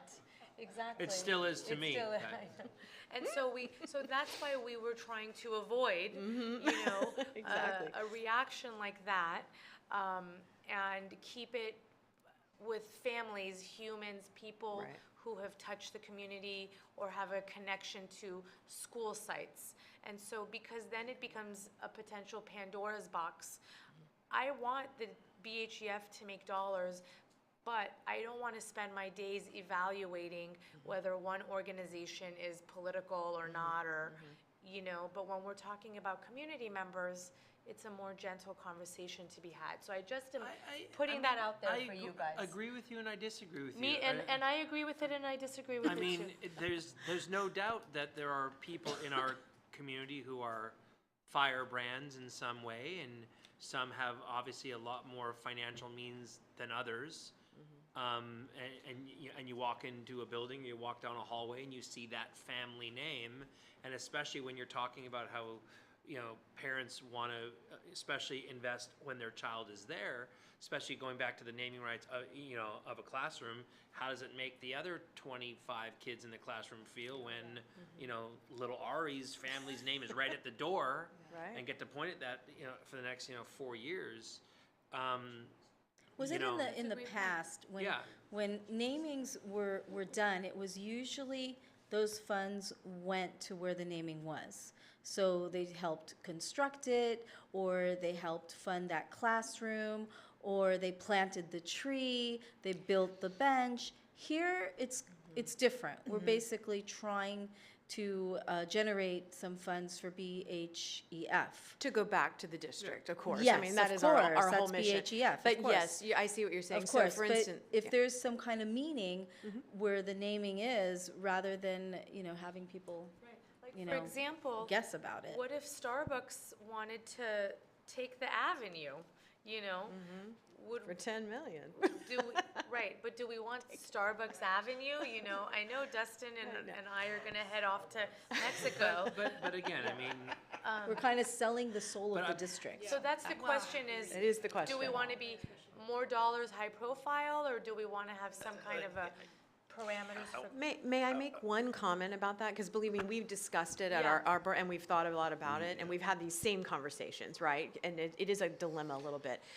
Our recommendation would be that a corporate naming go on the back of a seat, because that's very small, you know, there's no big branding or anything. It goes on, or potentially could go on the tree plaque, again, very small, discreet. It could go on the bench, again, a smaller, but not on buildings, right? And not on the avenue, perhaps. If that's the distinguishing factor, the visibility perhaps could be what determines it. Just a thought. The specialty classrooms, that was kind of a different thing because it was so specific to the curriculum of that class. But to your point, yes, they're internal. Can I ask a question? I'm just thinking out loud right now. Yeah. So I think there's two different ways of doing it. Like, let's say with a corporation, they either put their name out there, they spend the money, they're advertising, right? Their corporation, their business, whatever it is.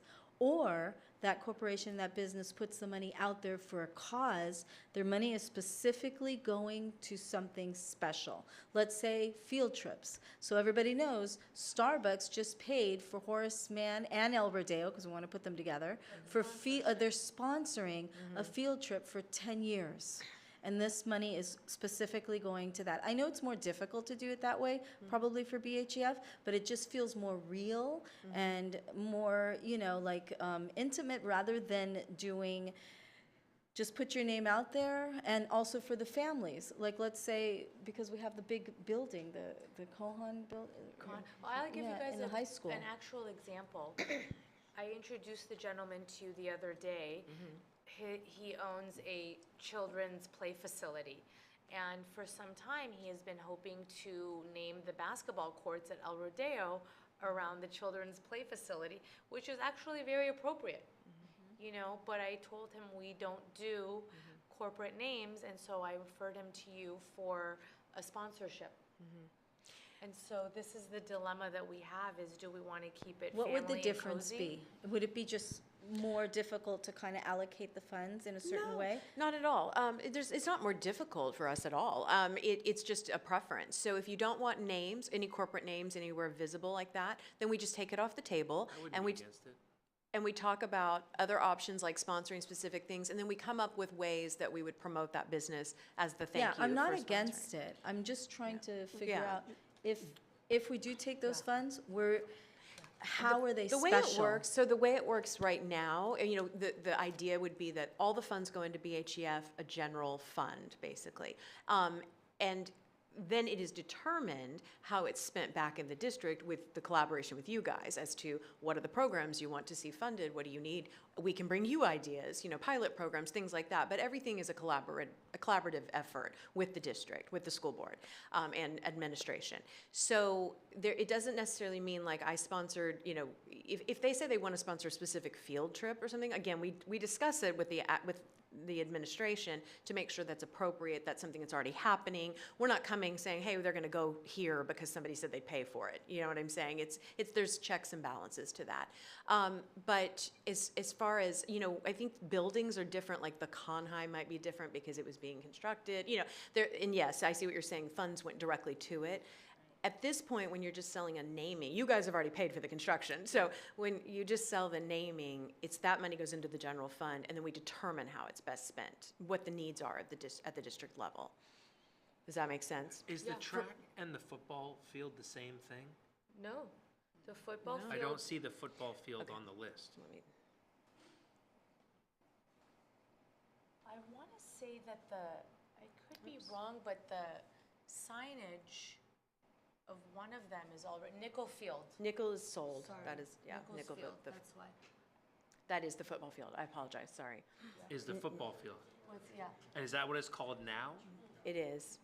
And yeah. what? Is And that what? in perpetuity? It is. That was $1 million. But where is that posted? Like, I think it's on the sign, the scoreboard, excuse me.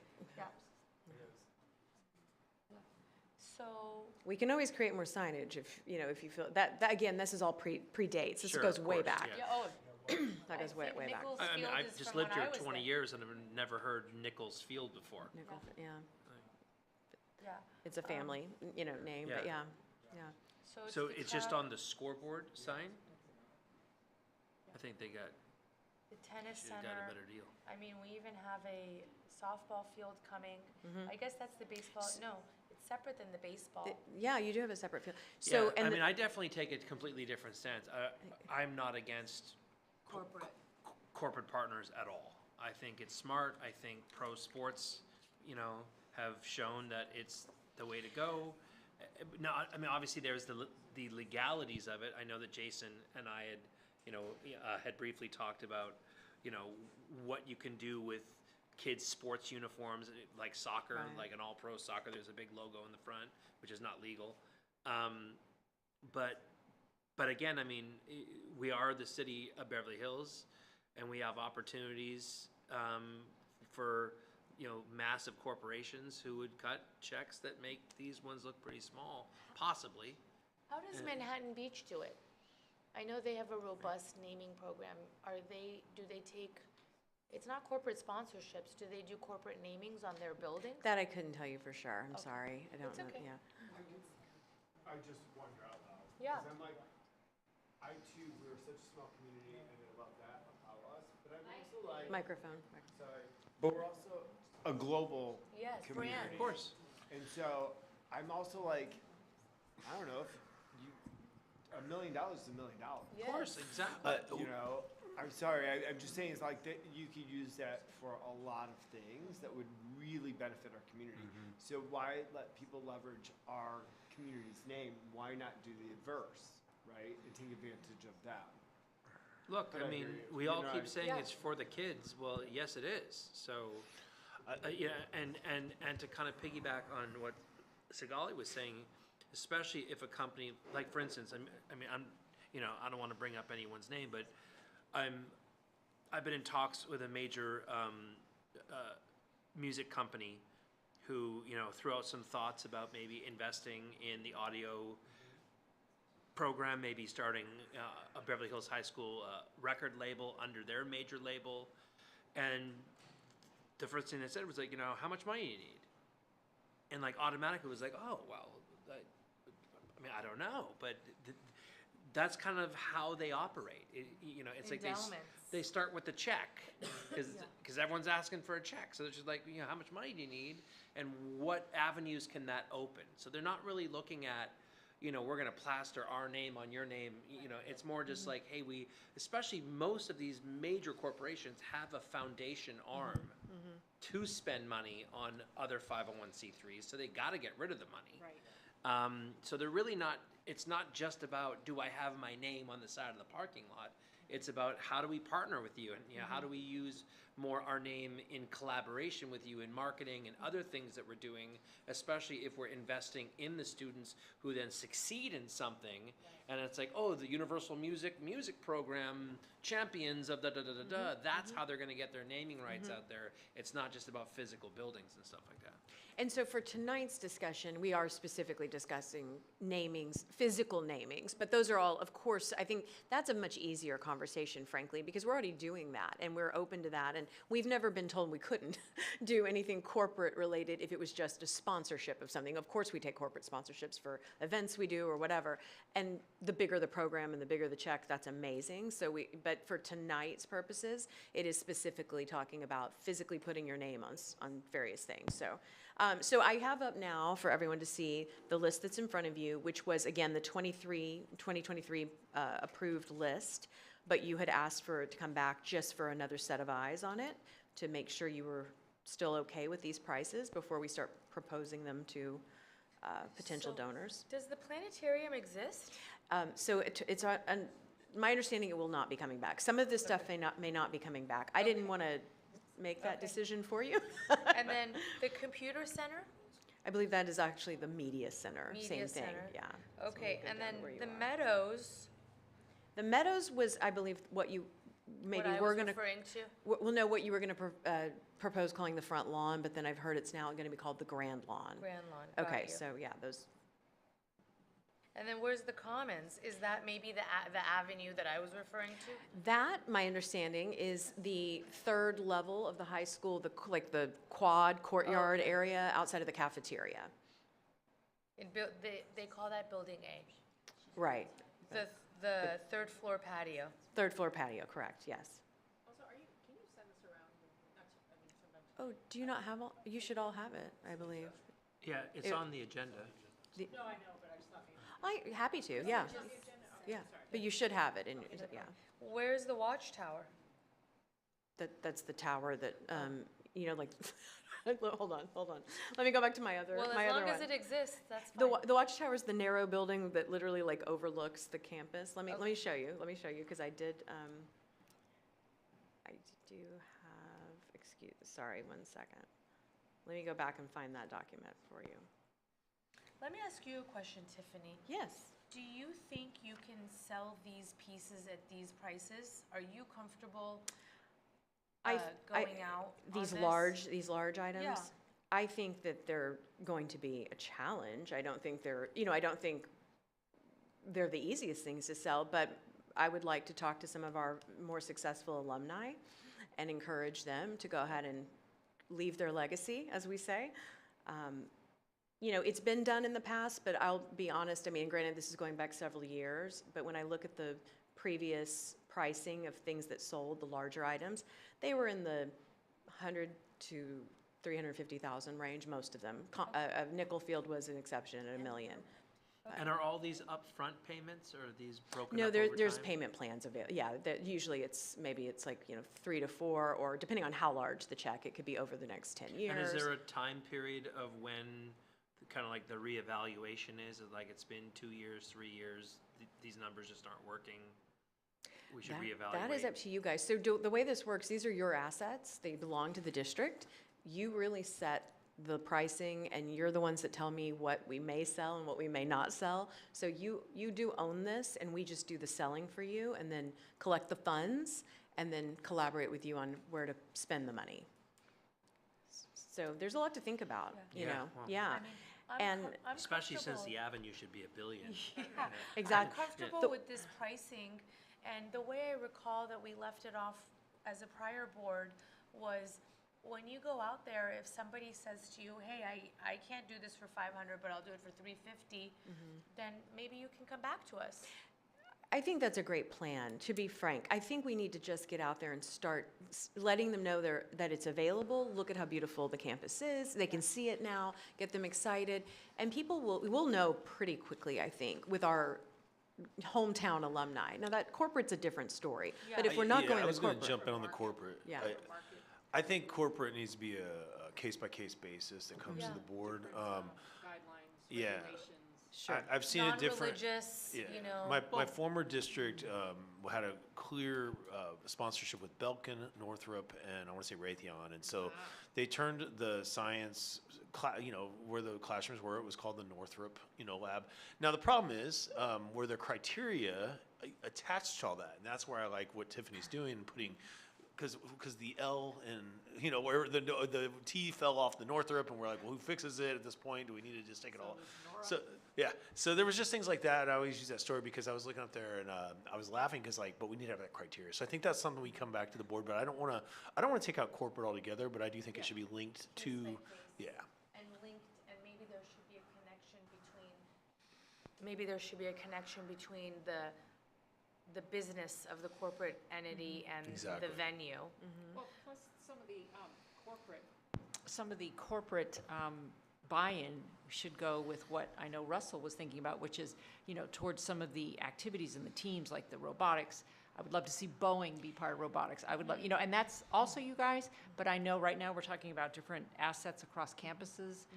So that's a whole other discussion. But, I was recently at the robotics areas and championship tournaments, and I could see there definitely was sponsorship of some very wealthy companies behind some of the teams, and it goes a long way.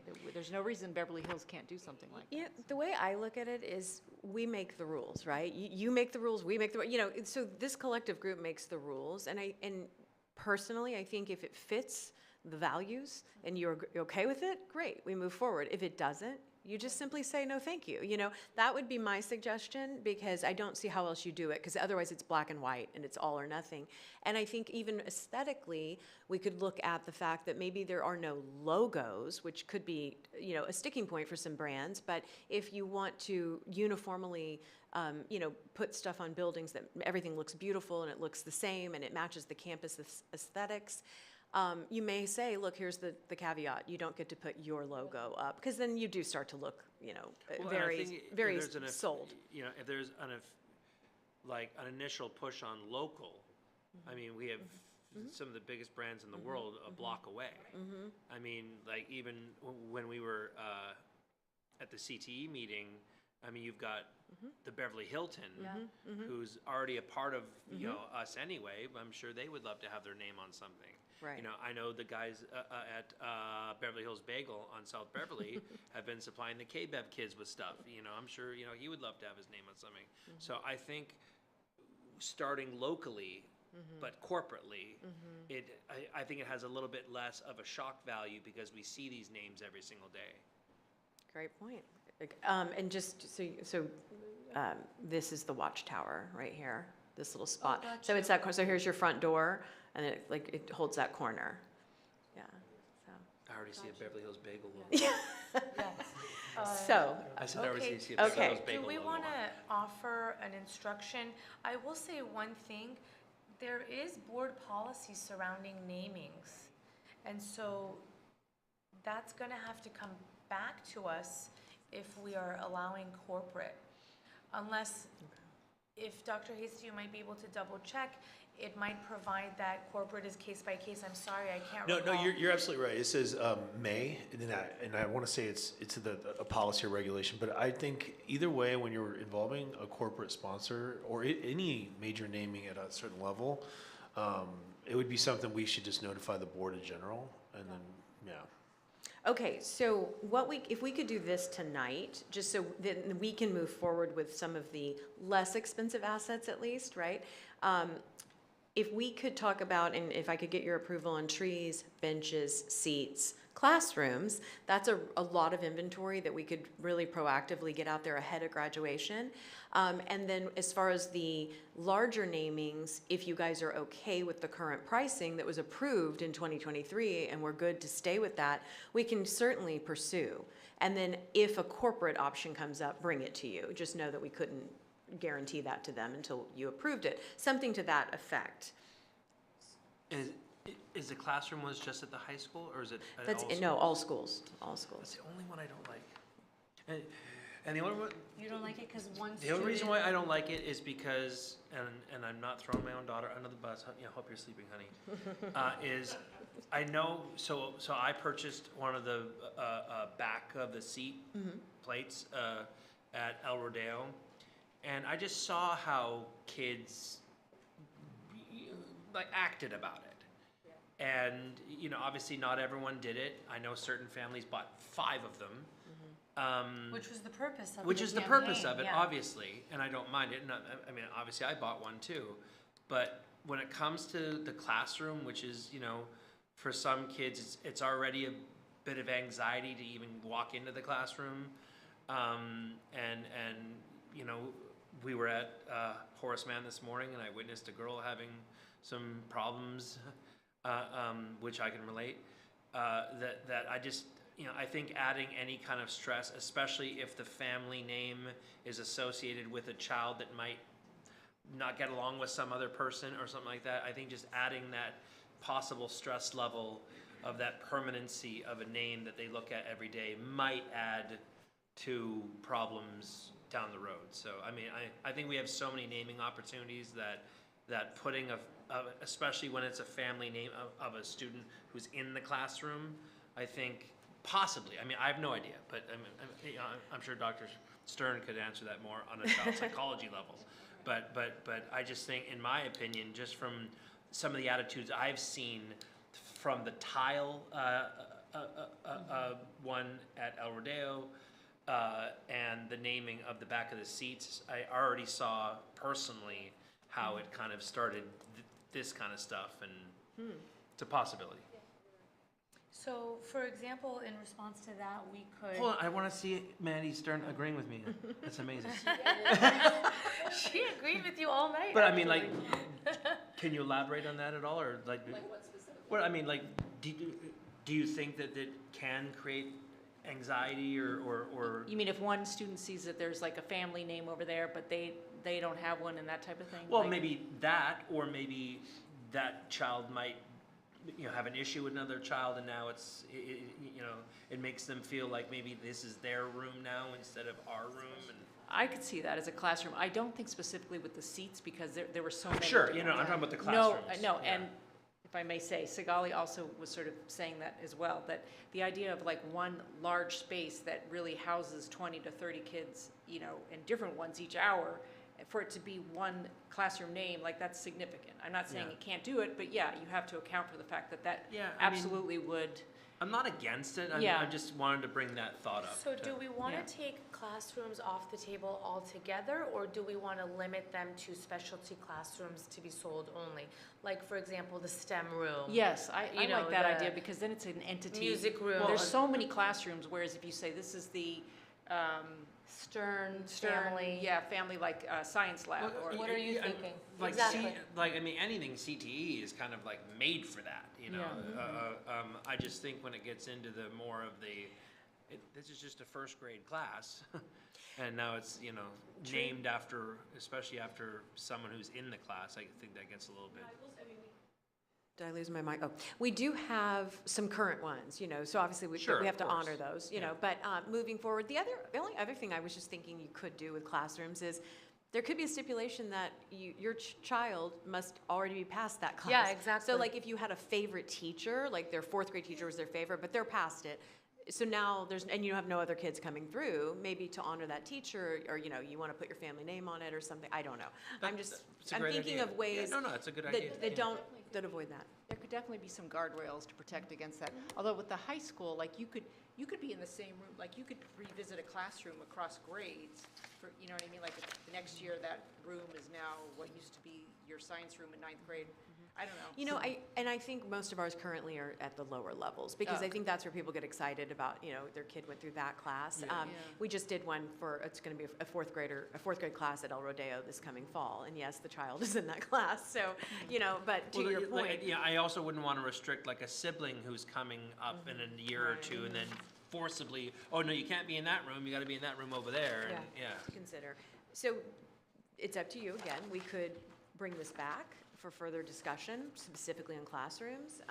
You know, again, I just want to get through some of this tonight at least so that we have the green light. I'm okay with everything that you've proposed, which my understanding is it is the June 2023 chart, except on, we're gonna try to figure out about Heath Avenue, but it looks like that's Heath.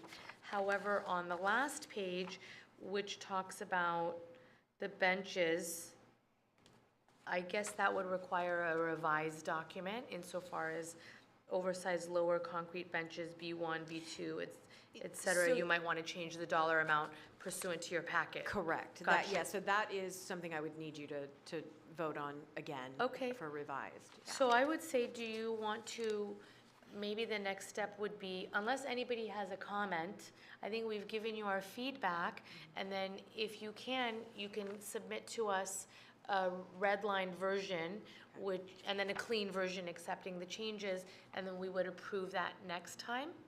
And then in the meantime, Dr. Hasty, if you could be so kind as to take a look at the board policy regarding naming rights to see what it says about the exclusion of corporate namings.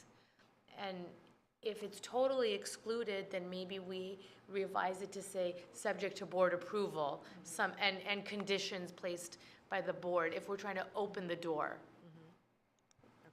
Okay, something like that. I'm just trying to get you No, that's where great. then you're like, okay, now I know what I can do. Exactly. You That- know? yeah, that's the- And here we're almost May, and So my request would be if we get this revised to you guys immediately, you know, if we could get on the next, Yes. as soon as possible, you know, where you can take the vote. I think that's the 29th. Is that our next? Yeah, it's, we have another meeting coming up later this month, and we would welcome you back. Thank you for your time. Does anyone have any other considerations to share? We're not going to be here on we're going to be on Zoom. They're gonna, yeah. I mean, could we consider voting to approve everything but the things that we're talking about, so she can keep moving forward? I mean, if you would be willing to vote on the I mean, trees, 2 the weeks is 2 pricing weeks, you of the know, trees. like we're at the and end of the- the year, so. Sure. And the That's seats. fine. I'm okay with that. If you're okay with that. I would love that. That'd be great. So, Thank you. do we, okay, so I'll take a stab at a motion, and stop me, guys, if I haven't captured the except fors, okay? So I make a motion to reconfirm the 2023 spreadsheet, subject to the changes proposed in the draft document that you've attached. And with consideration to opening the door to corporate namings as discussed, which would be subject to a case-by-case review of the board and the board's reservation to impose requirements. And also, I think that we stated that corporate namings, there should be some kind of a correlation between of the content of the education and the company. And I would just So like to there's a hold- link. I mean, I would just like to hold back the naming rights of the classrooms until there's just a better clarification on it. Yes, but the classrooms are on hold. Okay. Other than specialty classrooms. Yes, other than, yeah. Okay. The. Sorry. Really quick, the policy is 7310, naming of facility. That's what I'm looking at for naming Yes. rights. And it's silent on whether it's corporate, but it says the board may grant to any person or entity the right to name any district building or facility. In doing so, the board shall enter into a written agreement which shall specify the benefit to the district from entering into the agreement, state the role or responsibilities of the parties. Okay, so there is some language. I'll forward this to you guys. We don't have to go through it all, but I'll give you everything else. So we're now the Thank you. Chick-fil-A Beverly Hills Unified School District. Yeah. Exactly. And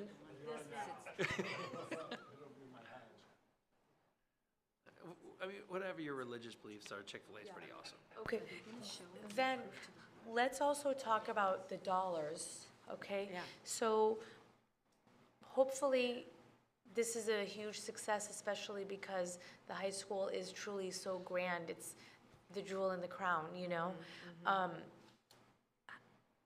how do you want to come back to us? What do you envision for the use of the dollars?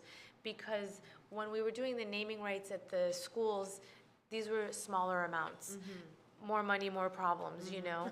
Is it that you want the board to give you direction now, or you're gonna say, board, please let me make the money first, and then I'll come back to you before I spend it? Well, I think what would make, oh, sorry, go Yeah, ahead. and Dr. Seaman, do you have any needs or suggestions?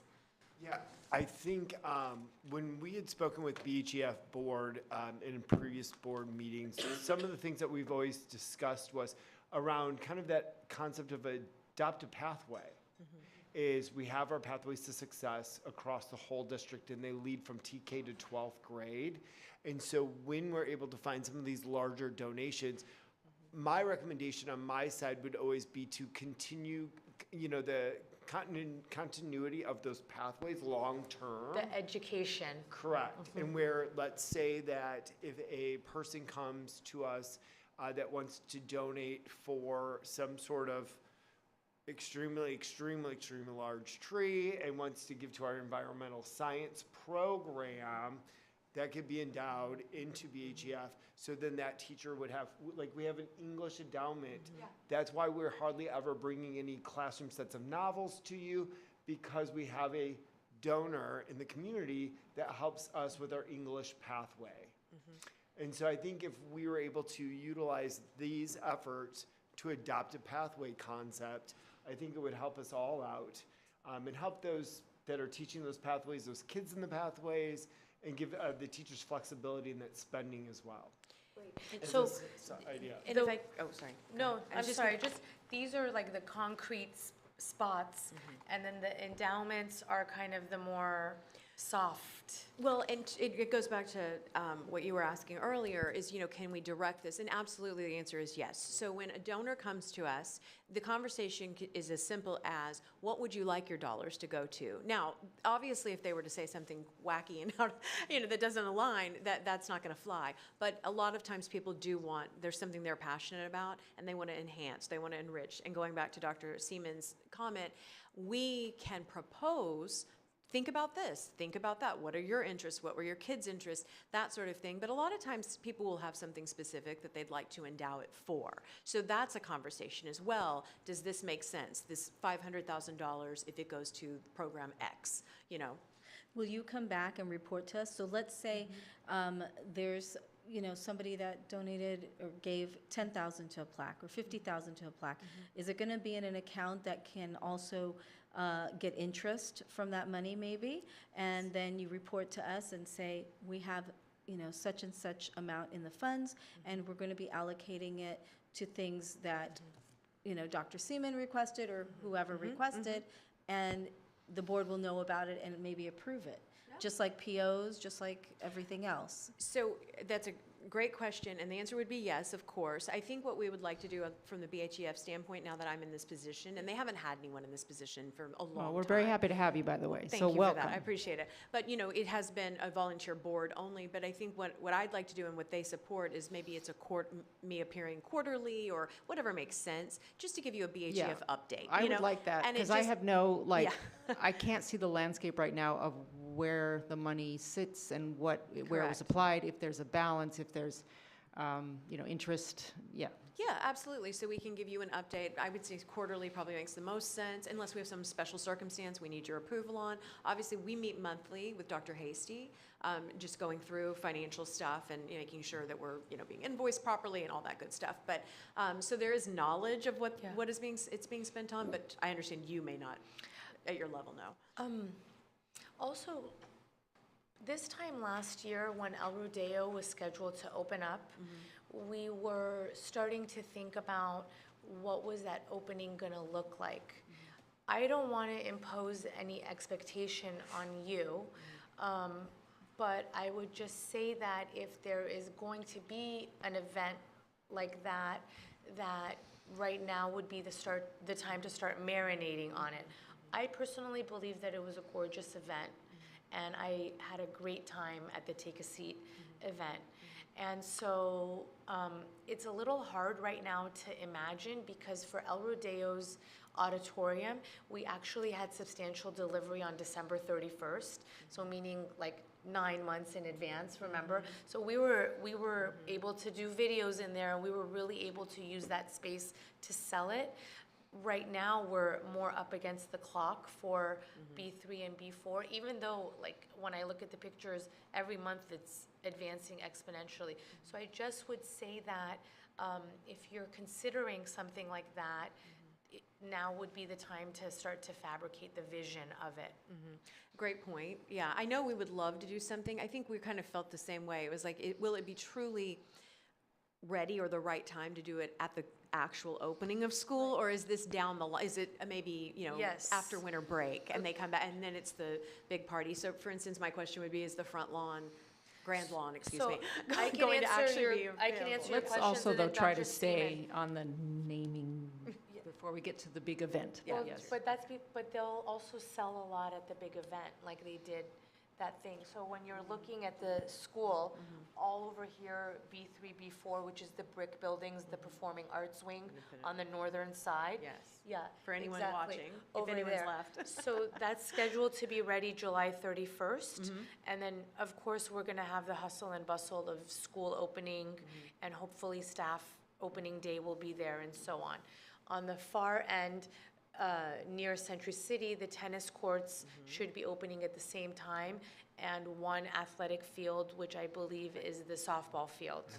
Okay, the Grand Lawn will follow sometime between the fall and the winter. We're expecting our Correct. team to come back, our bond management team, to propose hopefully later this month some more details. What's that? It's gonna be fall to winter. Grand Lawn. Because we'll have to wait for this construction to end to get the lease back of the footprint back. I know. And so it'll be in the fall. So you're gonna have a lot, but it's hard to visualize it today. Well, and again, I would look to you, and we can discuss this offline, as to what, what your preference would be on where would you like to see a party happen, really? I mean, if we're gonna throw a party, we can throw a party anywhere. It's just, does it make sense? And if anyone can do it, it's you. Well, It's on topic. I think making a recommendation just in flushing out further down the road and working with Dr. Chernus, because it's a performing arts place, we want to build our theater arts pathway. We have an early fall play. I think what a great opportunity with its location. We throw a big opportunity in the EDC courtyard, blow out the opening night. There's 1,200 seats. Let's pack it. I think You know we've what got I a mean? party Like, planner here. I know, but I mean, that, like, Piggyback event. I Yeah. want everybody Makes there on sense. opening night, Yeah. start the fall, Yeah. right? So Set that's the why it's good stage to have this huge. conversation, and, so I'll let you guys marinate, but if, Okay. you know. Yeah, no, if- great points. If you want to have an event, I would say now would be the time to initiate those brainstormings. Okay, Yeah. great. Well, we'll talk about that further. So, Thank you. are we done with this? I've got your motion and everybody's happy, or do you need to vote? Do we need to vote? Yes, so I made a motion. Is there a second, please? I'll second. Thank you, Dr. Stern. I'll call for the question. Mr. Stewart? Yes. Mrs. Sabag? Yes. Dr. Stern? Yes. Great. So, Congratulations. go with God. Thank you, thank you. Let's go sell. Thank you so Thank much. you. Just make Thanks sure for you your come time. back and show us what's going on. Yeah. We will. Okay. So, moving forward, Remy is not here this evening, so there's no student board member report. Dr. Hasty? I have a really long report. I'll make this as quickly as possible. Thank It you, is Dr. 17 minutes after Mandy's. I was going to say, it's my bedtime. I'm going to wait for I you, feel- well, but you got 10 minutes. There is some recognition, and we got to make sure some of our children, our Thank kids you. get some recognition. Let me make sure I get this shared correctly.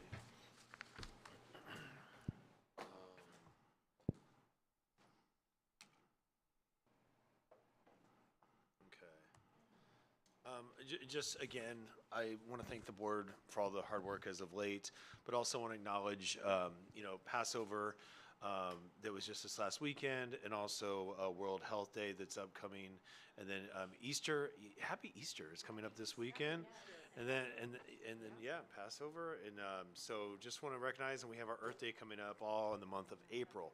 I don't need to get too into the details, but thank you. Moving on. Okay, so really good news. This last weekend we had Mary Poppins, and I just heard great things about it. I know we got pictures up there. We have some of our board members that did attend. Thank you for that. The kids did great. I heard nothing but wonderful things. And then, of course, the fun run was this last Friday, and I know some of you attended that. It all went really well. So thank you for El Rodeo and working on and getting that done. And of course, a highlight of this weekend was the Skills USA students. I was at Beverly Hills High School yesterday and just ran into Jason Maybaum and Mr. Gallardian there, and they were just so proud. They were, excited to tell me about the great work they did, and that they won the gold. And on top of that, they're going to the next level. They're on track to go to the nationals. So congratulations to that. Congratulations to Romeo Carey. Certainly was Yes. part of that. Yes, Okay. thank you. Okay. I did want to just get this across. We talked about this at the CTE advisory meeting yesterday, and I put a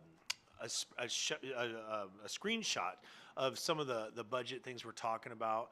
And what I'm showing here is just to get some context on the annual grant. And this is one of a few, but this is the main one when we talk about CTE grant funding.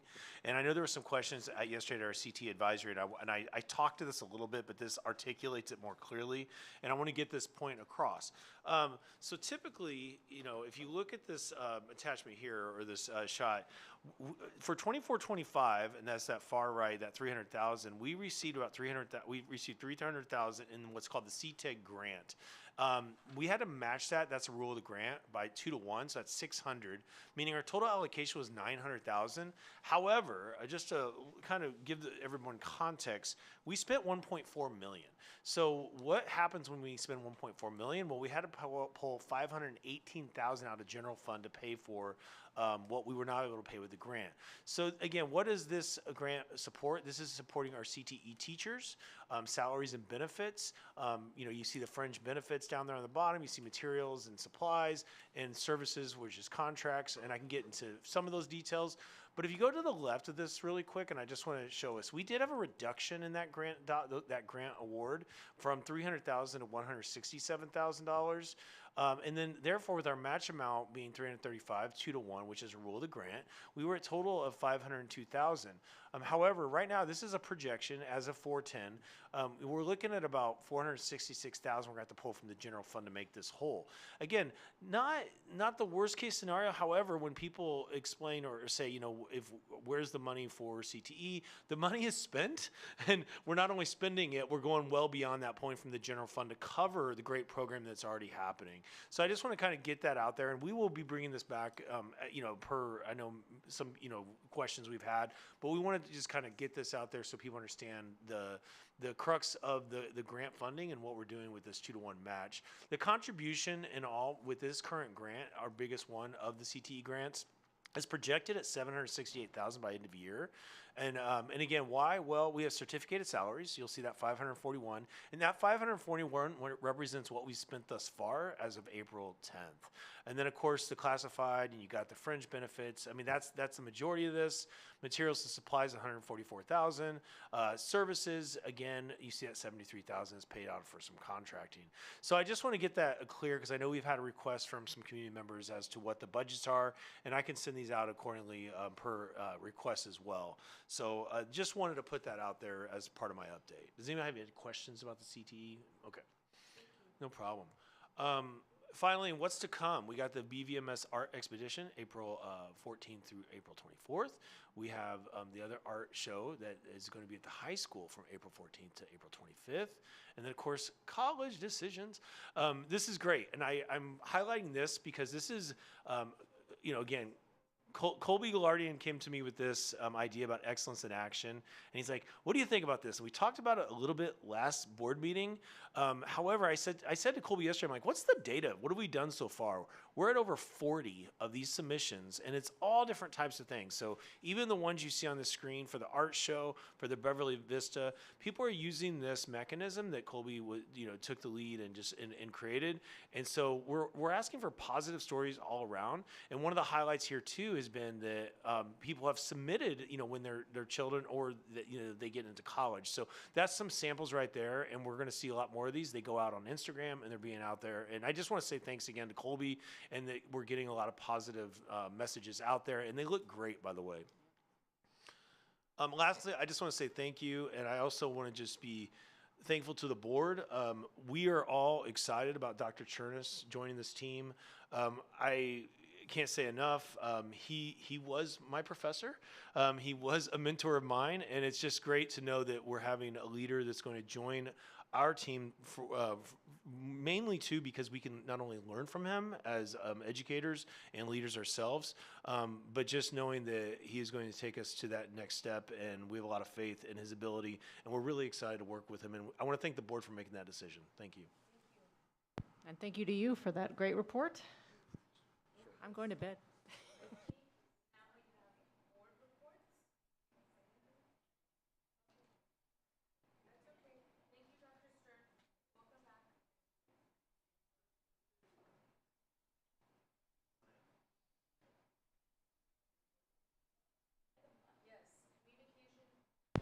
Communications from board members. Mr. Stewart, it's on you.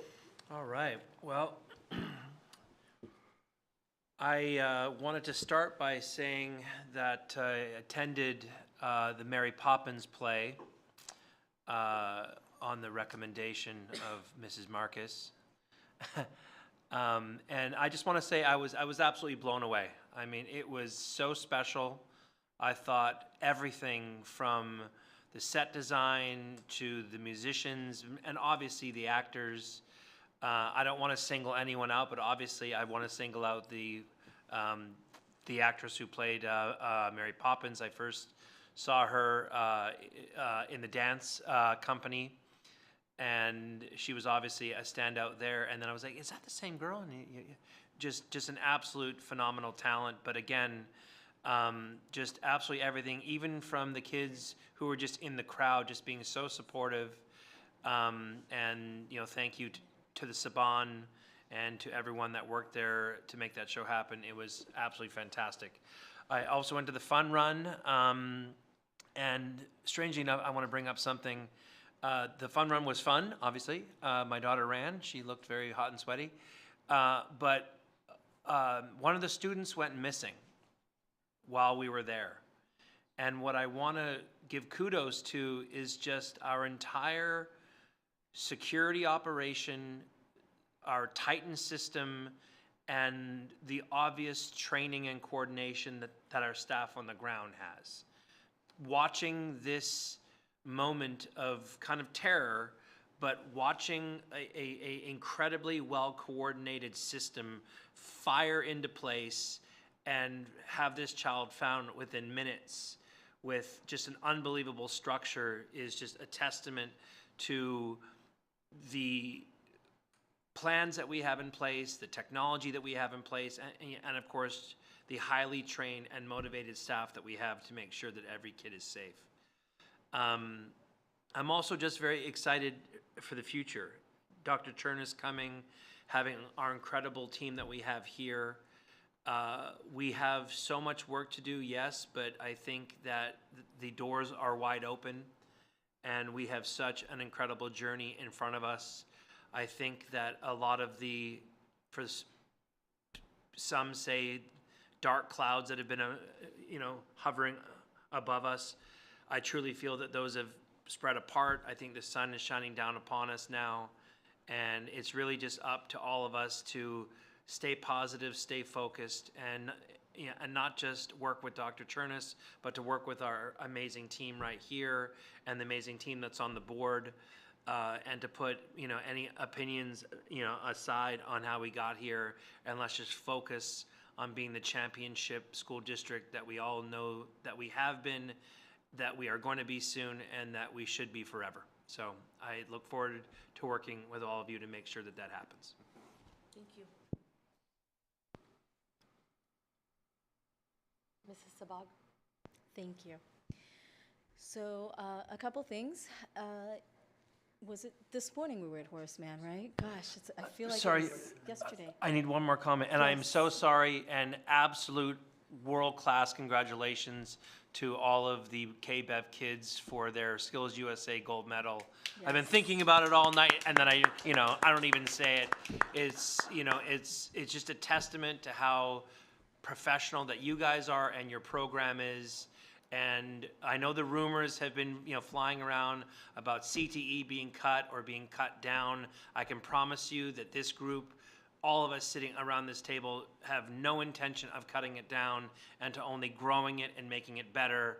So congratulations again, and we look forward to you guys winning a gold national championship in Atlanta in June. Yes. Okay. Again, Mrs. Sabag? Yes. So, yes, thank you, Russell. So I would like to repeat what Russell said. We went to Horace Mann, which was fantastic. We toured the rooms. I got to see the loving and the amazing teachers and staff that we have there. We enjoyed it. Dr. Chernus was with us. Mr. Stewart was with us. And it was amazing. I got to see the fence, the gate, everything. So that, and also Mary Poppins. Let me tell you, I love musicals, first of all, and I have been to so many musicals. So this is nothing new to me, and I've been to the Saban Theater. And this musical, I feel very sad if anybody did not go. This was top-notch Broadway musical. It was live orchestra. It was fantastic beyond any of my expectations. You were literally in New York on Broadway watching a musical. I don't see any difference, and I've seen many musicals. So I've even seen Evita when it was out in the 80s or something? I mean, I know musicals.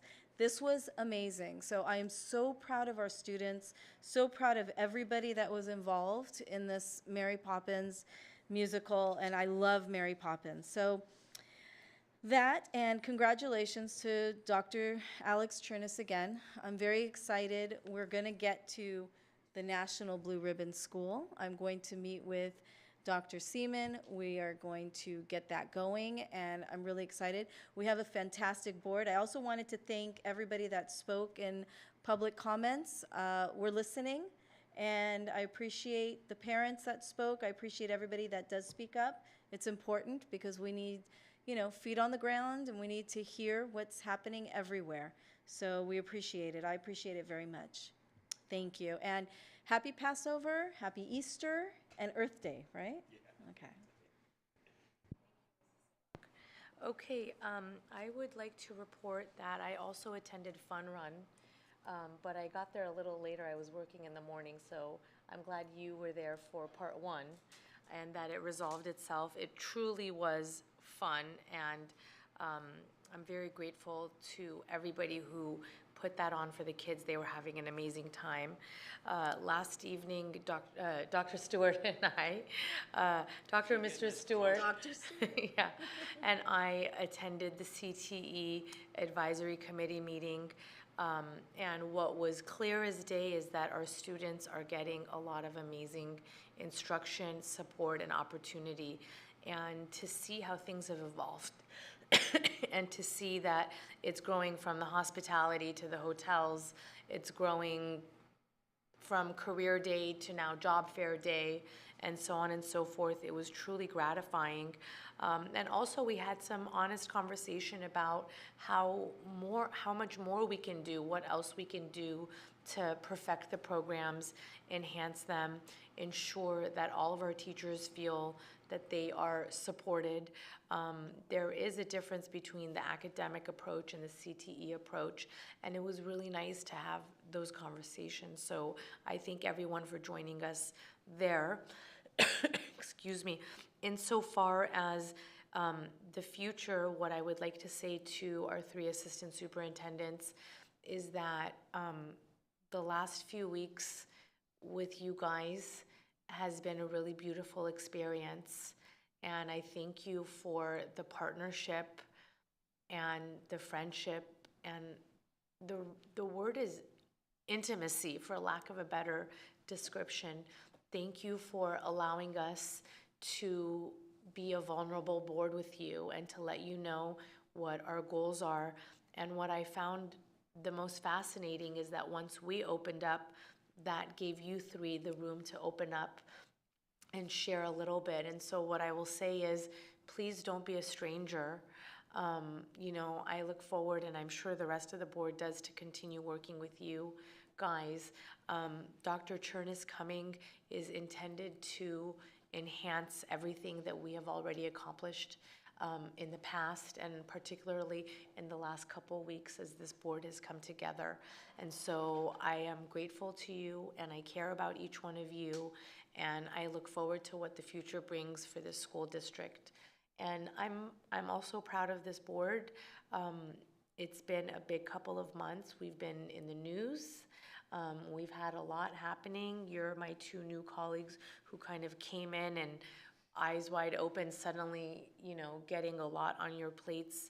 And I'm glad that as a board tonight, the 5 of us, were able to unite and move this district together. I'm really proud of our work and our commitment to this district. So thank you all, and thank you, Mrs. Marcus, at home.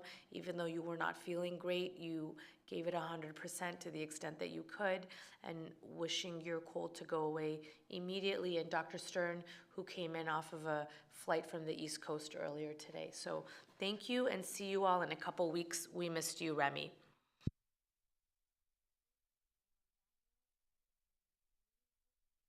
On that note, I adjourn this meeting at 10:04 p.m. Thank you, Chrissy.